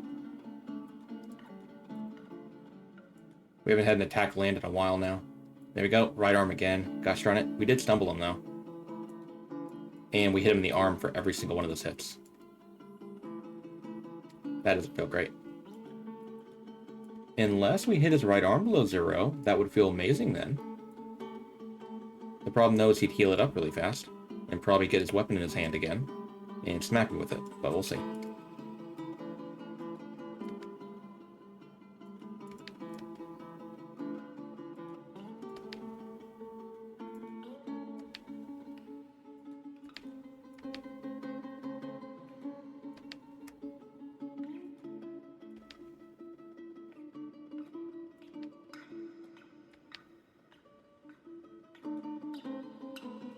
Chest hit multiplier is definitely higher than the stomach now. So hit multiplier goes down by 1 over the course of 27.5 in-game minutes. So his stomach multiplier is absolutely at 1. And his chest multiplier is currently probably like 2-ish. Darn it. I hate that so much. Our character apparently did not have line of sight of him, so ran right to him and got smacked. That feels bad when that happens, dude. I gotta steer clear of that area.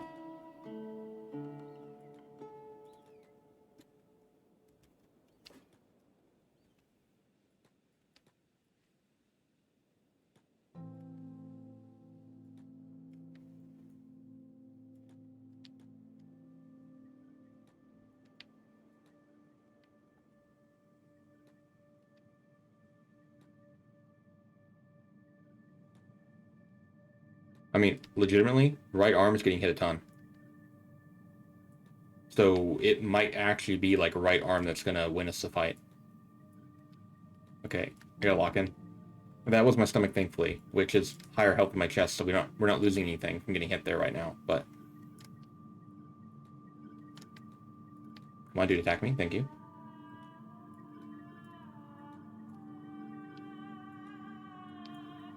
Left arm's not ideal.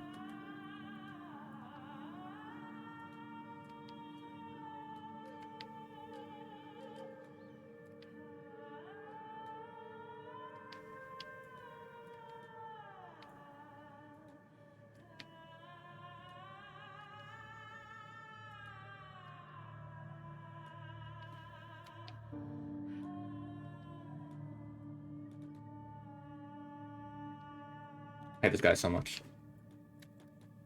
There's a reason why whenever people mention like overhaul mods, I mention Legendary of Kenshi as a stupid mod.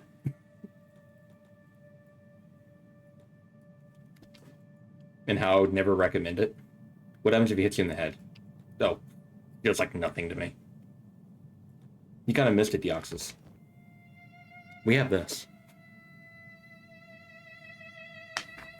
Because that's balanced. So we don't have to worry about head hits. Not at all.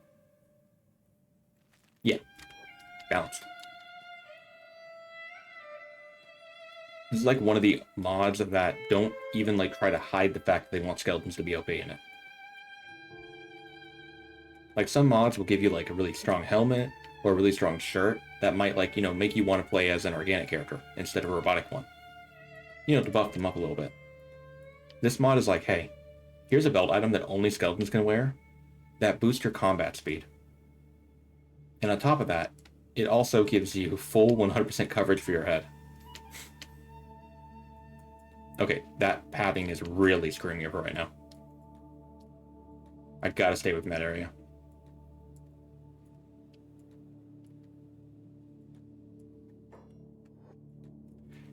Look at all the hard work we've done.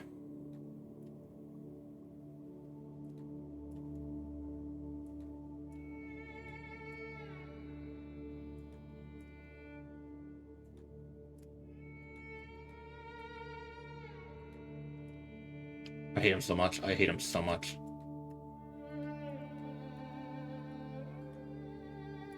Why micro so much? I'm gonna assume you're joking about this.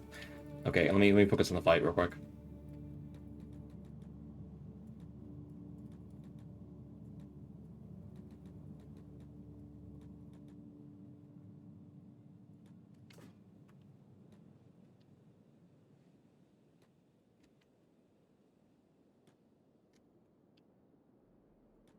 I'll tell you what, if there's one boss that would get me so close to saying a word that would get me in trouble, it would be this boss.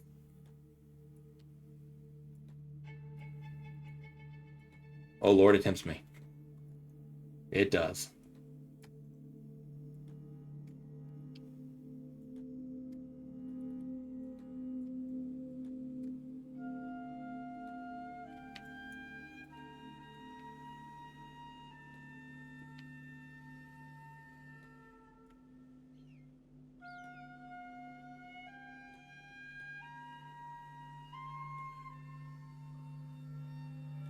He gets obliterated? Yeah.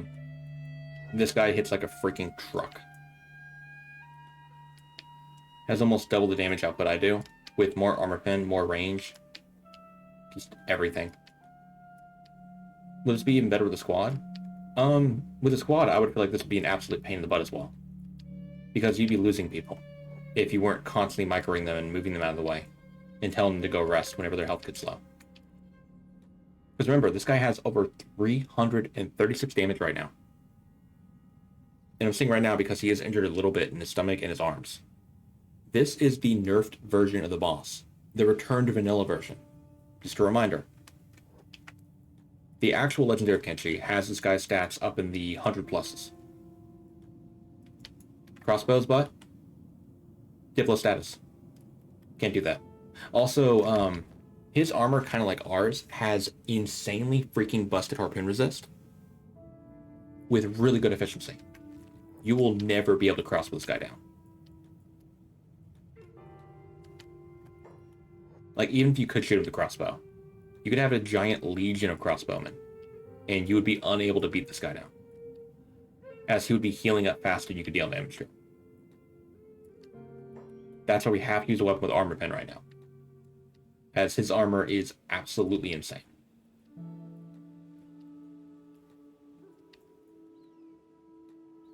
What's health looking like right now?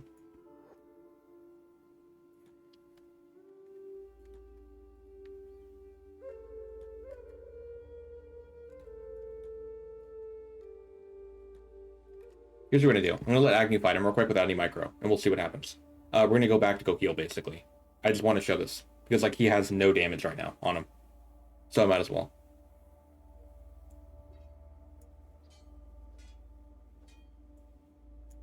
Oh, by the way, he has a maxed attack speed, block speed, when he's not injured. Oh, wait. No, his attack speed's not completely maxed, but his block speed is. Okay, so that's what happens when we try to not, lure him to Tin Fist. Dude, I got bad news for you. Tin Fist has already been defeated. Tin Fist was a cakewalk.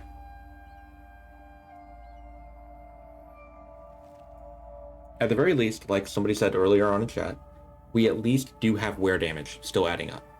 So his maximum health is going down, which feels like a really crappy way to try to win a fight, is slowly whittling him down. But it's what you gotta kind of do, I guess. Cat-Lon wouldn't have folded Tin Fist. Yeah, Tin Fist is the most powerful modded character, not counting animals, in any mod.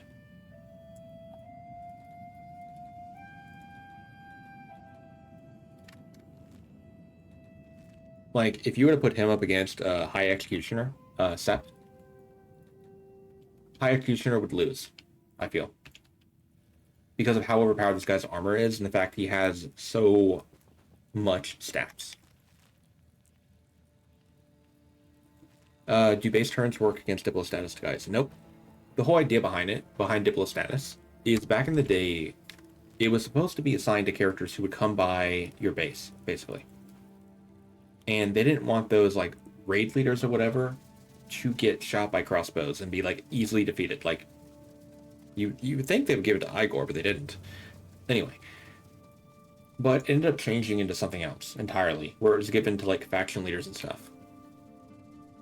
They just kept that mechanic in, for whatever reason. Where turrets and crossbows don't work on them. Well, usually don't work on them,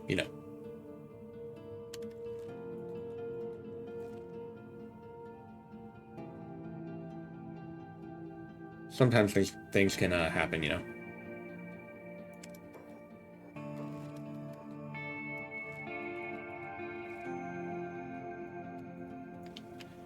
Alright, Cat-Lon, how much wear damage do you have right now?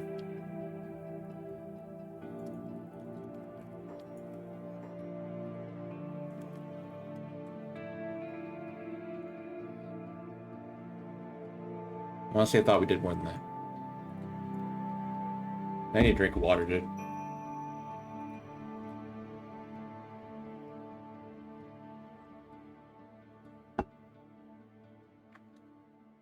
Ay, ay, ay.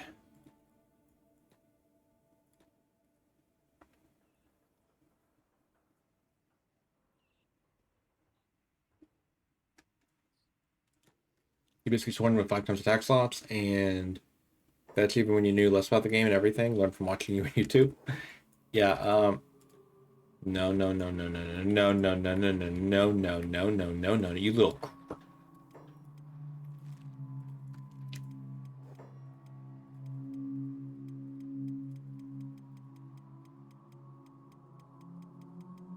One moment. Please tell me he made a quick save very recently. He did a speech. We were outside the building, and now he's walking back in. We're gonna have to wait 8 hours of game time if we didn't. Oh, thank God. Thank God. Oh my God. Well, 6, 8. I don't even know how long they made his cooldown on his dialogue. Come on, boyo. Notice me, please. There we go. Thank God. 90 to 100 masterwork stuff. The thing to remember, this guy has 300-ish damage output. Almost maxed block speed. That is, that's a lot. On top of the fact that his armor has almost maxed cut and blunt resist. It is really tough to beat that. Like, insanely difficult to beat that. And he's a skeleton with an insanely high heal rate. And self-healing on top of that.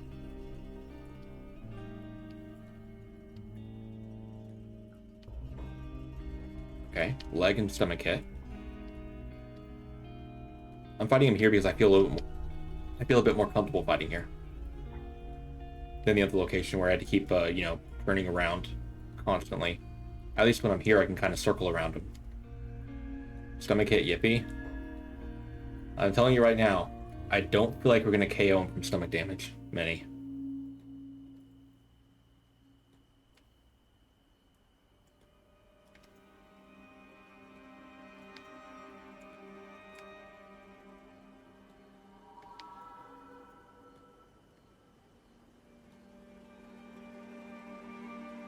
Now, should I probably leave and strength train more?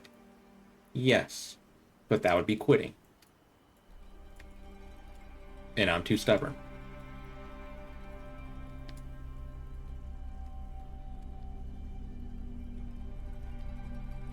Submit some hopium because he's running out.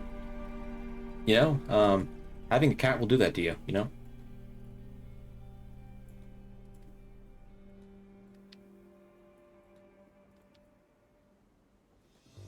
He hit me in the head, so I knew he wouldn't be able to attack again for a moment, because he was using heavy swing, so I stayed close to him and let my character hit him before he could respond. Good trade if you ask me.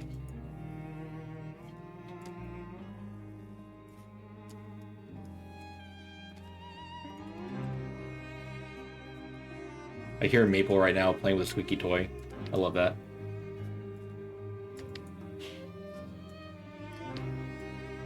Oh, please don't split evenly between the chest and the stomach, my guy. Or the head, too. Come on, man. Honestly, though, if we got only hits in the head, I would love that. It wouldn't drop his combat stats whatsoever, but that is the spot of the body where we do the most damage to.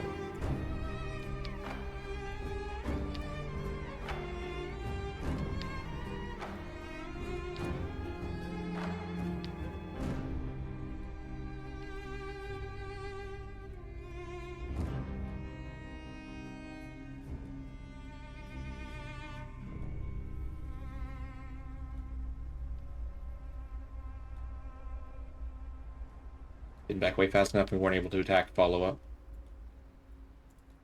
Patch myself up real quick.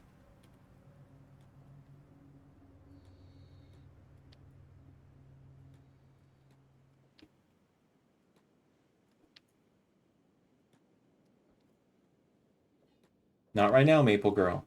Maple Girl's outside the room right now trying to get my attention.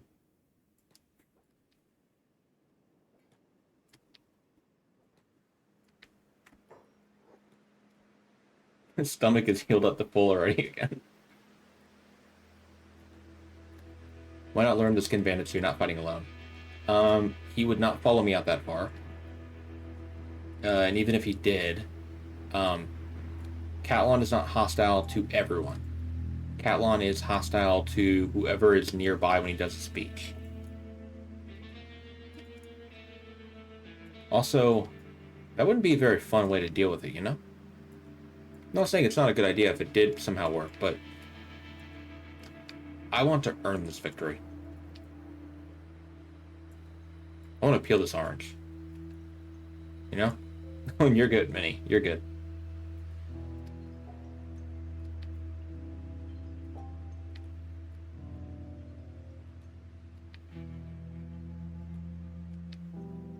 Peel the orange? Heck yeah.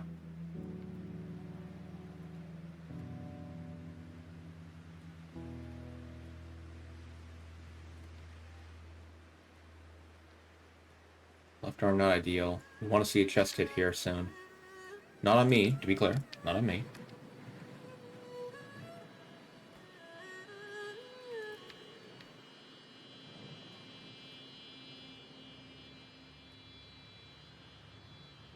That heavy swing came out too quick, or too late.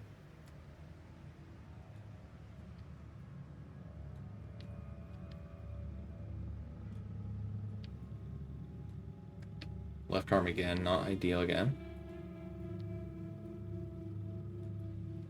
Come, buddy, hit the chest. Nice, okay. I just want to make sure the hit multiplier keeps going back up again. We do need more hits, though. As it's not as high as I would like it to be.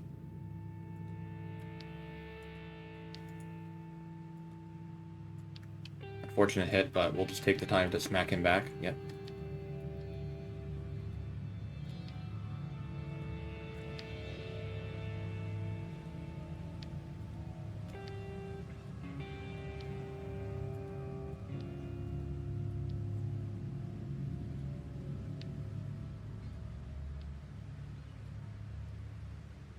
Buddy. I never expect my character to use heavy swing. Whenever they do, I'm just like, oof. Heavy swing is the fastest animation in terms of when it starts to when it hits. For a weapon, at least. But it has the slowest recovery, so it's a bit scary being within heavy swing range of him, because if I don't move out quickly, I get smacked.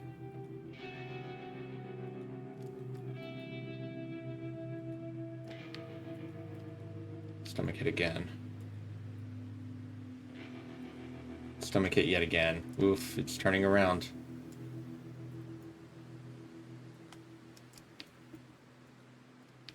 Ah, darn it, our stomach hit multiplier is very high now.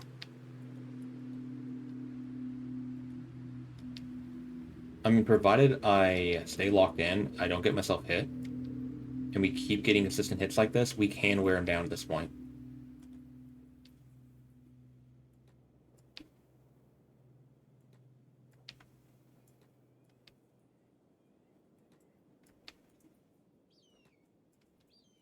We just gotta stop hitting the arm, dude. You hear me, Agnew? That attack actually connected to me? I see that coming. Okay, chest hit. Good. One more, please. I meant on him.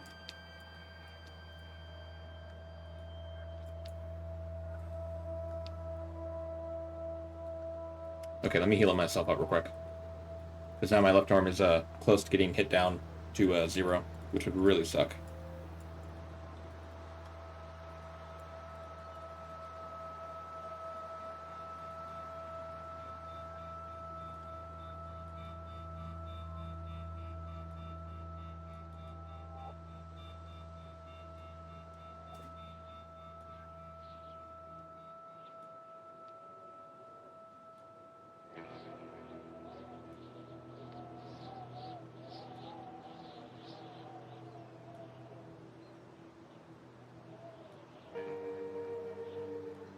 Since mod recommended so often, you always assumed it would end up like this.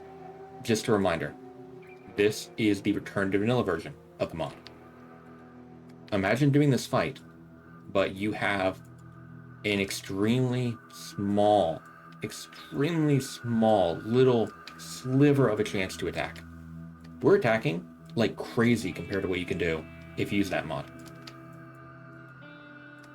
And then also imagine the boss is constantly leveling up because its attack level is way too freaking high as it does hit you. And its toughness levels up too. That's the normal Legendary of Kenshi. fun? Yeah, fun. That's why when some people compare UWE's difficulty to Legendary of Kenshi, I tell them, do not even try, don't even start. Do not compare any mod's difficulty to Legendary of Kenshi. Legendary of Kenshi is like, oh hey, you know that gym leader, the first gym leader, right? Well, we gave him a Rayquaza. And they outspeed every Pokemon you have available to you at that point. And then they have another Rayquaza. And the Rayquaza is immune to any ice moves. I don't like Legendary Kenshi. It's just like oh hey, we just buffed the stats of everything to make them insanely annoying and tedious and difficult to fight against. Have fun. It wouldn't be as much of a problem if other bosses had items that were really, really strong. For instance, if they had a weapon that had maybe like 50% armor pen, maybe 60%, to make it so Tin Fist isn't as frustrating. That could be cool. Make it so like, this really OP armor isn't as busted. Also, they tuned down his health level. He does not need 400 freaking health. With a massive heal rate on top of it. He just does not need that.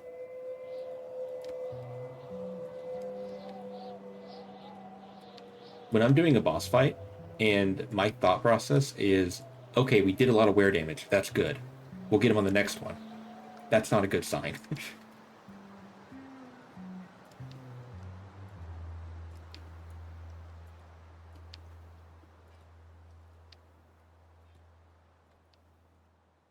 God, and watch how fast he's healing too, man. We haven't gotten any hits in a while. And now he's healing up all the damage we were dealing when we got him so low on health earlier. He's at half health, basically.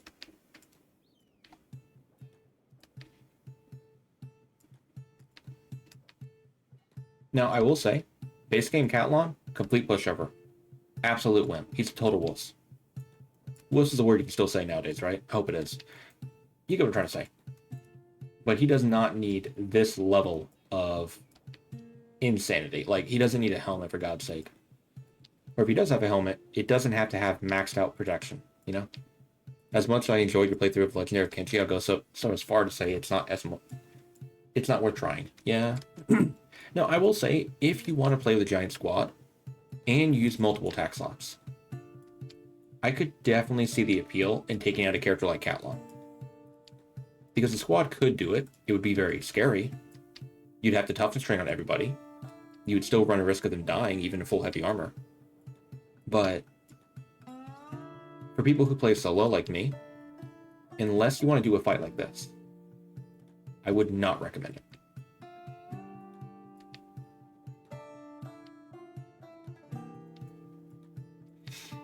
And the thing to remember is with him being at 204 health right now, he's not half health right now. Because we have applied wear damage. It's more like 57, 58% health right now. He's at in his chest. As it was myself, I'll allow it. Hey Toads, how you doing, man? Is it possible to level past 100? Depends on the skill. Field Medic Robotics? Yeah. Everything else? When you say past 100, do you mean 101? If so, no. Again, unless you're talking about a character like an Anti-Slaver, which you can recruit who has above that level. But you can't naturally level up past that on your own. No. Okay. Had to heal up my chest health. We were losing too much damage there.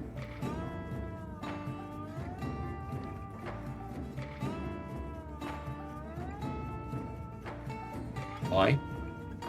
Because the experience you get at any given time is multiplied by your level multiplier. That's a term I made up, by the way.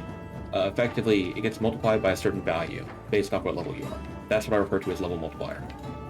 The equation for it is 1 minus your level divided by 101 squared.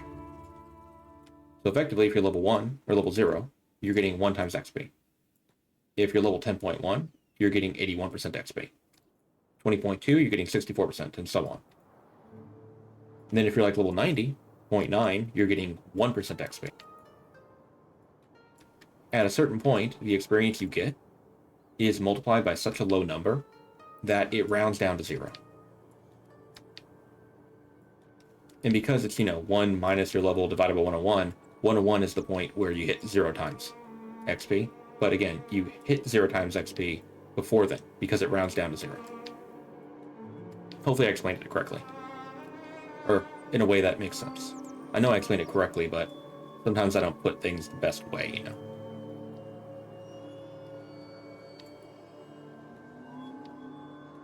Okay, his dexterity's down quite a bit right now. That's great. I'm not very happy about how we started hitting his stomach now. That's not ideal.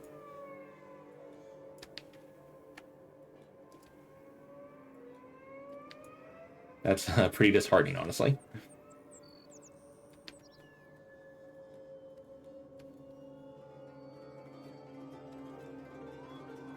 Oh, something is wrong with that area. Gotta be careful there.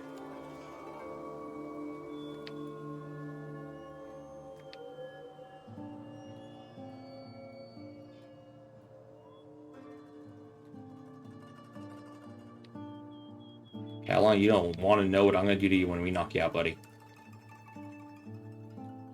I will not hesitate.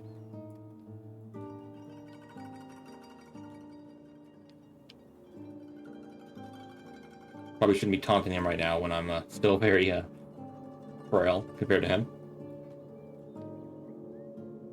That's something I should be telling him when he's at, 5% health, That way I can, flummox him or something.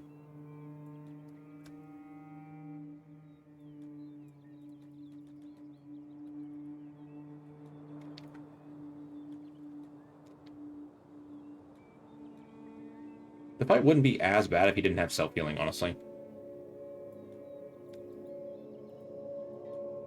Just the fact he heals up his cut damage at 40% of the normal speed is brutal.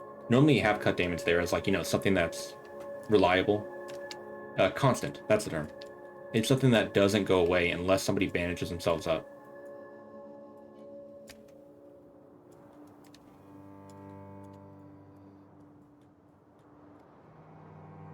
But in this case, it's just another damage type that he heals slowly,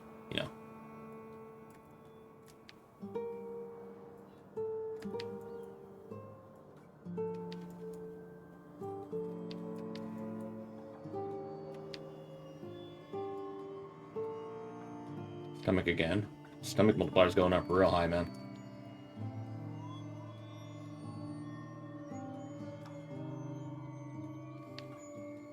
It's about to overthrow the chest for being the lowest health one.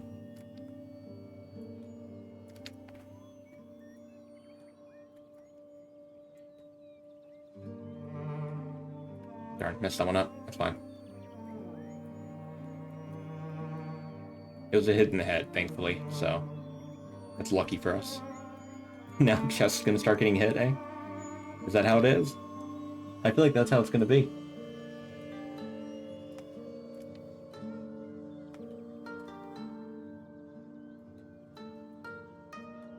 Oh, I will say though, if anyone here does play normal Legendary of Kenshi, it's one of the mods that I would say getting recruitable prisoners and recruiting a boss after you beat them is actually what you should probably do.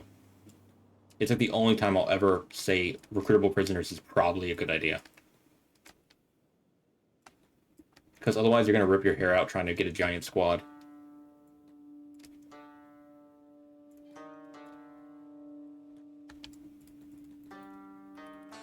Question generally, what are other tactics one may utilize in order to increase odds of winning, other than microing?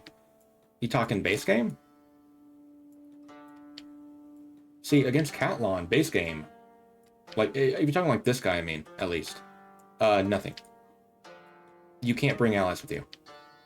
If you hired mercenaries, the problem with that is mercenaries treat characters who are diplomatic, characters who have diplomatic status, weird. Only one of your mercenaries, or bodyguards, will attack a character who has diplo status at a time, and they only fight in self-defense. So while only one guy is fighting them, everyone else will stand still with their hands in their pockets. Probably right next to the guy who's currently fighting. Getting AoE down like crazy. So you can't really hire mercenaries to do it for you. Usually, now to be clear, sometimes, extremely rarely, multiple characters will attack a character with diplo status, but it's extremely inconsistent. That's what he said, enemies? Oh, I didn't see that part. I don't think he has any enemies nearby. Honestly. That I can think of. At least no enemies that can actually do a dent in his health. That's how you played 5 times attack slots. You had to make your own mod just to add some Legendary of Kenshi NPCs to recruit prisoners. Yeah. I believe it.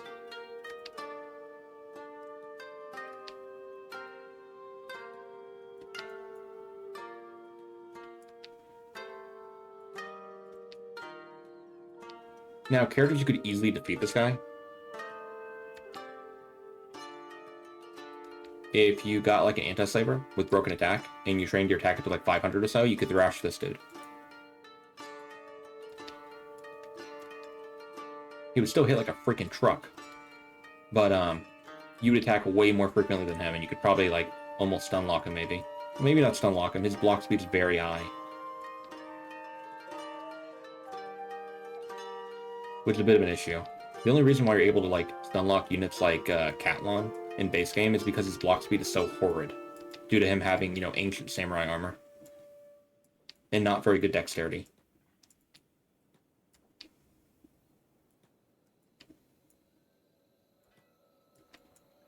Head hit again is unfortunate, but it's okay.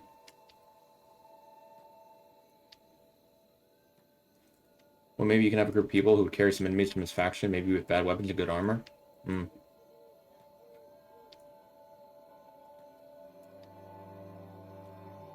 I want to correct myself. I said that I can't really think of an enemy that would be able to like take this guy out or like potentially beat him. Or something along those lines, right? Southern Hive King. If you were to knock out Southern Hive King with like using a crossbow and somehow bait this guy into hitting Southern Hive King, although I don't think you can. If you repaired Southern Hive King to full health, Southern Hive King would absolutely destroy this dude. Because of the attack discrepancy. How do you pronounce that word? Like, Southern Hive King would stun lock this guy to death. Well, to unconsciousness, and then you would kill him by taking away his death item, of course.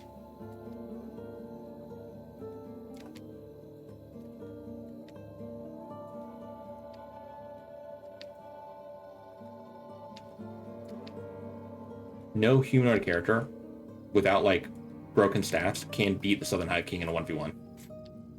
Even Tin Fist stands no chance against Southern Hive King. He went to go eat like half an hour ago and that MF is still alive. I mean, I told you guys that this is the real final boss. And earlier on when I said that, it was like, I felt like we were a middle schooler beating up elementary schoolers when we were fighting the Holy Nation. And then I said Cat-Lon is like a college student. I meant it.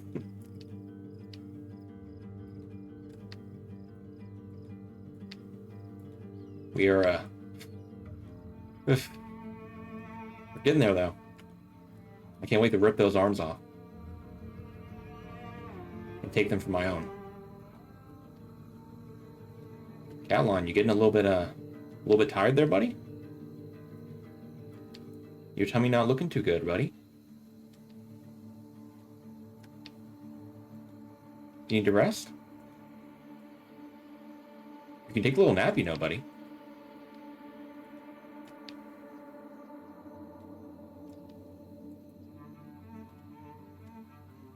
Can't get too cocky. I gotta focus on the fight.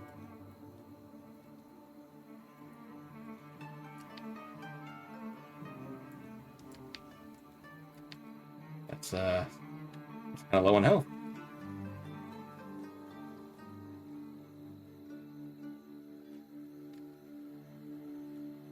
Okay. We're not out of it yet, just to be clear. Only 100 attack. What makes him so strong? What's his starting dex? His robotic limbs are insanely good. His weapon has more reach than our weapon, has armor penetration, has more damage than a falling sun. His base damage when we started the fight was like 300-ish. For comparison, we're like 200. Like, you'll see what I mean when we look at his weapon. On top of that, his armor has insanely good damage resist. He has a shirt as well. As a skeleton. On top of that, he has 400 health in every part of his body. And has an insanely high heal rate, along with self-healing. This guy's basically a juggernaut. I believe the armor pin might be 30%. So kind of like a Paladin's Cross.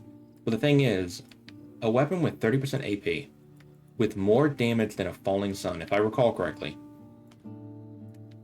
that's disgusting. That shouldn't exist. Oh, it's higher than ours. Heal comes from high HP, yeah? Yeah. So heal rate is your percentage of your maximum health you heal every 22 minutes of game time. So we have a heal rate of 3. If we don't have any wear damage, that means we heal 6 health over 22 minutes. If I remember correctly, I believe his heal rate is like, is it 3.65? It might be something weird like that. So he'll heal 3.65% of 400 health every 22 minutes of game time. I'll have to look up the actual heal rate later when we're done with the fight. On top of that, at 40% of the speed of that healing speed, he heals up his cut damage on his own. Because, again, self-healing. Yeah, I'm not a big fan of a skeleton with a shirt and a helmet, you know? And boots. Even Beep can't wear boots, dude. That's not fair.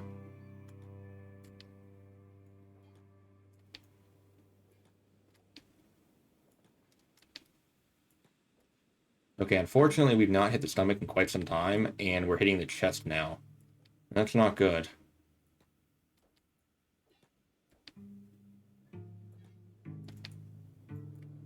He also has like 160 strength because of his robotics.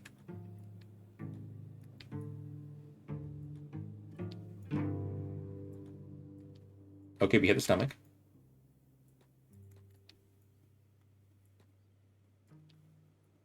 Imagine a prosthetic that allows you to wear boots instead of forbidding. Honestly, that'd be pretty cool. I would probably use those then. A pair of boots that would allow you to wear wooden sandals would be pretty dang sick, man. Because then you have the benefit of robotic limbs, the fact that you can swap them out at will, so you can heal them up like, you know, that. With the ability to actually wear plus combat speed, you know, boots. That'd be pretty sick.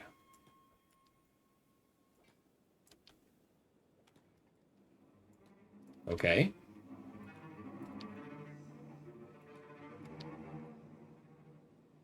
I'm only staying kind of close to him now because his dexterity is very low. And I feel like I'm pretty confident in my ability to back away from him in time. With how fast he's currently attacking. That's why I'm being a lot more aggressive than I was earlier on in the fight.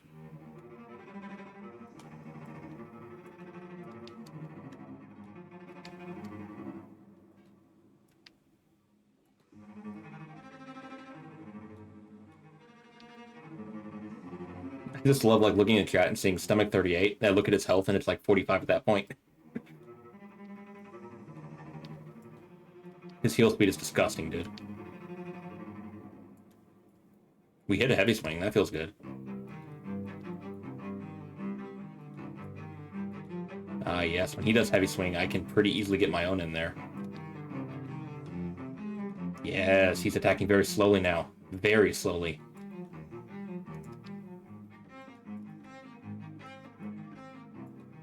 Provided Agnew actually attacks when, you know, he has the opportunity to.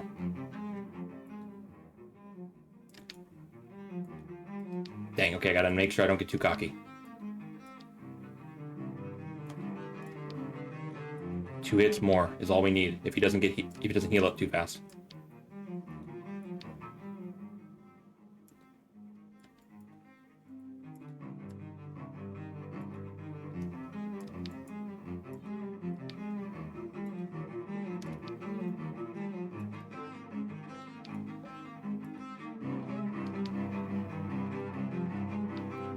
Trying to play it extremely safe, that's why I canceled that attack. Sorry, I had an itch on my face. Probably should have paused with that itch, but, you know.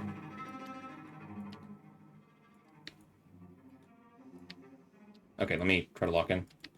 I'm getting a little bit distracted because the little puppy girl's right now outside my room, trying to get my attention. I'm gonna have to give her all the attention in the world after the stream today. Okay, let me focus.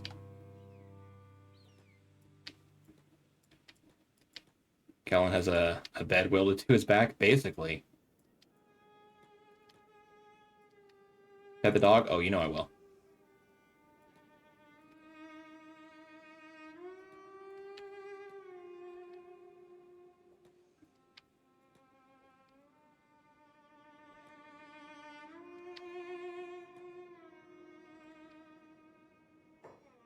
I had to pause because the game auto-saved and would have lagged us. Imagine getting knocked out now because of an autosave, like lagging us. That'd be horrid. Dead. You guys can't see what I'm pointing at the screen, but you can probably guess what finger I'm giving the game. This is his weapon. 30% armor penetration, 2.75 cut damage, 2.54 blunt damage, 1.25 blood loss. It is a falling sun mixed with a fragment axe, but even more reach than a fragment axe, mixed with a paladin's cross.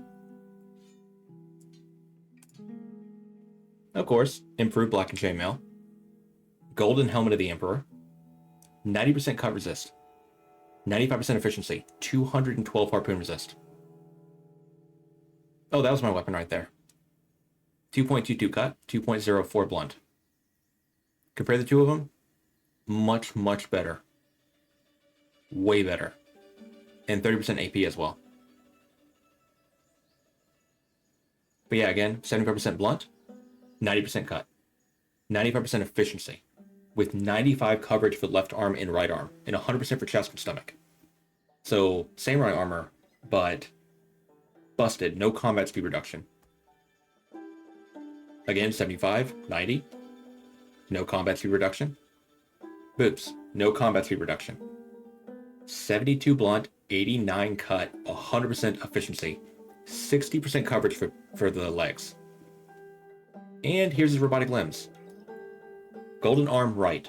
It says 14, it's 15% dexterity, 30% strength. Again, it shows 29, it's 30% strength. Funny thing is, I would still say that's way better than ours. And yet again, same one.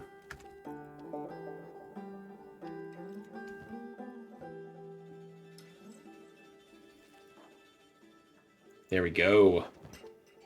And I will say his armor is better defensively than ours. I just like ours better because he gives you plus attack. There he is.